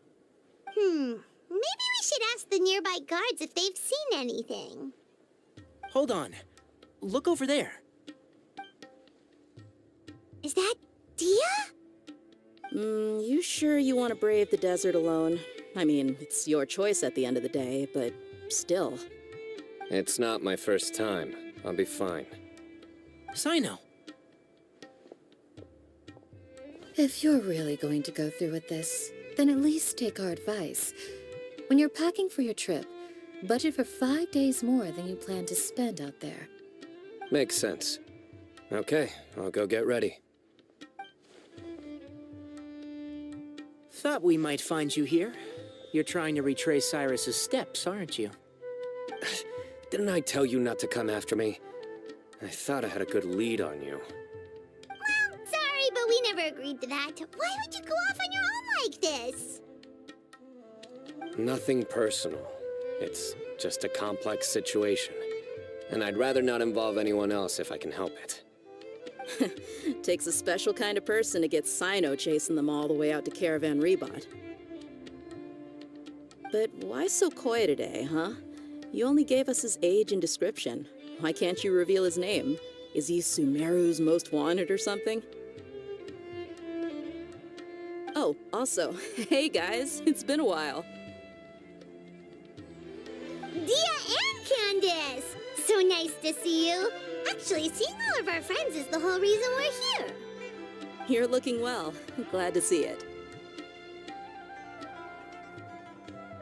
Candace and I came to Caravan Ribat on business. We ran into Cyno as he was asking about some elderly gentleman's whereabouts. Some people say they saw him. Guess he stood out as an older guy heading into the desert alone with just a sumpter beast in tow and very few supplies. That's gotta be one heck of a story there. Cyno, it's okay if you can't tell us anything about the case, but let us know how we can support you. We're here to help however you need. The more people we have working on this, the quicker we'll be able to find the person you seek.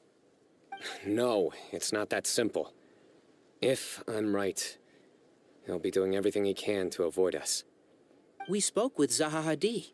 From what she said, it's pretty clear that he wants to try and solve this on his own. It won't be easy trying to find him in the desert when he's deliberately trying to cover his tracks. Sounds like this is far more complex than we imagined. Still, if he started from Caravan Rebot, the chances are that his route took him past our village. You may as well ask if anyone there has seen him. My thanks to you both. Once this is resolved, I will find a way to repay you. Ah, come on. No need to get all serious. Just buy a round of drinks next time we're all in the city or something. That's a deal. All right, so, you all set? Yes, we'll handle it from here. Thank you again for your help. I don't take it for granted. All right, then we'll leave you to it. Just remember, if you change your mind and need some reinforcements, we'll be here. And don't think you'd be imposing. You can depend on us. Don't worry, we'll keep him out of trouble.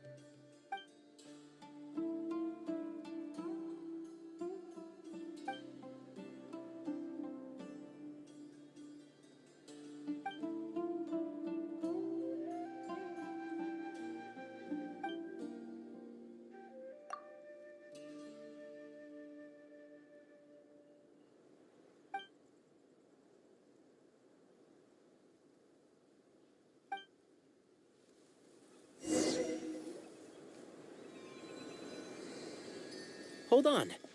There's a few things I'd like to clear up. Go on. So, after you left the campsite, we had a longer talk.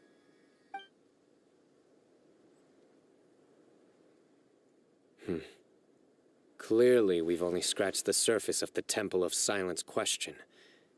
It doesn't surprise me at all that the one in the academia is a fake. Do you have any connection with the Temple of Silence? I do. I trust you're all aware of the spirit that gives me my power. Hermanubis, the original founder of the Temple of Silence. Due to my unique constitution, I was put through a number of trials in the desert when I was younger. Later, I met the professor, and he brought me to Sumeru City. But my memory of that time is hazy. I can't recall much. It's a good thing that Kaveh noticed the emblem on the letter. Without that, I don't know if we would have connected the dots and realized there was more to this case than mere extortion. I did not recognize that symbol at all. Whether that's because I've never seen it, or because my memory fails me, it's hard to say. Yeah, you're right. Thank goodness for Kaveh, and for Alhatham's diligence during his time as acting Grand Sage. But Cyrus must have recognized it right away, right? Otherwise, he wouldn't have had any qualms about you reporting it. Oh, maybe his connection to the Temple of Silence goes even deeper than yours. I suspect so too. Professor has never once mentioned the Temple of Silence in conversation. And whenever the conversation turns to Hermanubis and the concept of spirit indwelling, he avoids going into any depth. Well, speaking of avoiding things, you do realize, don't you, now that we've caught up with you, you're stuck with us for the rest of the way? I am aware. And I have accepted it. Or rather, I don't see how I could manage to ditch you en route, so I might as well accept that you're coming with me. That's right. Fact is, we're coming with you whether you like it or not, so the best option now is to try to look out for each other. Ha! Fair enough. Then at least let me buy you a drink once we're back in the city. Works for me.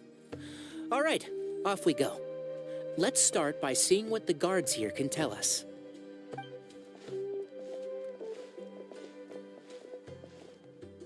Hello. Mahamatra Sino? I'm looking for someone, so I'd like to confirm any recent foot traffic in and out of Aru Village. A man matching that description passed by Aru Village not too long ago. He stopped by to load up on food and water and feed his sumpter beast. Then he was on his way. Where was he going? Let me think. He took a seat by the entrance of the village for a while, and had a brief chat with the person who came to deliver the water. He said he was headed somewhere near an oasis, but he didn't mention which one. Do you have a map? I can mark out the direction he was heading and the best routes to any nearby oases. I have one. Mark away. Great.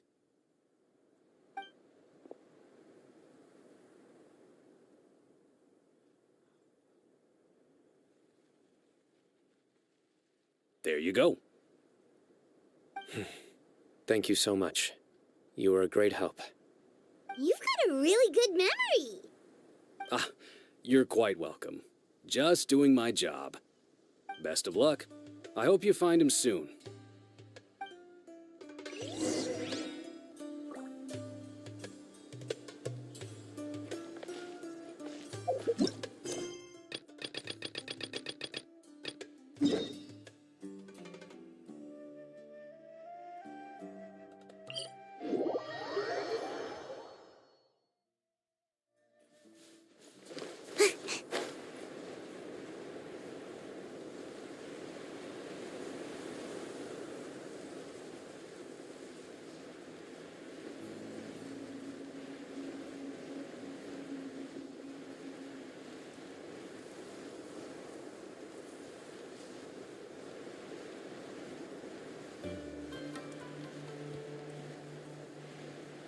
Love it when the weather's like this.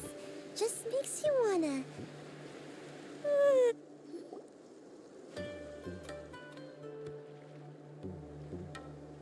Hold on. I see some people over there. Do you think it's safe to ask them what they know? Should be. I'll go... No. I'll do it. Huh? Why can't Sino go talk to them? What difference does it make? Given my background, appearance, and the way I dress, I might not be the most welcome visitor here.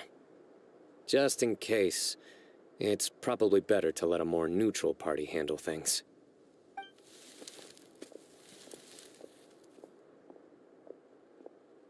Ah, hello there. I hope I'm not interrupting.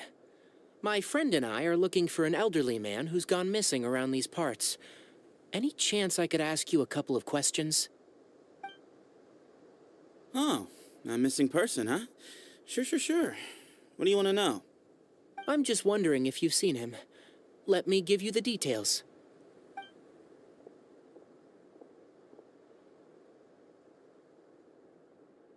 So, a silver-haired guy in a long robe, culture type with thoughtful eyes, and he's traveling alone. He'd stand out like a sore thumb around here. Yeah, sounds like the kind of guy we'd remember if we saw him. He's looking behind me.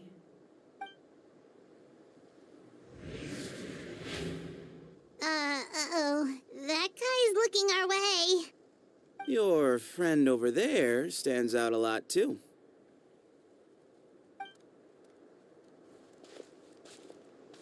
Hey, aren't you Sino, the General Mahamatra? Yes, that's me. You don't seem surprised that I recognized you. It wouldn't be the first time. Oh, you're the one looking for the old man who's gone missing, aren't you? I have a bad feeling about this guy.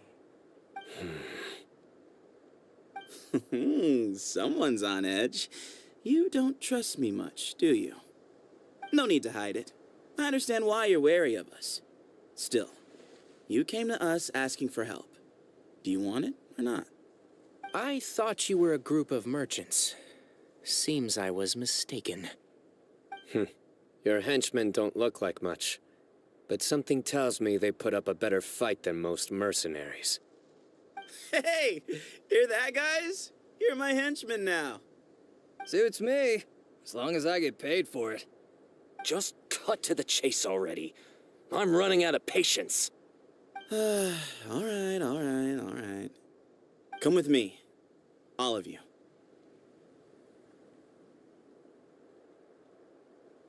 Don't you want to find your friend?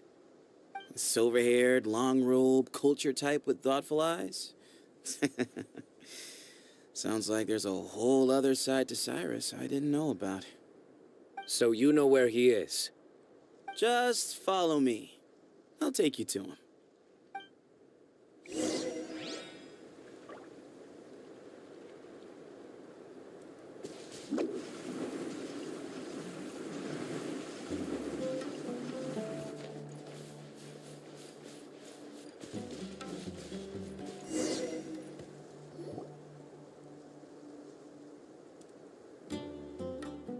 And here.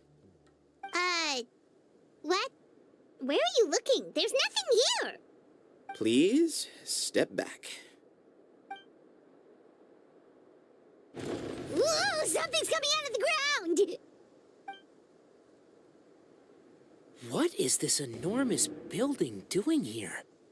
And how was it so well hidden? King Deshret's technology? Wait, so... Hold on, who are you guys really? Is this the Temple of Silence? So you're a member? All good questions. There'll be plenty of time to address them later.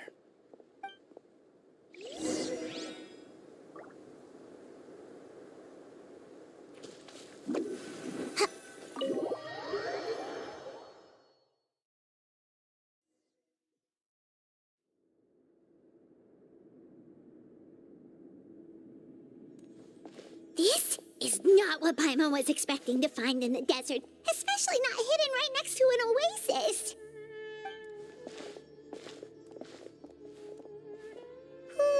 Paimon's scared. They must have kidnapped Cyrus. Do you think this is the guy Raka met in the tavern? What's wrong? Thinking about your professor? I just hope for your sake you haven't done anything you might regret. Me too. Hope I haven't done anything to incur your wrath.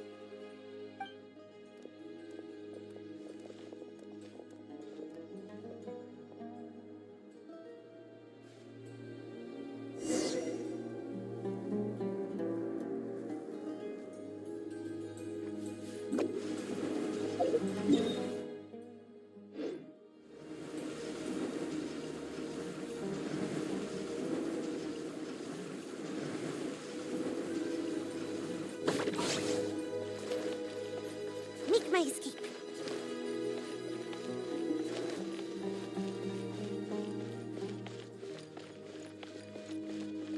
Bye.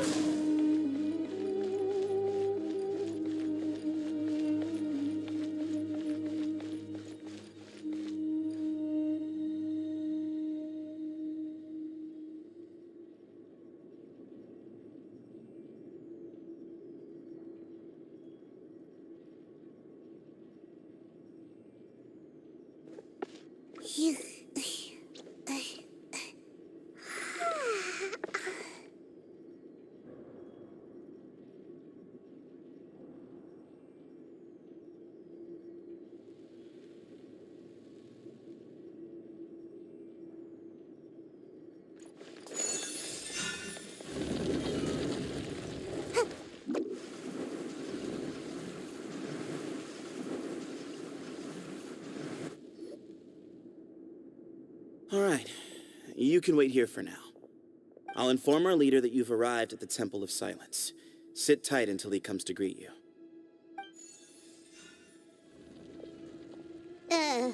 So he's just gonna leave us here unattended? Maybe we're not being kidnapped after all. They can't have been at the oasis by chance. They were waiting for us. Whoever the leader is here, they were obviously counting on us showing up. So this is the Temple of Silence. After leaving the rainforest, they hid themselves here? Hey, look! That guy's coming back. Don't worry. Someone will come and call for you soon. What's your name?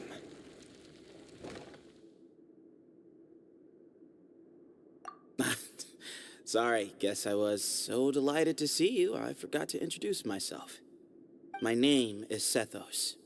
I'll be here if you need me, but I'm not planning on answering all of your questions. Other than that, you can occupy yourselves however you see fit. So we're free to explore by ourselves? Yep. I mean, I'm not worried about you running off. Cyrus is here, and unless I've misunderstood, you're all quite anxious to see him again. He's right. Well, if we've got some time, we might as well take a look around.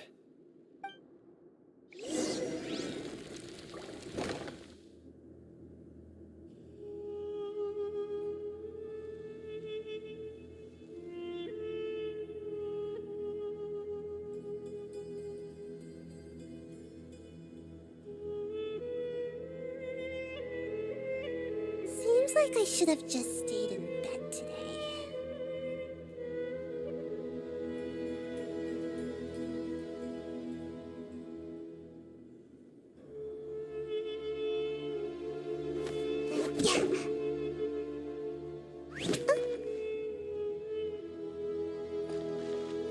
Make my escape. Hey, Sethos! Have you got some time to chat? Sure. Although, I'm assuming by chat, you mean you have questions for me? I don't blame you. Anyone else would. Not often. The Temple of Silence is a place of quiet and solitude. We don't get too many visitors.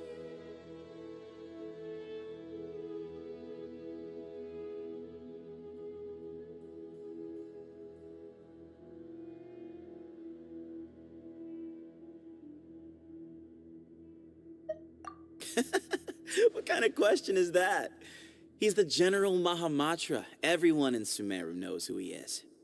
Right, but back at the Oasis, you can't have known who he was for sure, or you wouldn't have asked him. So, what we're really asking is, have you never seen him in person before? I've lived in the desert my whole life. Guess you could say I've never had the pleasure. Ugh, why does Paimon feel like this guy's not being straight with us? Come on, we've only just met. If I give you all the answers, yes, that was me. Although, tricked is a stretch. He was asking everyone in the tavern about ways to make some easy money. He insisted that nothing was off the table, even if it broke the law. So, I told him that Cyrus had embezzled a large sum of mora from the desert. So you framed Cyrus for a crime that he did not commit? No. That's not entirely true. Let me jog your memory. The letter just said that he had uncovered Cyrus's secret. It didn't say what secret that was. Of course, Uraka was a great accomplice, really. Very cooperative with a little bit of wine in him. Did exactly what he was told. And not much of an original thinker, though. It doesn't surprise me that he struggles academically. Why did Cyrus leave for the desert as soon as he received the letter? You'll have to ask him that one yourself. Certain things I can't answer for him. I'm neither judging nor defending him. All you need to know is that he recognized our emblem, and it was his own choice to take the bait. What kind of question is that? He's the General Mahamatra. Everyone in Sumeru knows. Right, but back at the Oasis, you can't have known who he was for sure, or you wouldn't have asked him. So, what we're really asking is, have you never seen him in person before? I've lived in the desert my whole life. Guess you could say I've never had the pleasure. Ugh, why does Paimon feel like this guy's not being straight with us? Come on, we've only just met. If I give you all the answers up front, you'll have nothing left to look forward to.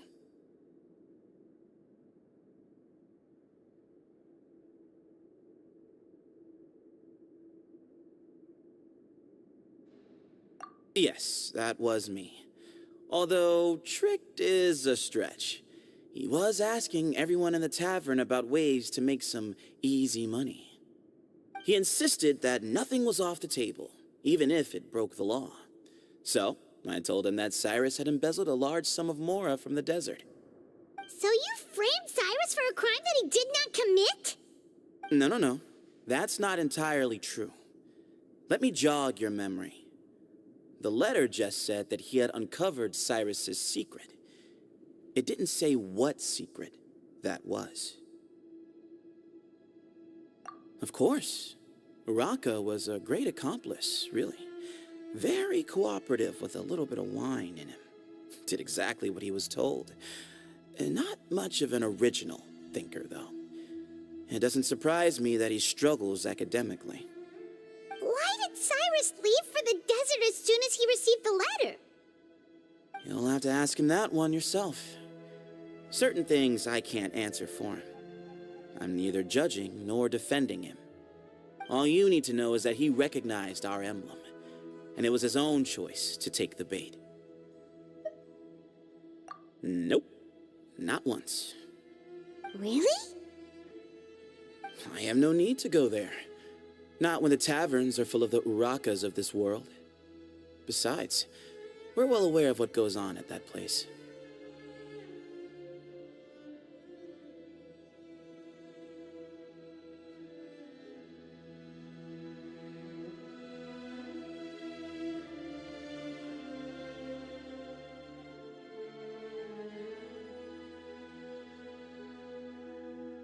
Spies? It's not as clandestine as that.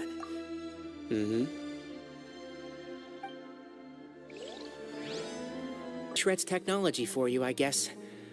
It borders on the miraculous. Amazing to think that it's been preserved intact all this time. We should be wary of our hosts.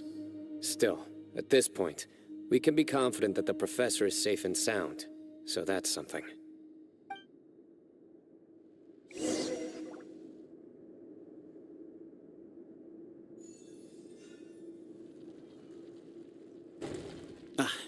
Here he is.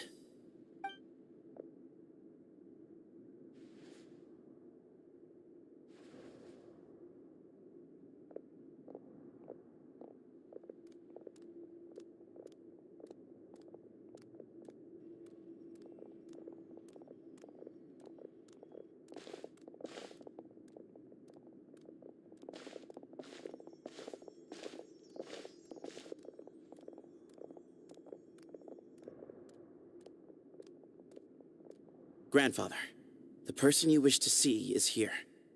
Well done, Sethos. Greetings, one and all. I am Ba Moon, the current leader of the Temple of Silence. I know why you are here, and I thank you for your patience. Bring him out.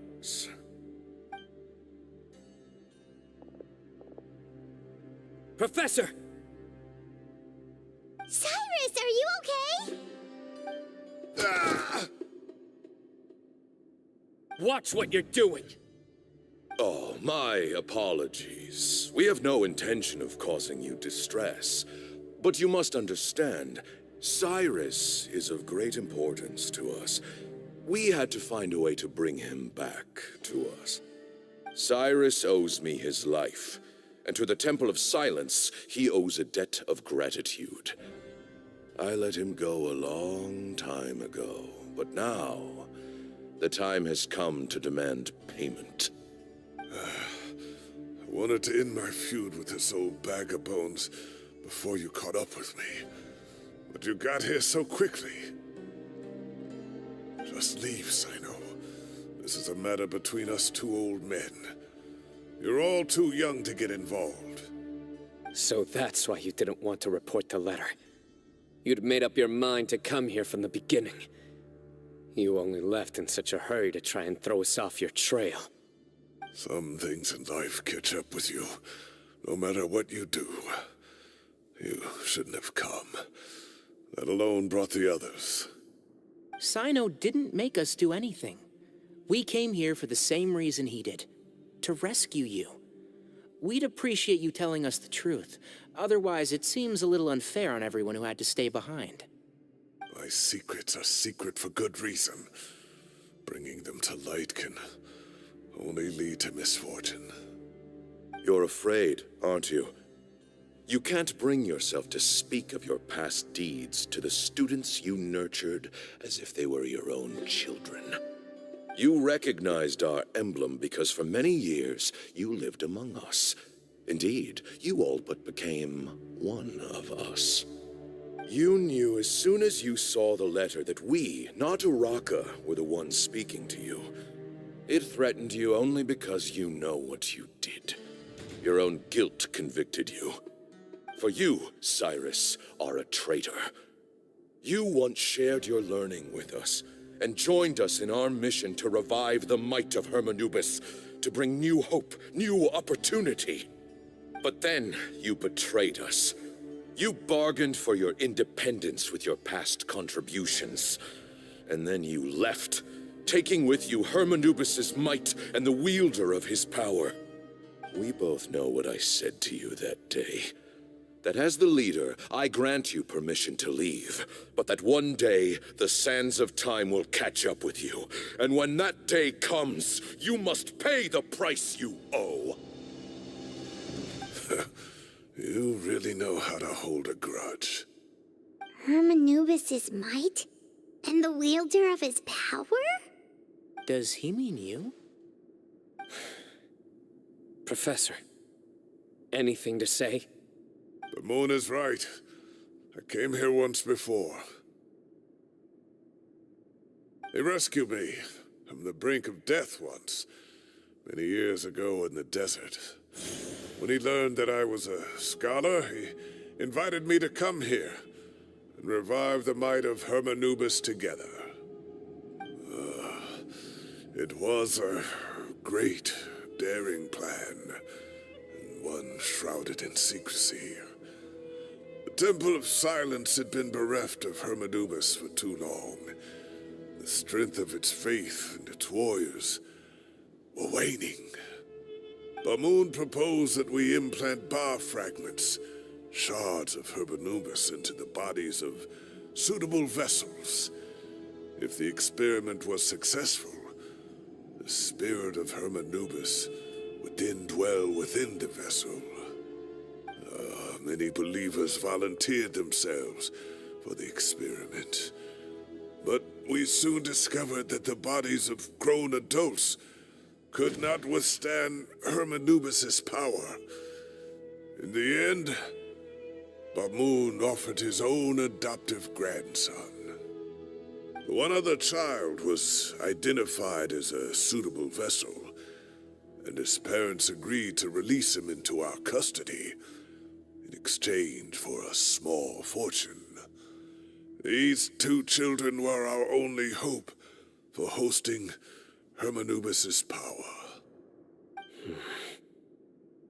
For many years, the Temple of Silence had been in possession of 2 Ba fragments from Hermanubis. As remnants of his raw power, they were exceedingly rare treasures.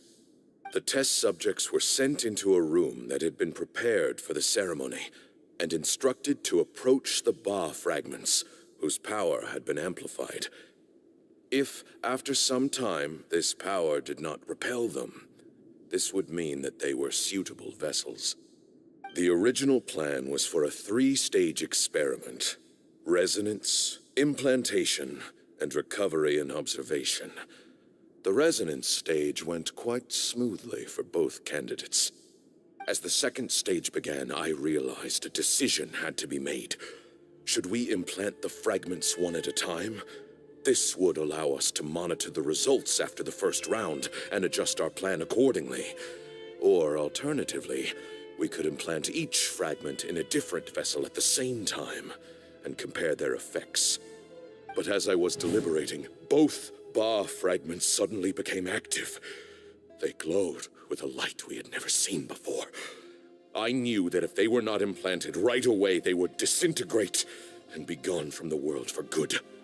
Our 2 vessels had both displayed great promise by successfully resonating with the fragments. Under the circumstances, the thought of implanting both fragments into the same vessel seemed out of the question. To preserve our faith and our power, we implanted each of them with a single fragment. Ultimately, I ended the experiment and left, taking one of the children with me. In recognition of your past contributions, I chose not to send someone to hunt down and kill you both.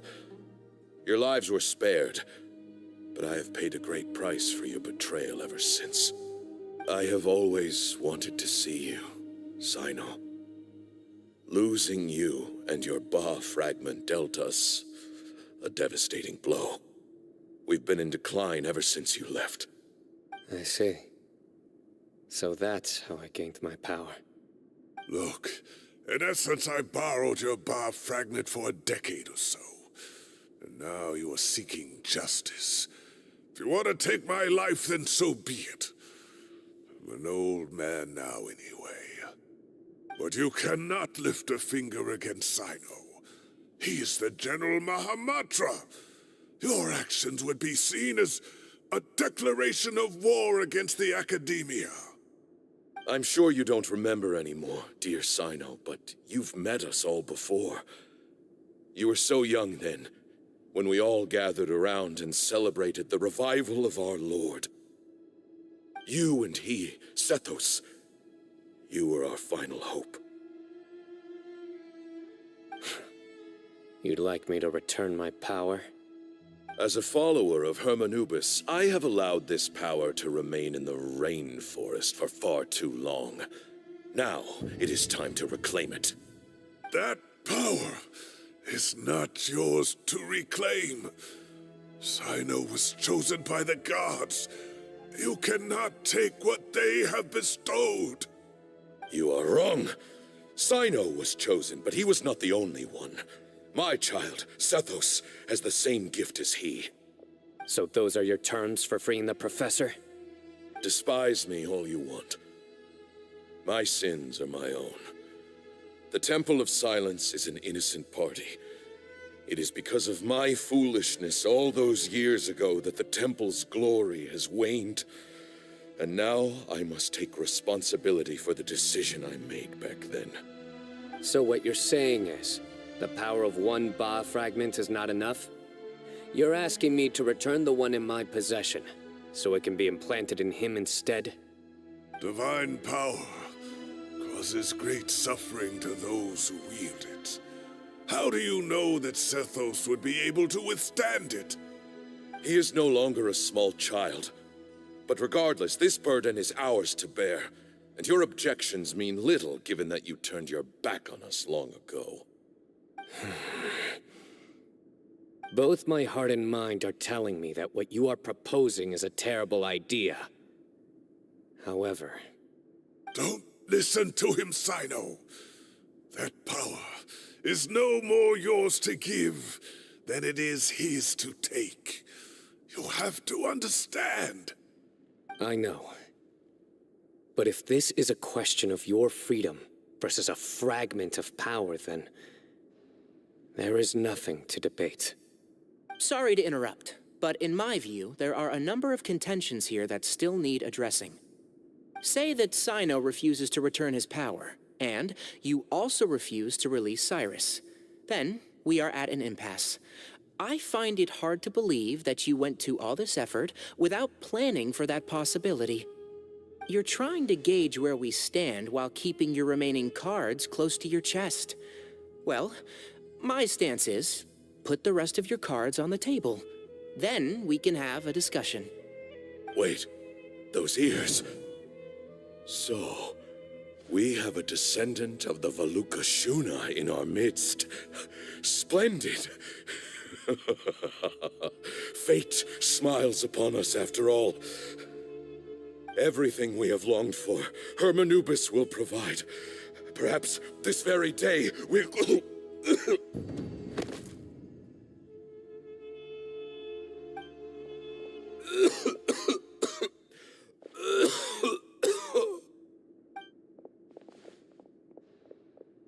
Why is he coughing so much?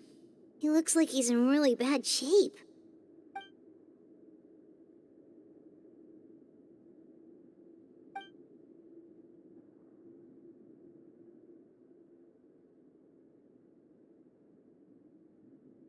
Pamoon, you... Take our leader back to his room. Sethos, you must... Grandfather, I know what you wish to say. Leave this in my hands.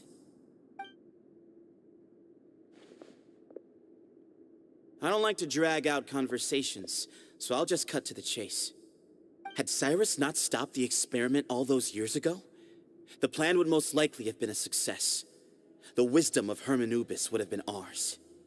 Still, it's no use talking about what-ifs. We cannot change the past. I'm not like my grandfather. The Temple of Silence has a grand legacy and a sacred duty to fulfill. So it's somewhat inevitable for the leader to have an inflated sense of self. But I see things a little differently. I don't believe the temple has the same stature that it once did.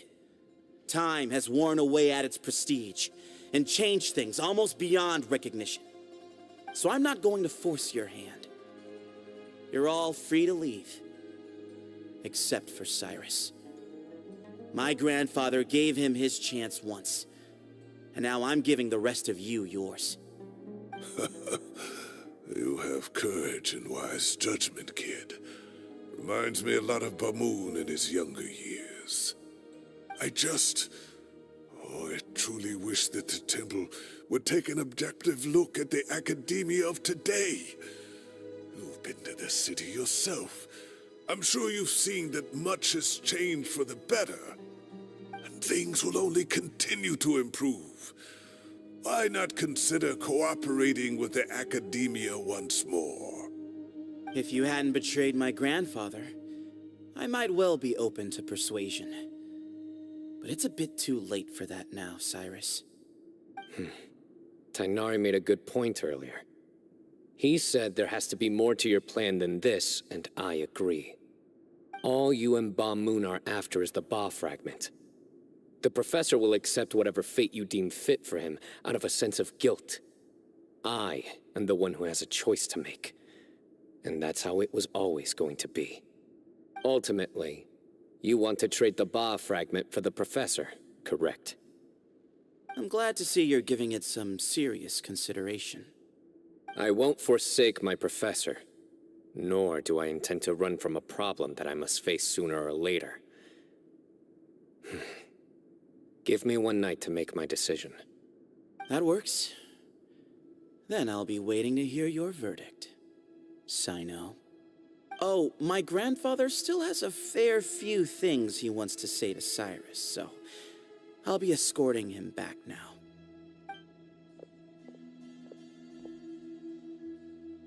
Are you sure about negotiating with him? I need to think this through. Everyone, let's meet again later tonight. Until then, take some time for yourself. All right, well, don't put too much pressure on yourself, Sino. If you need any help working things out, just come and find us.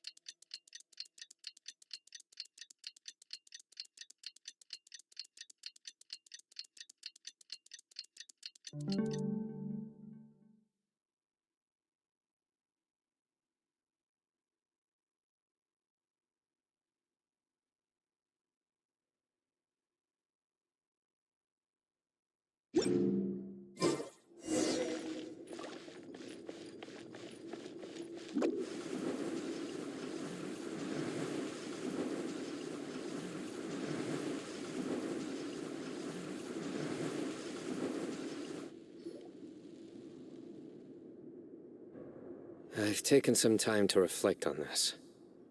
If I had to guess, Professor Cyrus came to the desert knowing that he would almost certainly never return. He's a stubborn man who tends to double down when he feels strongly about something. We won't get anywhere trying to convince him to escape.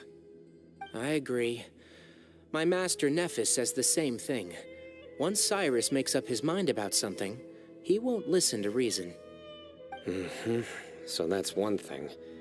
A few other things come to mind too. You've heard all you need to hear about the Temple of Silence, so on that, I don't have anything to add. My own memories of this place are hazy, though. Probably something to do with the overpowering presence of the Ba fragments. That might explain why I suffered from constant headaches and fevers as a child. I do remember having some fleeting moments of profound emotion when vague images would appear in my mind. But I don't recall much, only bits and pieces.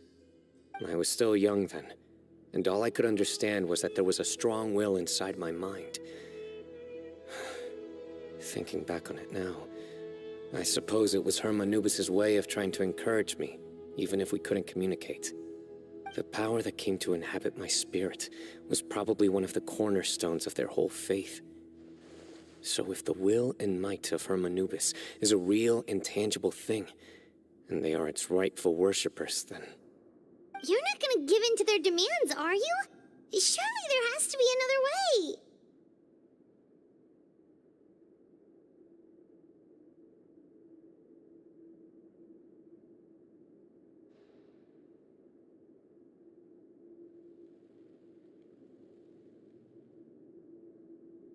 No. I have no intention of returning it. I need this power to protect Sumeru. But the temple has the right to make the final decision over its fate, since it belongs to one of the 7 pillars of King Deshret. So I will challenge them head-on, and win the right to wield this power for myself, fair and square. This reminds me of something Alhaitham mentioned to me just before we left. He said that the Temple of Silence was originally founded by the ruling elite of the day. Traditionally, such organizations are bound by a strict and ancient code of nobility. Kaveh has made similar observations about the desert tribes from his work trips there. He says many of them have their own internal rules. They talk about the importance of never dishonoring their tribal bonds, or the rules laid down by their ancestors. I think we could turn that to our advantage. Go back to them with a proposal of our own. Wow, and just like that, we've turned the tables on them. Looks like we have the same idea. Turn it back on them now while we still can, in terms that they cannot refuse. That's how we win this. Great. And I know just how to start the conversation. Let's go find Sethos. We'll tell him that I know a thing or two about medicine and would like to take a look at his grandfather's condition.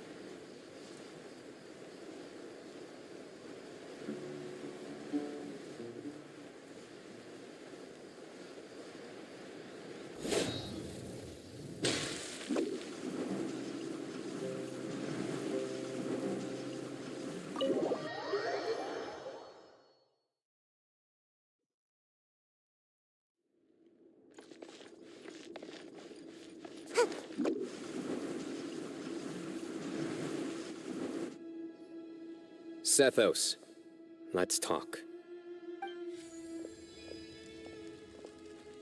Have you made up your mind? We'll get to that, but first, I have some degree of medical training, so I was wondering if you might let me take a look at your grandfather? I have no objections, although we do have our own doctors here. I doubt you'll be able to tell us anything we don't already know. Only one way to find out. Follow me. Keep your voices down. We don't want to disturb him.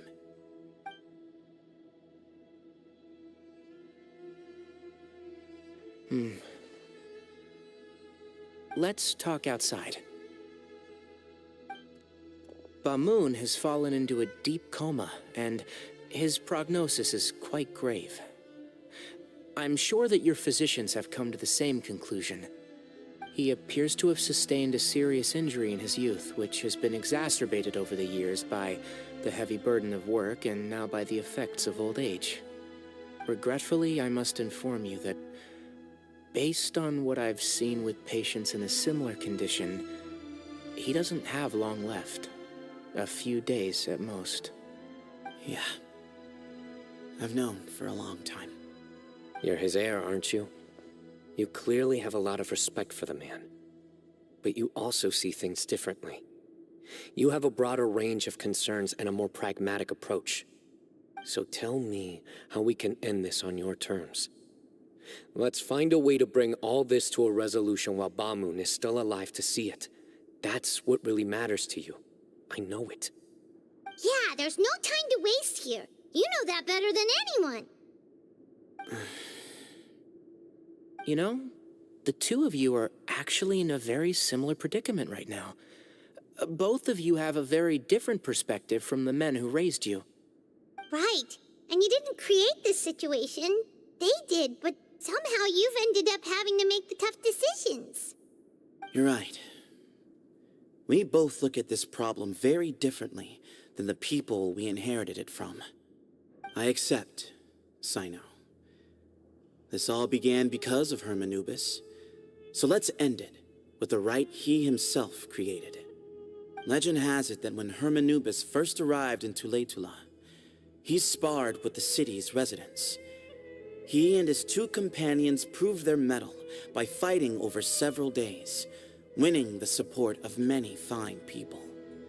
That group of supporters were some of the first members of the Temple of Silence, and the sparring matches were enshrined as one of our founding rights, the right of duels.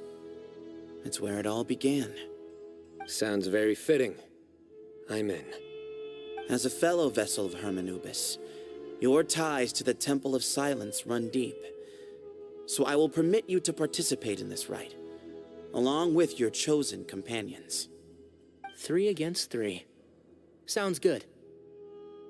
However, I have some additional terms. As the challengers, you must win all 3 of your fights to win. And Sino, both of us must put our Ba fragment on the line. The winner takes them both. Letting Cyrus leave with one of the Ba fragments was a mistake, made by my grandfather out of pity. It is a long-standing issue that must be addressed for the Temple of Silence to move forward. I can make no concessions on that front. None needed. We're on the same page. If I win, the Temple of Silence must release Cyrus, and consider this past dispute resolved. If you win, I'll return my power to you. It's a deal. Then let's meet at the ceremonial hall tomorrow evening, 8 o'clock.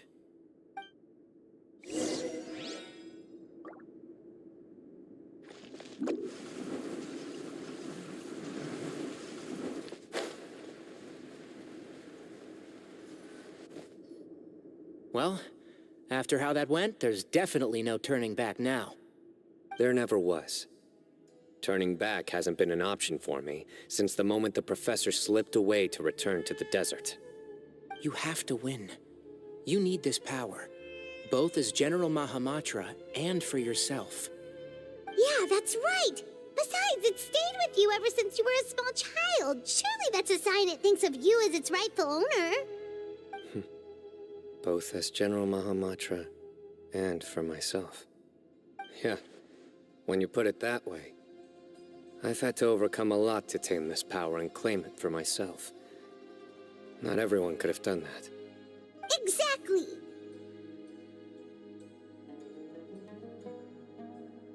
The Traveler and I will never lose. And neither shall I. The desert was home to an ancient and great civilization that, for a variety of reasons, fell out with the civilization of the rainforest. It's just as Dia said. Prejudice has pushed people apart. But there must be personal factors at work here too. I can't shake the feeling that Bamun cares for many more things than he lets on. And I don't think that Sethos is any kind of villain. He's just doing what he thinks is best. Tomorrow, everything will be resolved.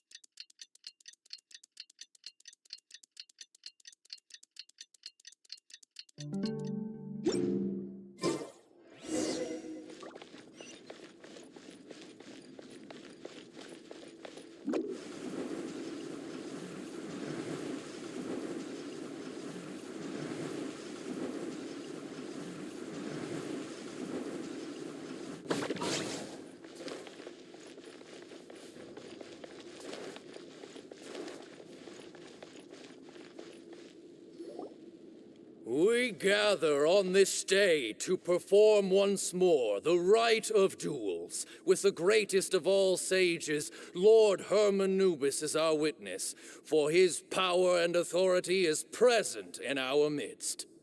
This is our most sacred of ceremonies, and no disruption from the audience shall be tolerated. It is incumbent upon all to observe the duel with the utmost respect and reverence throughout the proceedings. Representing the Temple of Silence, the Defenders.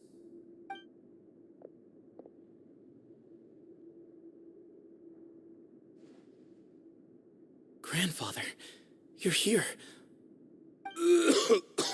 A rite of duels after all these years. I am surprised by your decision, Sethos. I know what I'm doing, Grandfather. Just leave it to me. Representing the Academia, the challengers. Ready. We will fight to have our voices heard. Warriors, take your positions and decide on the order of battle. We come not to debate what brings our challengers here, nor what will become of the defeated duelists.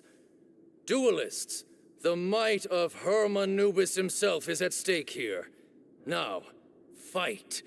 Fight until the rightful victor is proclaimed. Huh?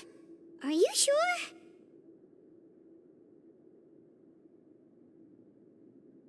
I agree. She's very strong. Sending her out first will definitely intimidate the opposing side. Okay, then you're second. Sure. We have decided.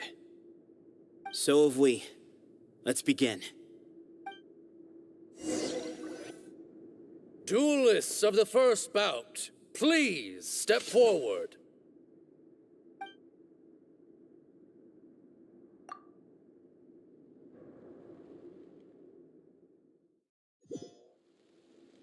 Don't forget, safety first! Hey, you there! You better play nice with her, or Paimon will make you regret it! Little bit too much chatter from the audience over there.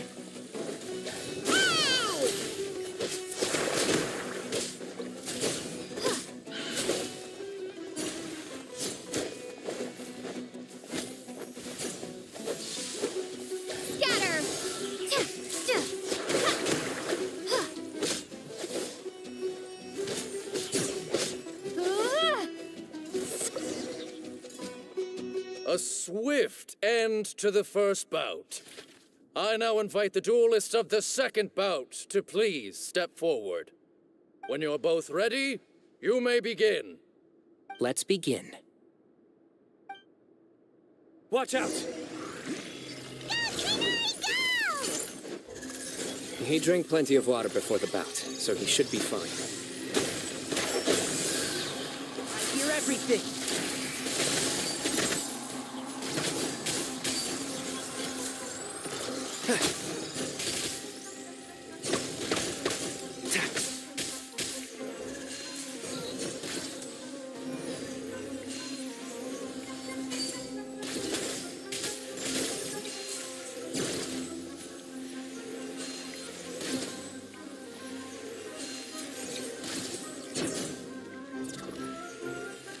One with the force.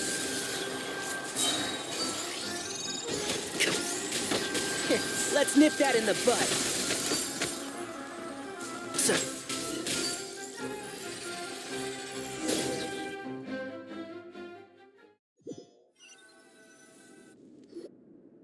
Thus ends the second bout. We will now move to the third bout. Duelists, please step forward. I'm ready. So am I. This is the final stage of the rite.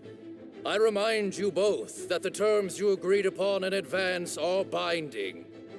When you're both ready, you may begin.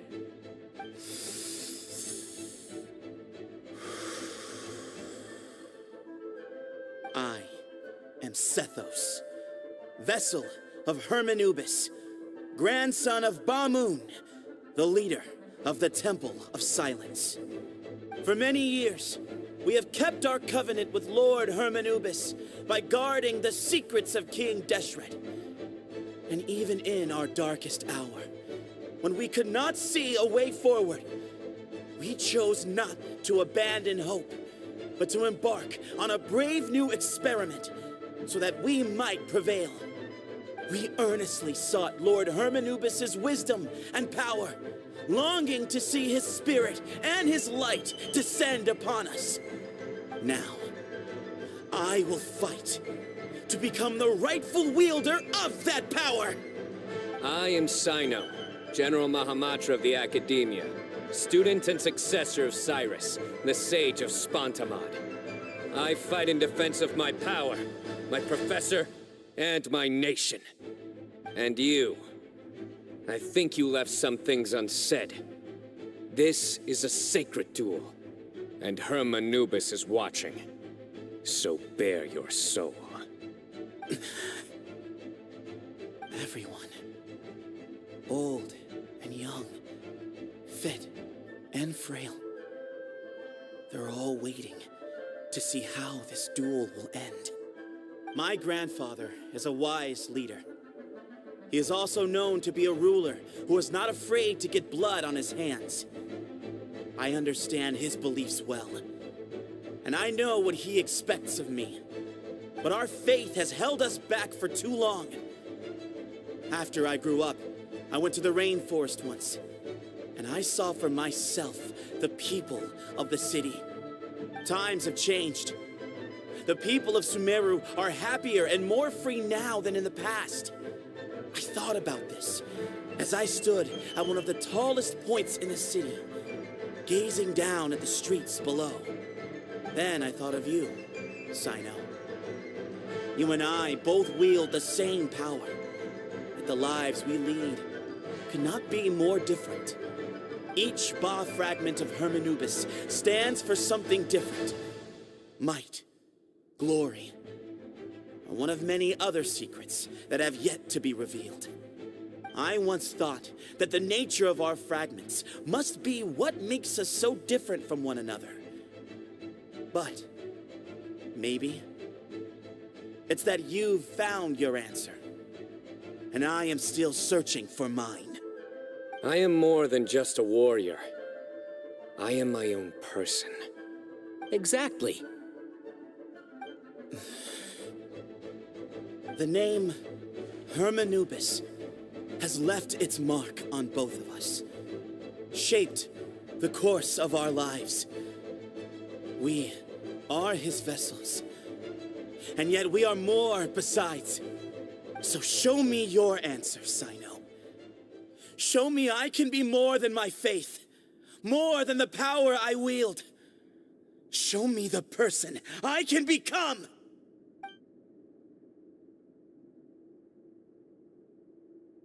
Bring it on!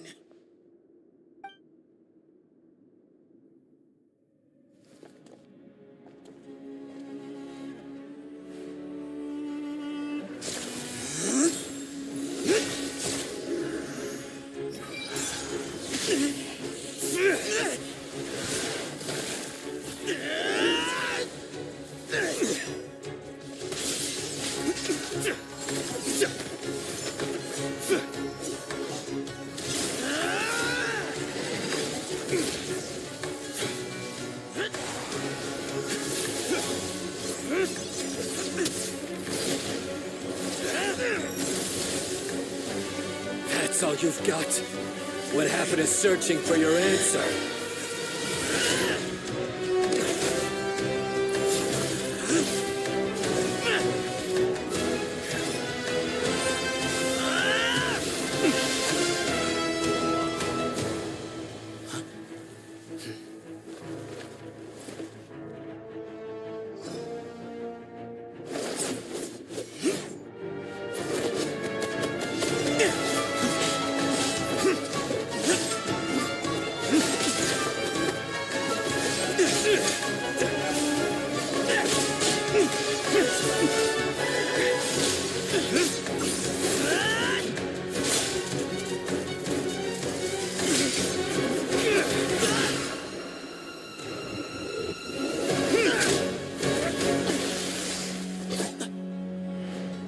Fight's over.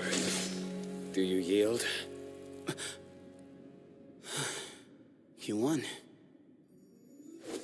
Well then, looks like you found your answer.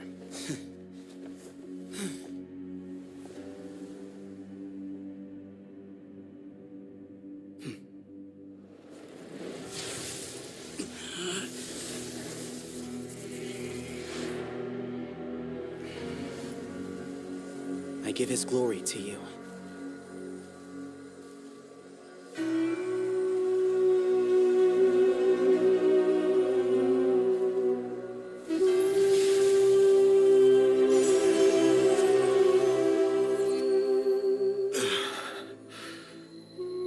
I've seen that light. That is the light of our Lord, the great Hermanubis, priest over all other priests. His spirit dwells within that lightning, and his will lives on. Once a warrior of Tynar, he emerged from the barren desert sands to serve the god king Al-Ahmar. After the death of the god king, Hermanubis gathered his followers and the Tynarian priests and led them to the city of Tule-Tula. There, they founded the Temple of Silence, and from that day forth, we became stewards of all knowledge that survived from King Deshret's civilization. Barely a century passed before war ravaged the desert. One by one, Eremite leaders took up arms against each other in battles that would devour what little remained of their civilization. Only the wise city of Tule-Tula was spared under the guiding hand of the Tynarians. But peace did not last. Coveting the knowledge of King Deshret, the beasts set their eyes on Tule-Tula. The king of Gurabad laid siege to the city and ordered the sages to surrender to him the Temple of Silence as proof of his victory. The ruling elite colluded with their oppressors, betraying the temple so as to hold on to their rule over the city. They declared that the knowledge guarded by the temple was the true cause of corruption. These were dark days, and we faced enemies on all sides. Our Lord had long since exhausted his strength, keeping the forbidden knowledge introduced by King Deshret at bay. To ensure the temple's continued survival, he broke his being into many pieces and began the ceremony of Hermanubis' legacy, bestowing his power upon his mortal followers. With this power, the temple was able to defeat the tyrant's army. Yet, we were not hailed as heroes. Strange and unfamiliar as this power was, it struck fear into the people's hearts and drove them to reject us. In the end, the people of the temple and the Tule-Tula Tynarians left the city for good and made their way to the rainforest. What followed next was inevitable. The elite of Tule-Tula fell and were decimated. War engulfed the desert.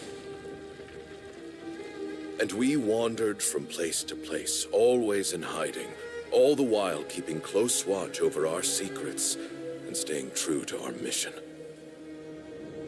Betrayal forced us out of the desert and into the forest. Then mistrust drove us from the forest into the desert once more.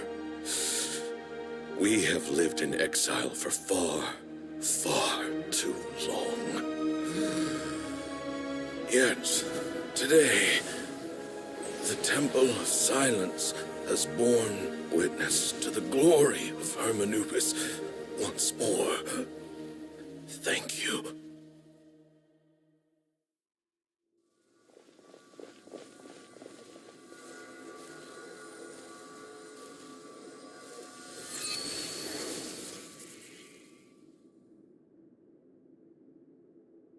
How is it? Do you feel okay?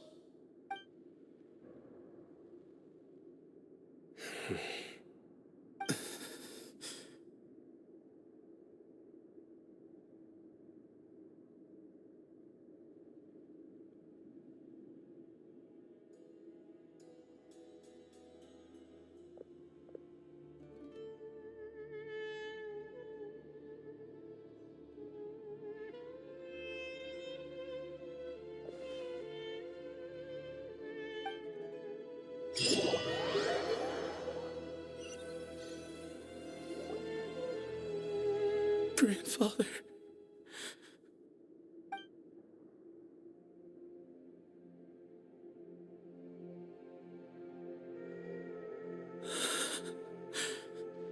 Hey, Sethos.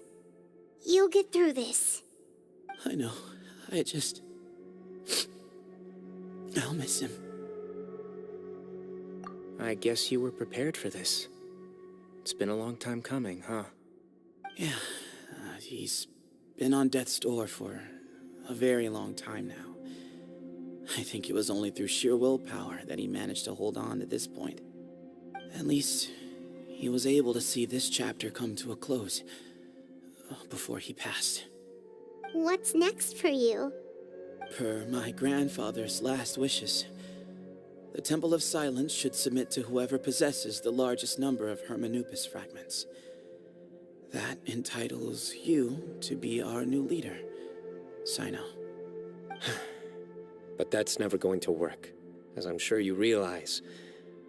I'm the General Mahamatra. I am needed back at the Academia. I did foresee this possibility, and I gave it some thought. The fact is, I know next to nothing about the staff, records, and environment here.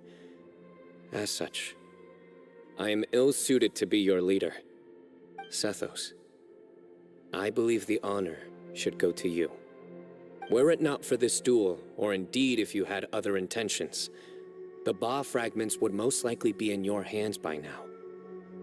I'm sure Bamoon never meant for anyone but you to be his successor.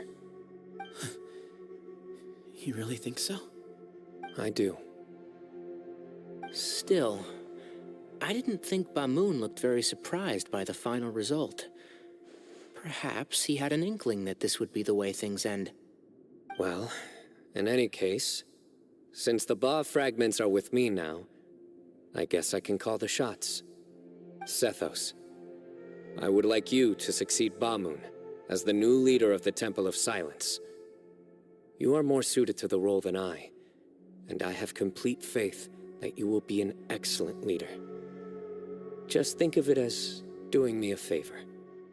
But doesn't that render everything that we've been through up to now meaningless?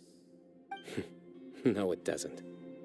This experience has allowed us to become friends, which means that the Academia and the Temple of Silence will become partners once more. That's a much bigger deal than you might think, Sethos. You said yourself, times have changed. You have to believe that things can change for the better here at the Temple too. I will try. To be honest, I couldn't have asked for a better outcome. Actually, part of me wonders whether Bamoon's intentions from the very beginning was just to create enough pressure to force us towards a duel. That way, no matter who won, one of us would have to surrender our Ba fragment, and the power of Hermanubis would be concentrated in one single person. Had you won, the Temple of Silence would have doubled its strength. And were I to win, he correctly anticipated that I wouldn't suddenly drop everything to become the leader of the temple, much less integrate the temple into the Academia by force. He knew that the temple's future would depend not just on the guidance of Hermanubis, but the support of the Academia too. So he made it his responsibility to ensure his successor would be free from the burdens of the past. His plan meant that whoever ended up succeeding him, they would have an easier time interacting with the Academia. With one single letter, he lured out the professor. No matter what happened after that, it would result in a net benefit to the temple. And here I thought the General Mahamatra wouldn't care for all these trivial details. You're absolutely right. Grandfather and I considered this from every angle. We had to find a way to mend our relationship with the Academia. In that sense, the right of duels was just a means to an end. Thank you for everything, Sino. As a gesture of our gratitude, to those that you and Lesser Lord Kusanali deem worthy, I will grant the honor of access to the Temple of Silence for their pursuit of knowledge. The Temple of Silence has a wealth of information on King Deshret's civilization, more than any other organization in existence today. In times when you need information that only we can provide, we will be here to support you. But you must be exceedingly careful with your selection of candidates, lest you lead humanity to repeat the same mistakes. By the way, Tainari, my grandfather was so happy to see you. You are a descendant of the Veluca Shuna, and we are the heirs to the will of Hermanubis. The story goes that King Deshret chose the sage Hermanubis from among the Tainarians and appointed him as his familiar. He went on to fight many valiant battles with his Tainarian companions. They always stood by each other, from the founding of the Temple of Silence to the fall of Tuletula. The Tainarians who left Tuletula joined their human counterparts in the rainforest. A few centuries later, when some of the group returned to the desert, many of the Tainarians chose to stay and put down roots in the rainforest. In all likelihood, those were your ancestors. How fascinating. My father once mentioned that I was named after the Tainarians, but I never knew that my forebears had such a history with the Temple of Silence. I like this story. By the way, has anyone seen Cyrus? Yes, Cyrus. You'll probably find him in my grandfather's room. He wouldn't show it in front of me, but I think he still has many fond memories of my grandfather. If it's true that you and your grandfather really planned for everything to turn out this way, then I guess he didn't really resent Cyrus as much as he appeared to. Who knows? Perhaps all of us, you, me, and Cyrus, we're all just pawns in my grandfather's plan to set things straight. He was awful like that. Someone's got to make the decisions when history is at a crossroads. I will make a detailed report on all of this to Lesser Lord Kusanali, and arrange for an official delegation from the Academia to come and meet you in the desert. I'm sure you'll have lots to attend to in the days ahead. But once things return to normal, please come and visit the rainforest again. You should stay for a few days this time, and start to build some relationships. If we're going to work together, both sides have to get to know one another better. I will. All right, well, bye for now, everyone. I'll be seeing you. See you soon. Come hang out with us anytime.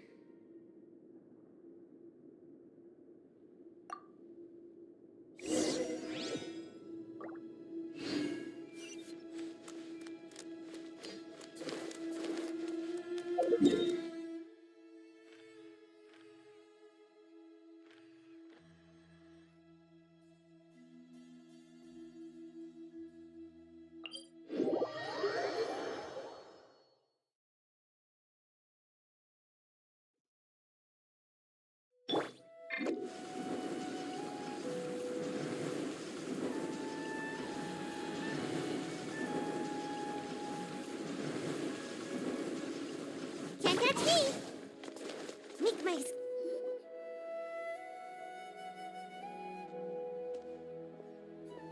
What were you thinking gallivanting off into the desert alone at your age? What if you take the bucket, You told not a soul what you were up to, designated nobody to handle your affairs, and left everyone scrambling frantically to try and figure out how on earth to clean up the colossal mess you'd made. Oh, please, will you stop your yelling? What other choice did I have? What do you mean, what other choice? Do you mean to tell me that after all your years of learning, and sagehood no less, the only idea you could conjure up in that white-haired walnut of yours was to shoot off into the unknown like some hot-headed 20-year-old adventurer? A one-man suicide mission, That's the best idea that one of the finest minds of a generation could come up with, is it? It astounds me that you survived the journey, and you're lucky that Ba Moon didn't finish you off when you arrived. All right, all right. Honestly, the way you're going off on me, it's like you wish you'd been there to lend him a hand. Does it mean nothing to you that I'm your colleague and former classmate? I've got nothing more to say. What's the point of berating an old bag of bones? What do you mean, bag of bones? I'm a flesh-and-blood hero who, despite his old age, saved our General Mahamatra from being stripped of his powers. Okay, look. Fine, I admit it, I was in the wrong. How can I make it up to you? What about, a month's work at the Academia? 1 month? Try 3. Inari's master is really laying into Cyrus. Let's give them a wide berth. Professor brought this on himself. Don't pay any attention to him. Wow, I haven't seen Master get this riled up in a long time. The last time he chewed someone out like this must have been back when I was still a student. I think I'll go around and update everyone, tell them the situation's resolved. Want to come with me? We can go for dinner afterwards. My treat. You in? Makes sense. I'm in.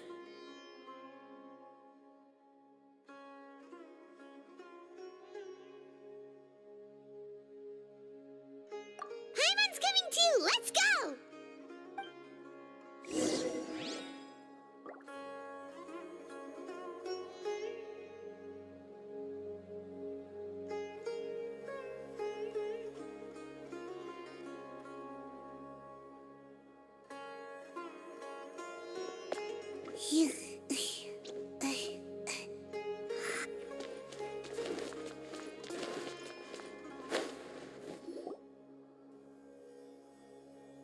Hey, Kale.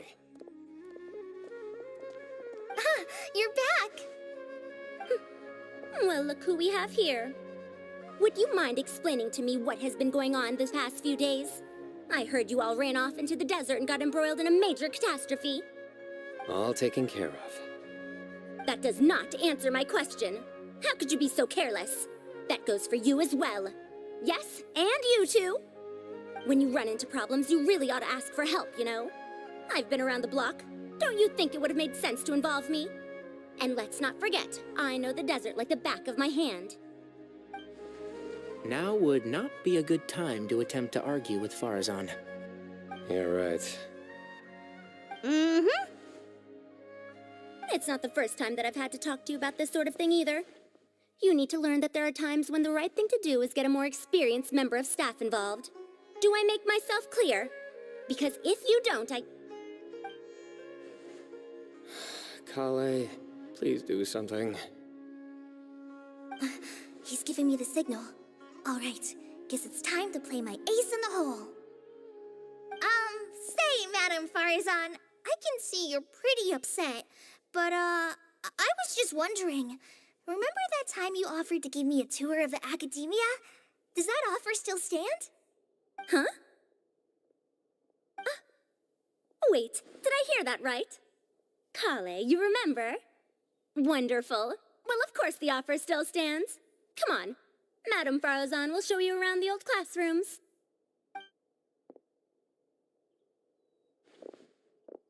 Poor Kale getting dragged off like that. Also, check out Farazan acting like some sort of official Academia tour guide. Kale! Cup. Huh? What? Oh, right! What do you mean, cup? You need a cup. I can get you a cup. Oh, it's nothing. Just Master's way of reminding me to stay hydrated while I'm out and about.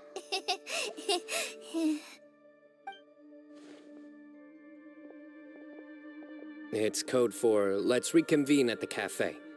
Tainari and I used it while we were in school, and it's become something of a family tradition now. Oh, that's kind of fun. Mm-hmm. 2 people left. Let's bring them along, too.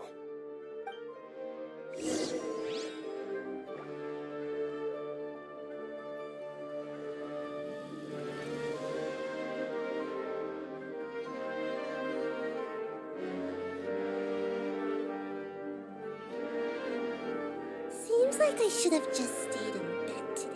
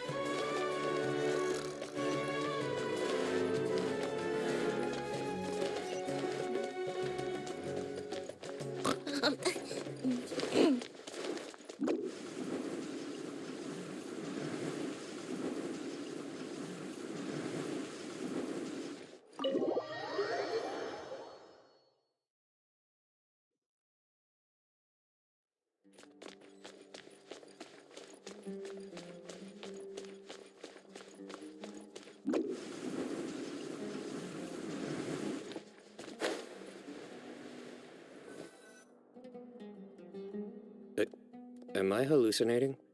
Or do I see Kaveh and Alhaitham engaged in diligent studying? We're just reorganizing all the books we used. Look, there's a whole mountain of them. There's no rush. Nobody reads these books anyway. My sincere thanks to you both. Yes, with your help, we resolved the issue rather swiftly and painlessly. And the outcome was better than we could have hoped for.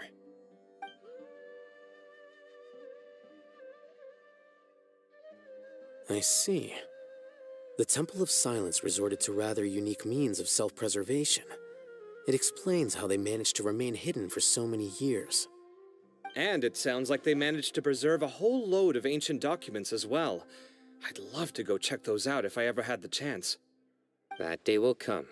The Temple of Silence is a hugely important organization, and we'll be sure to maintain good relations with them in the future. Now, as a token of my appreciation, I'd like to treat everyone to coffee. Sounds good. Yeah, sounds great. Although after the last few days, I don't know if I can handle another coffee. But I can just order something else. Sure. Let's go.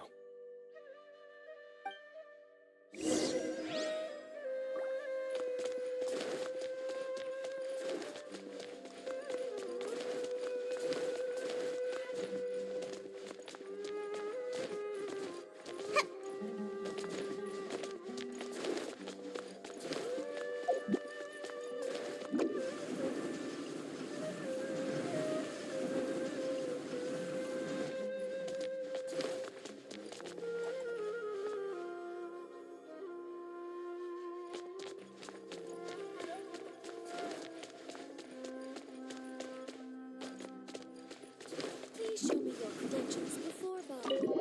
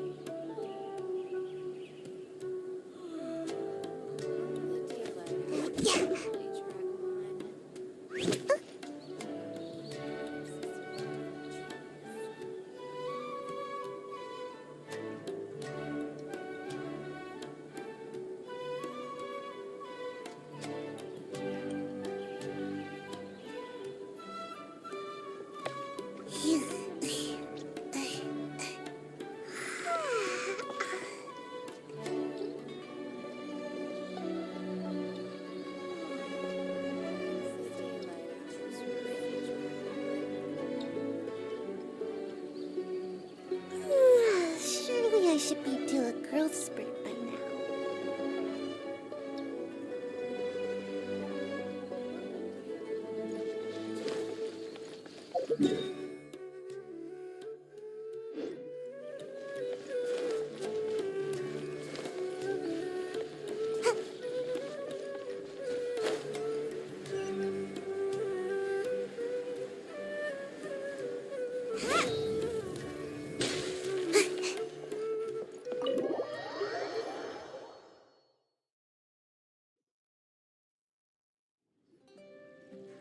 And then the Traveler just pounced on their opponent and knocked him right out cold.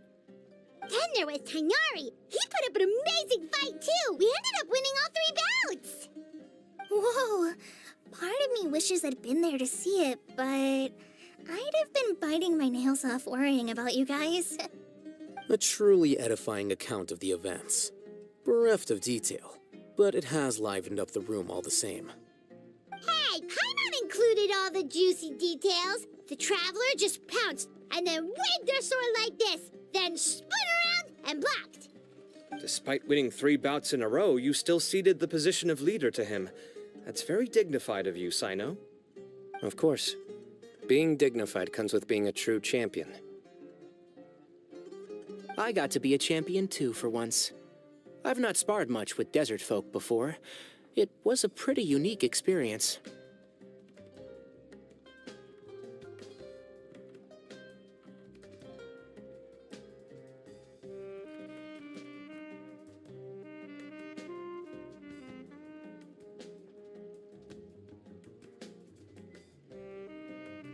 Yeah!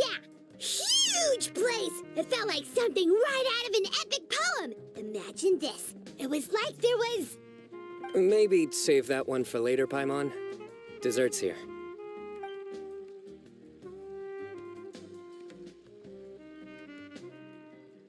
I think that'll do me for today.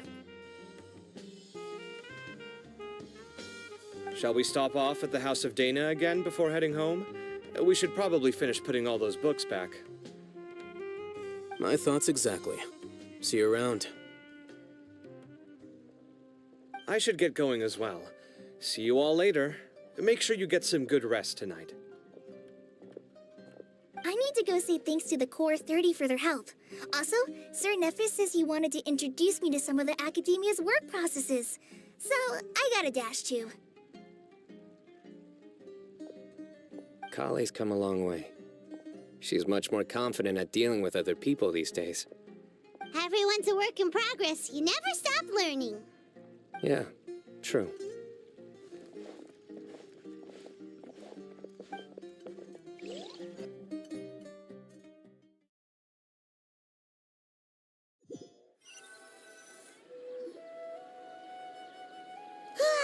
That was good. It feels like everything's finally wrapped up now. Life is all about these moments when you can finally relax and hang out with good friends after a job well done. And also, those desserts Sino got, they were really good. Paimon definitely needs more of those in the future.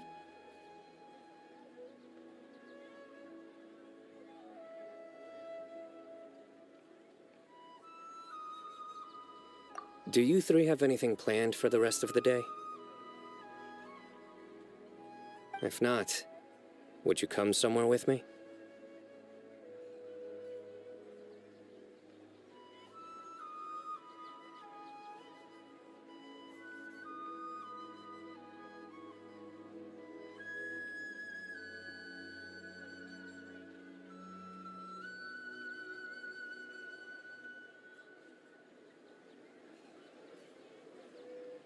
That's a secret for now. Wouldn't want to spoil the surprise. Okay, I think I can guess what you're talking about. It'll definitely be a nice surprise. Well, now Paimon's curious. Come on, let's go.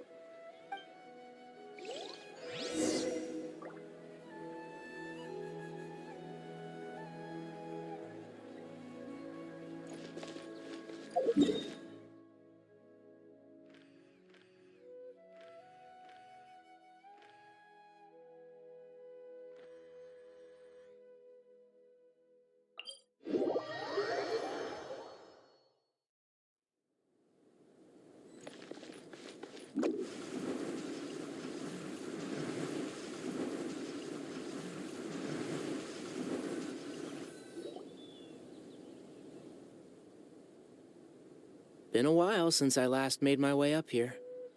Wow, look at this place! We're so high up! Need any help?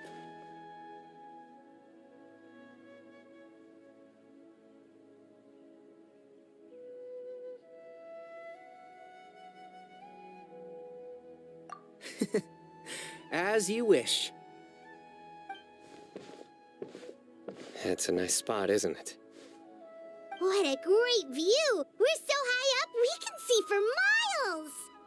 Traveler.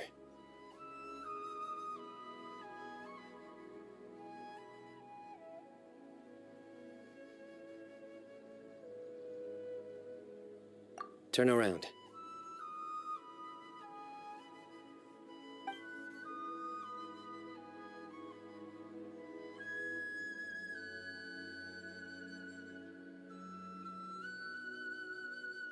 This is my secret base.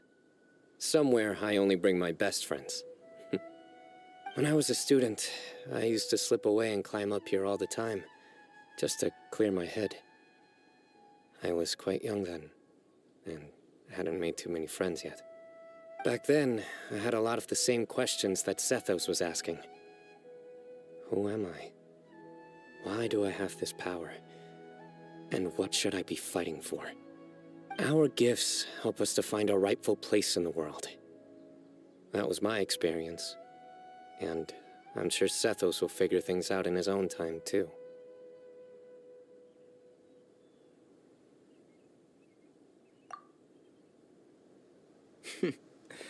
You two really are like brothers. I feel the same way.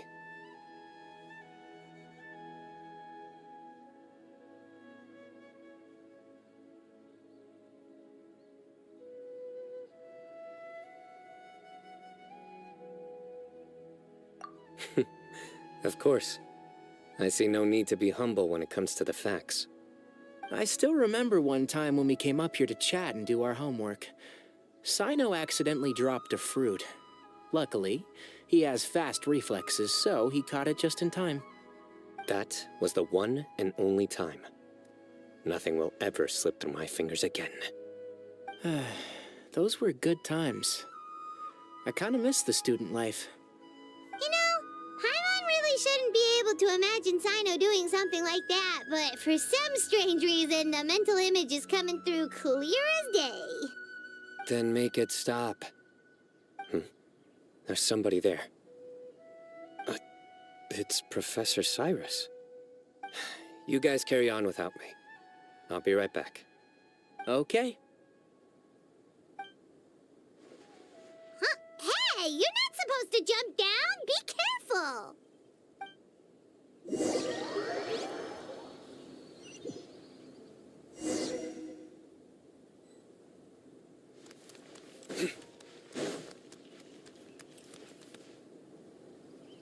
Oh, my days.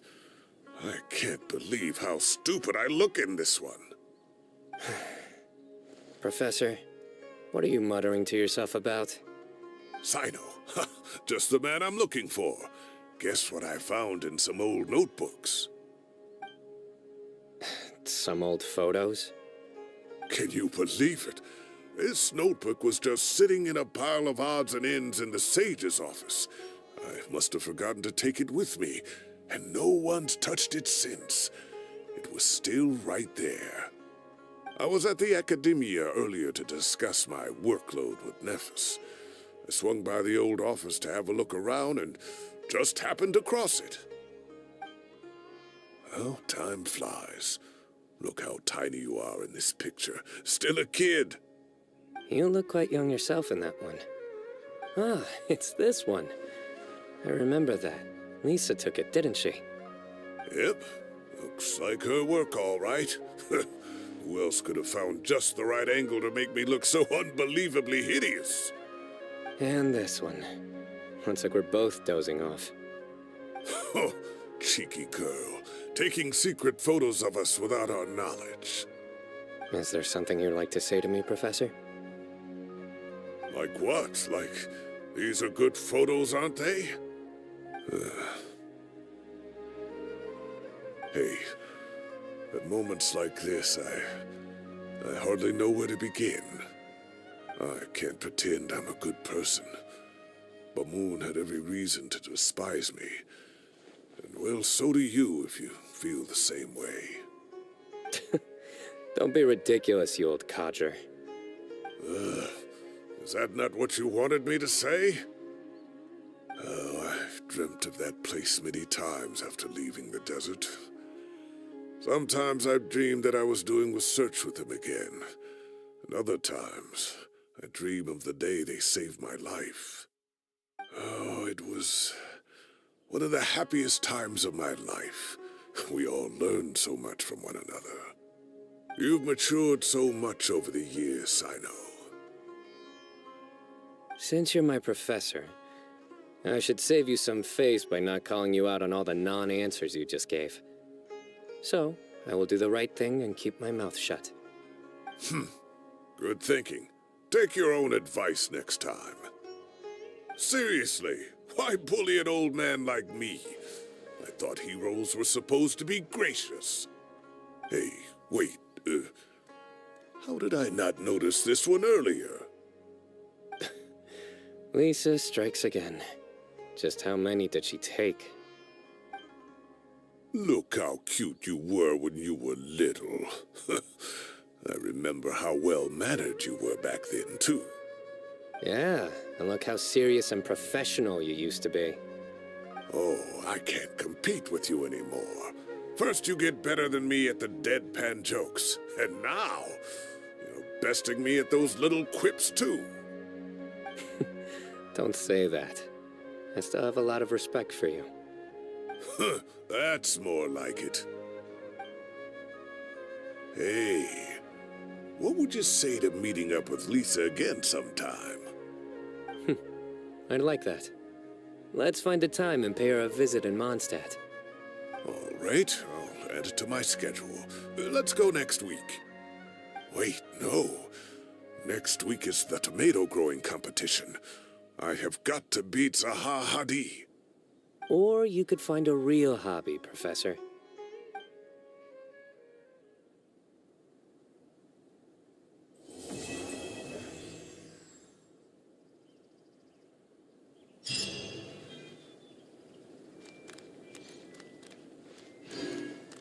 Great view today. This atmosphere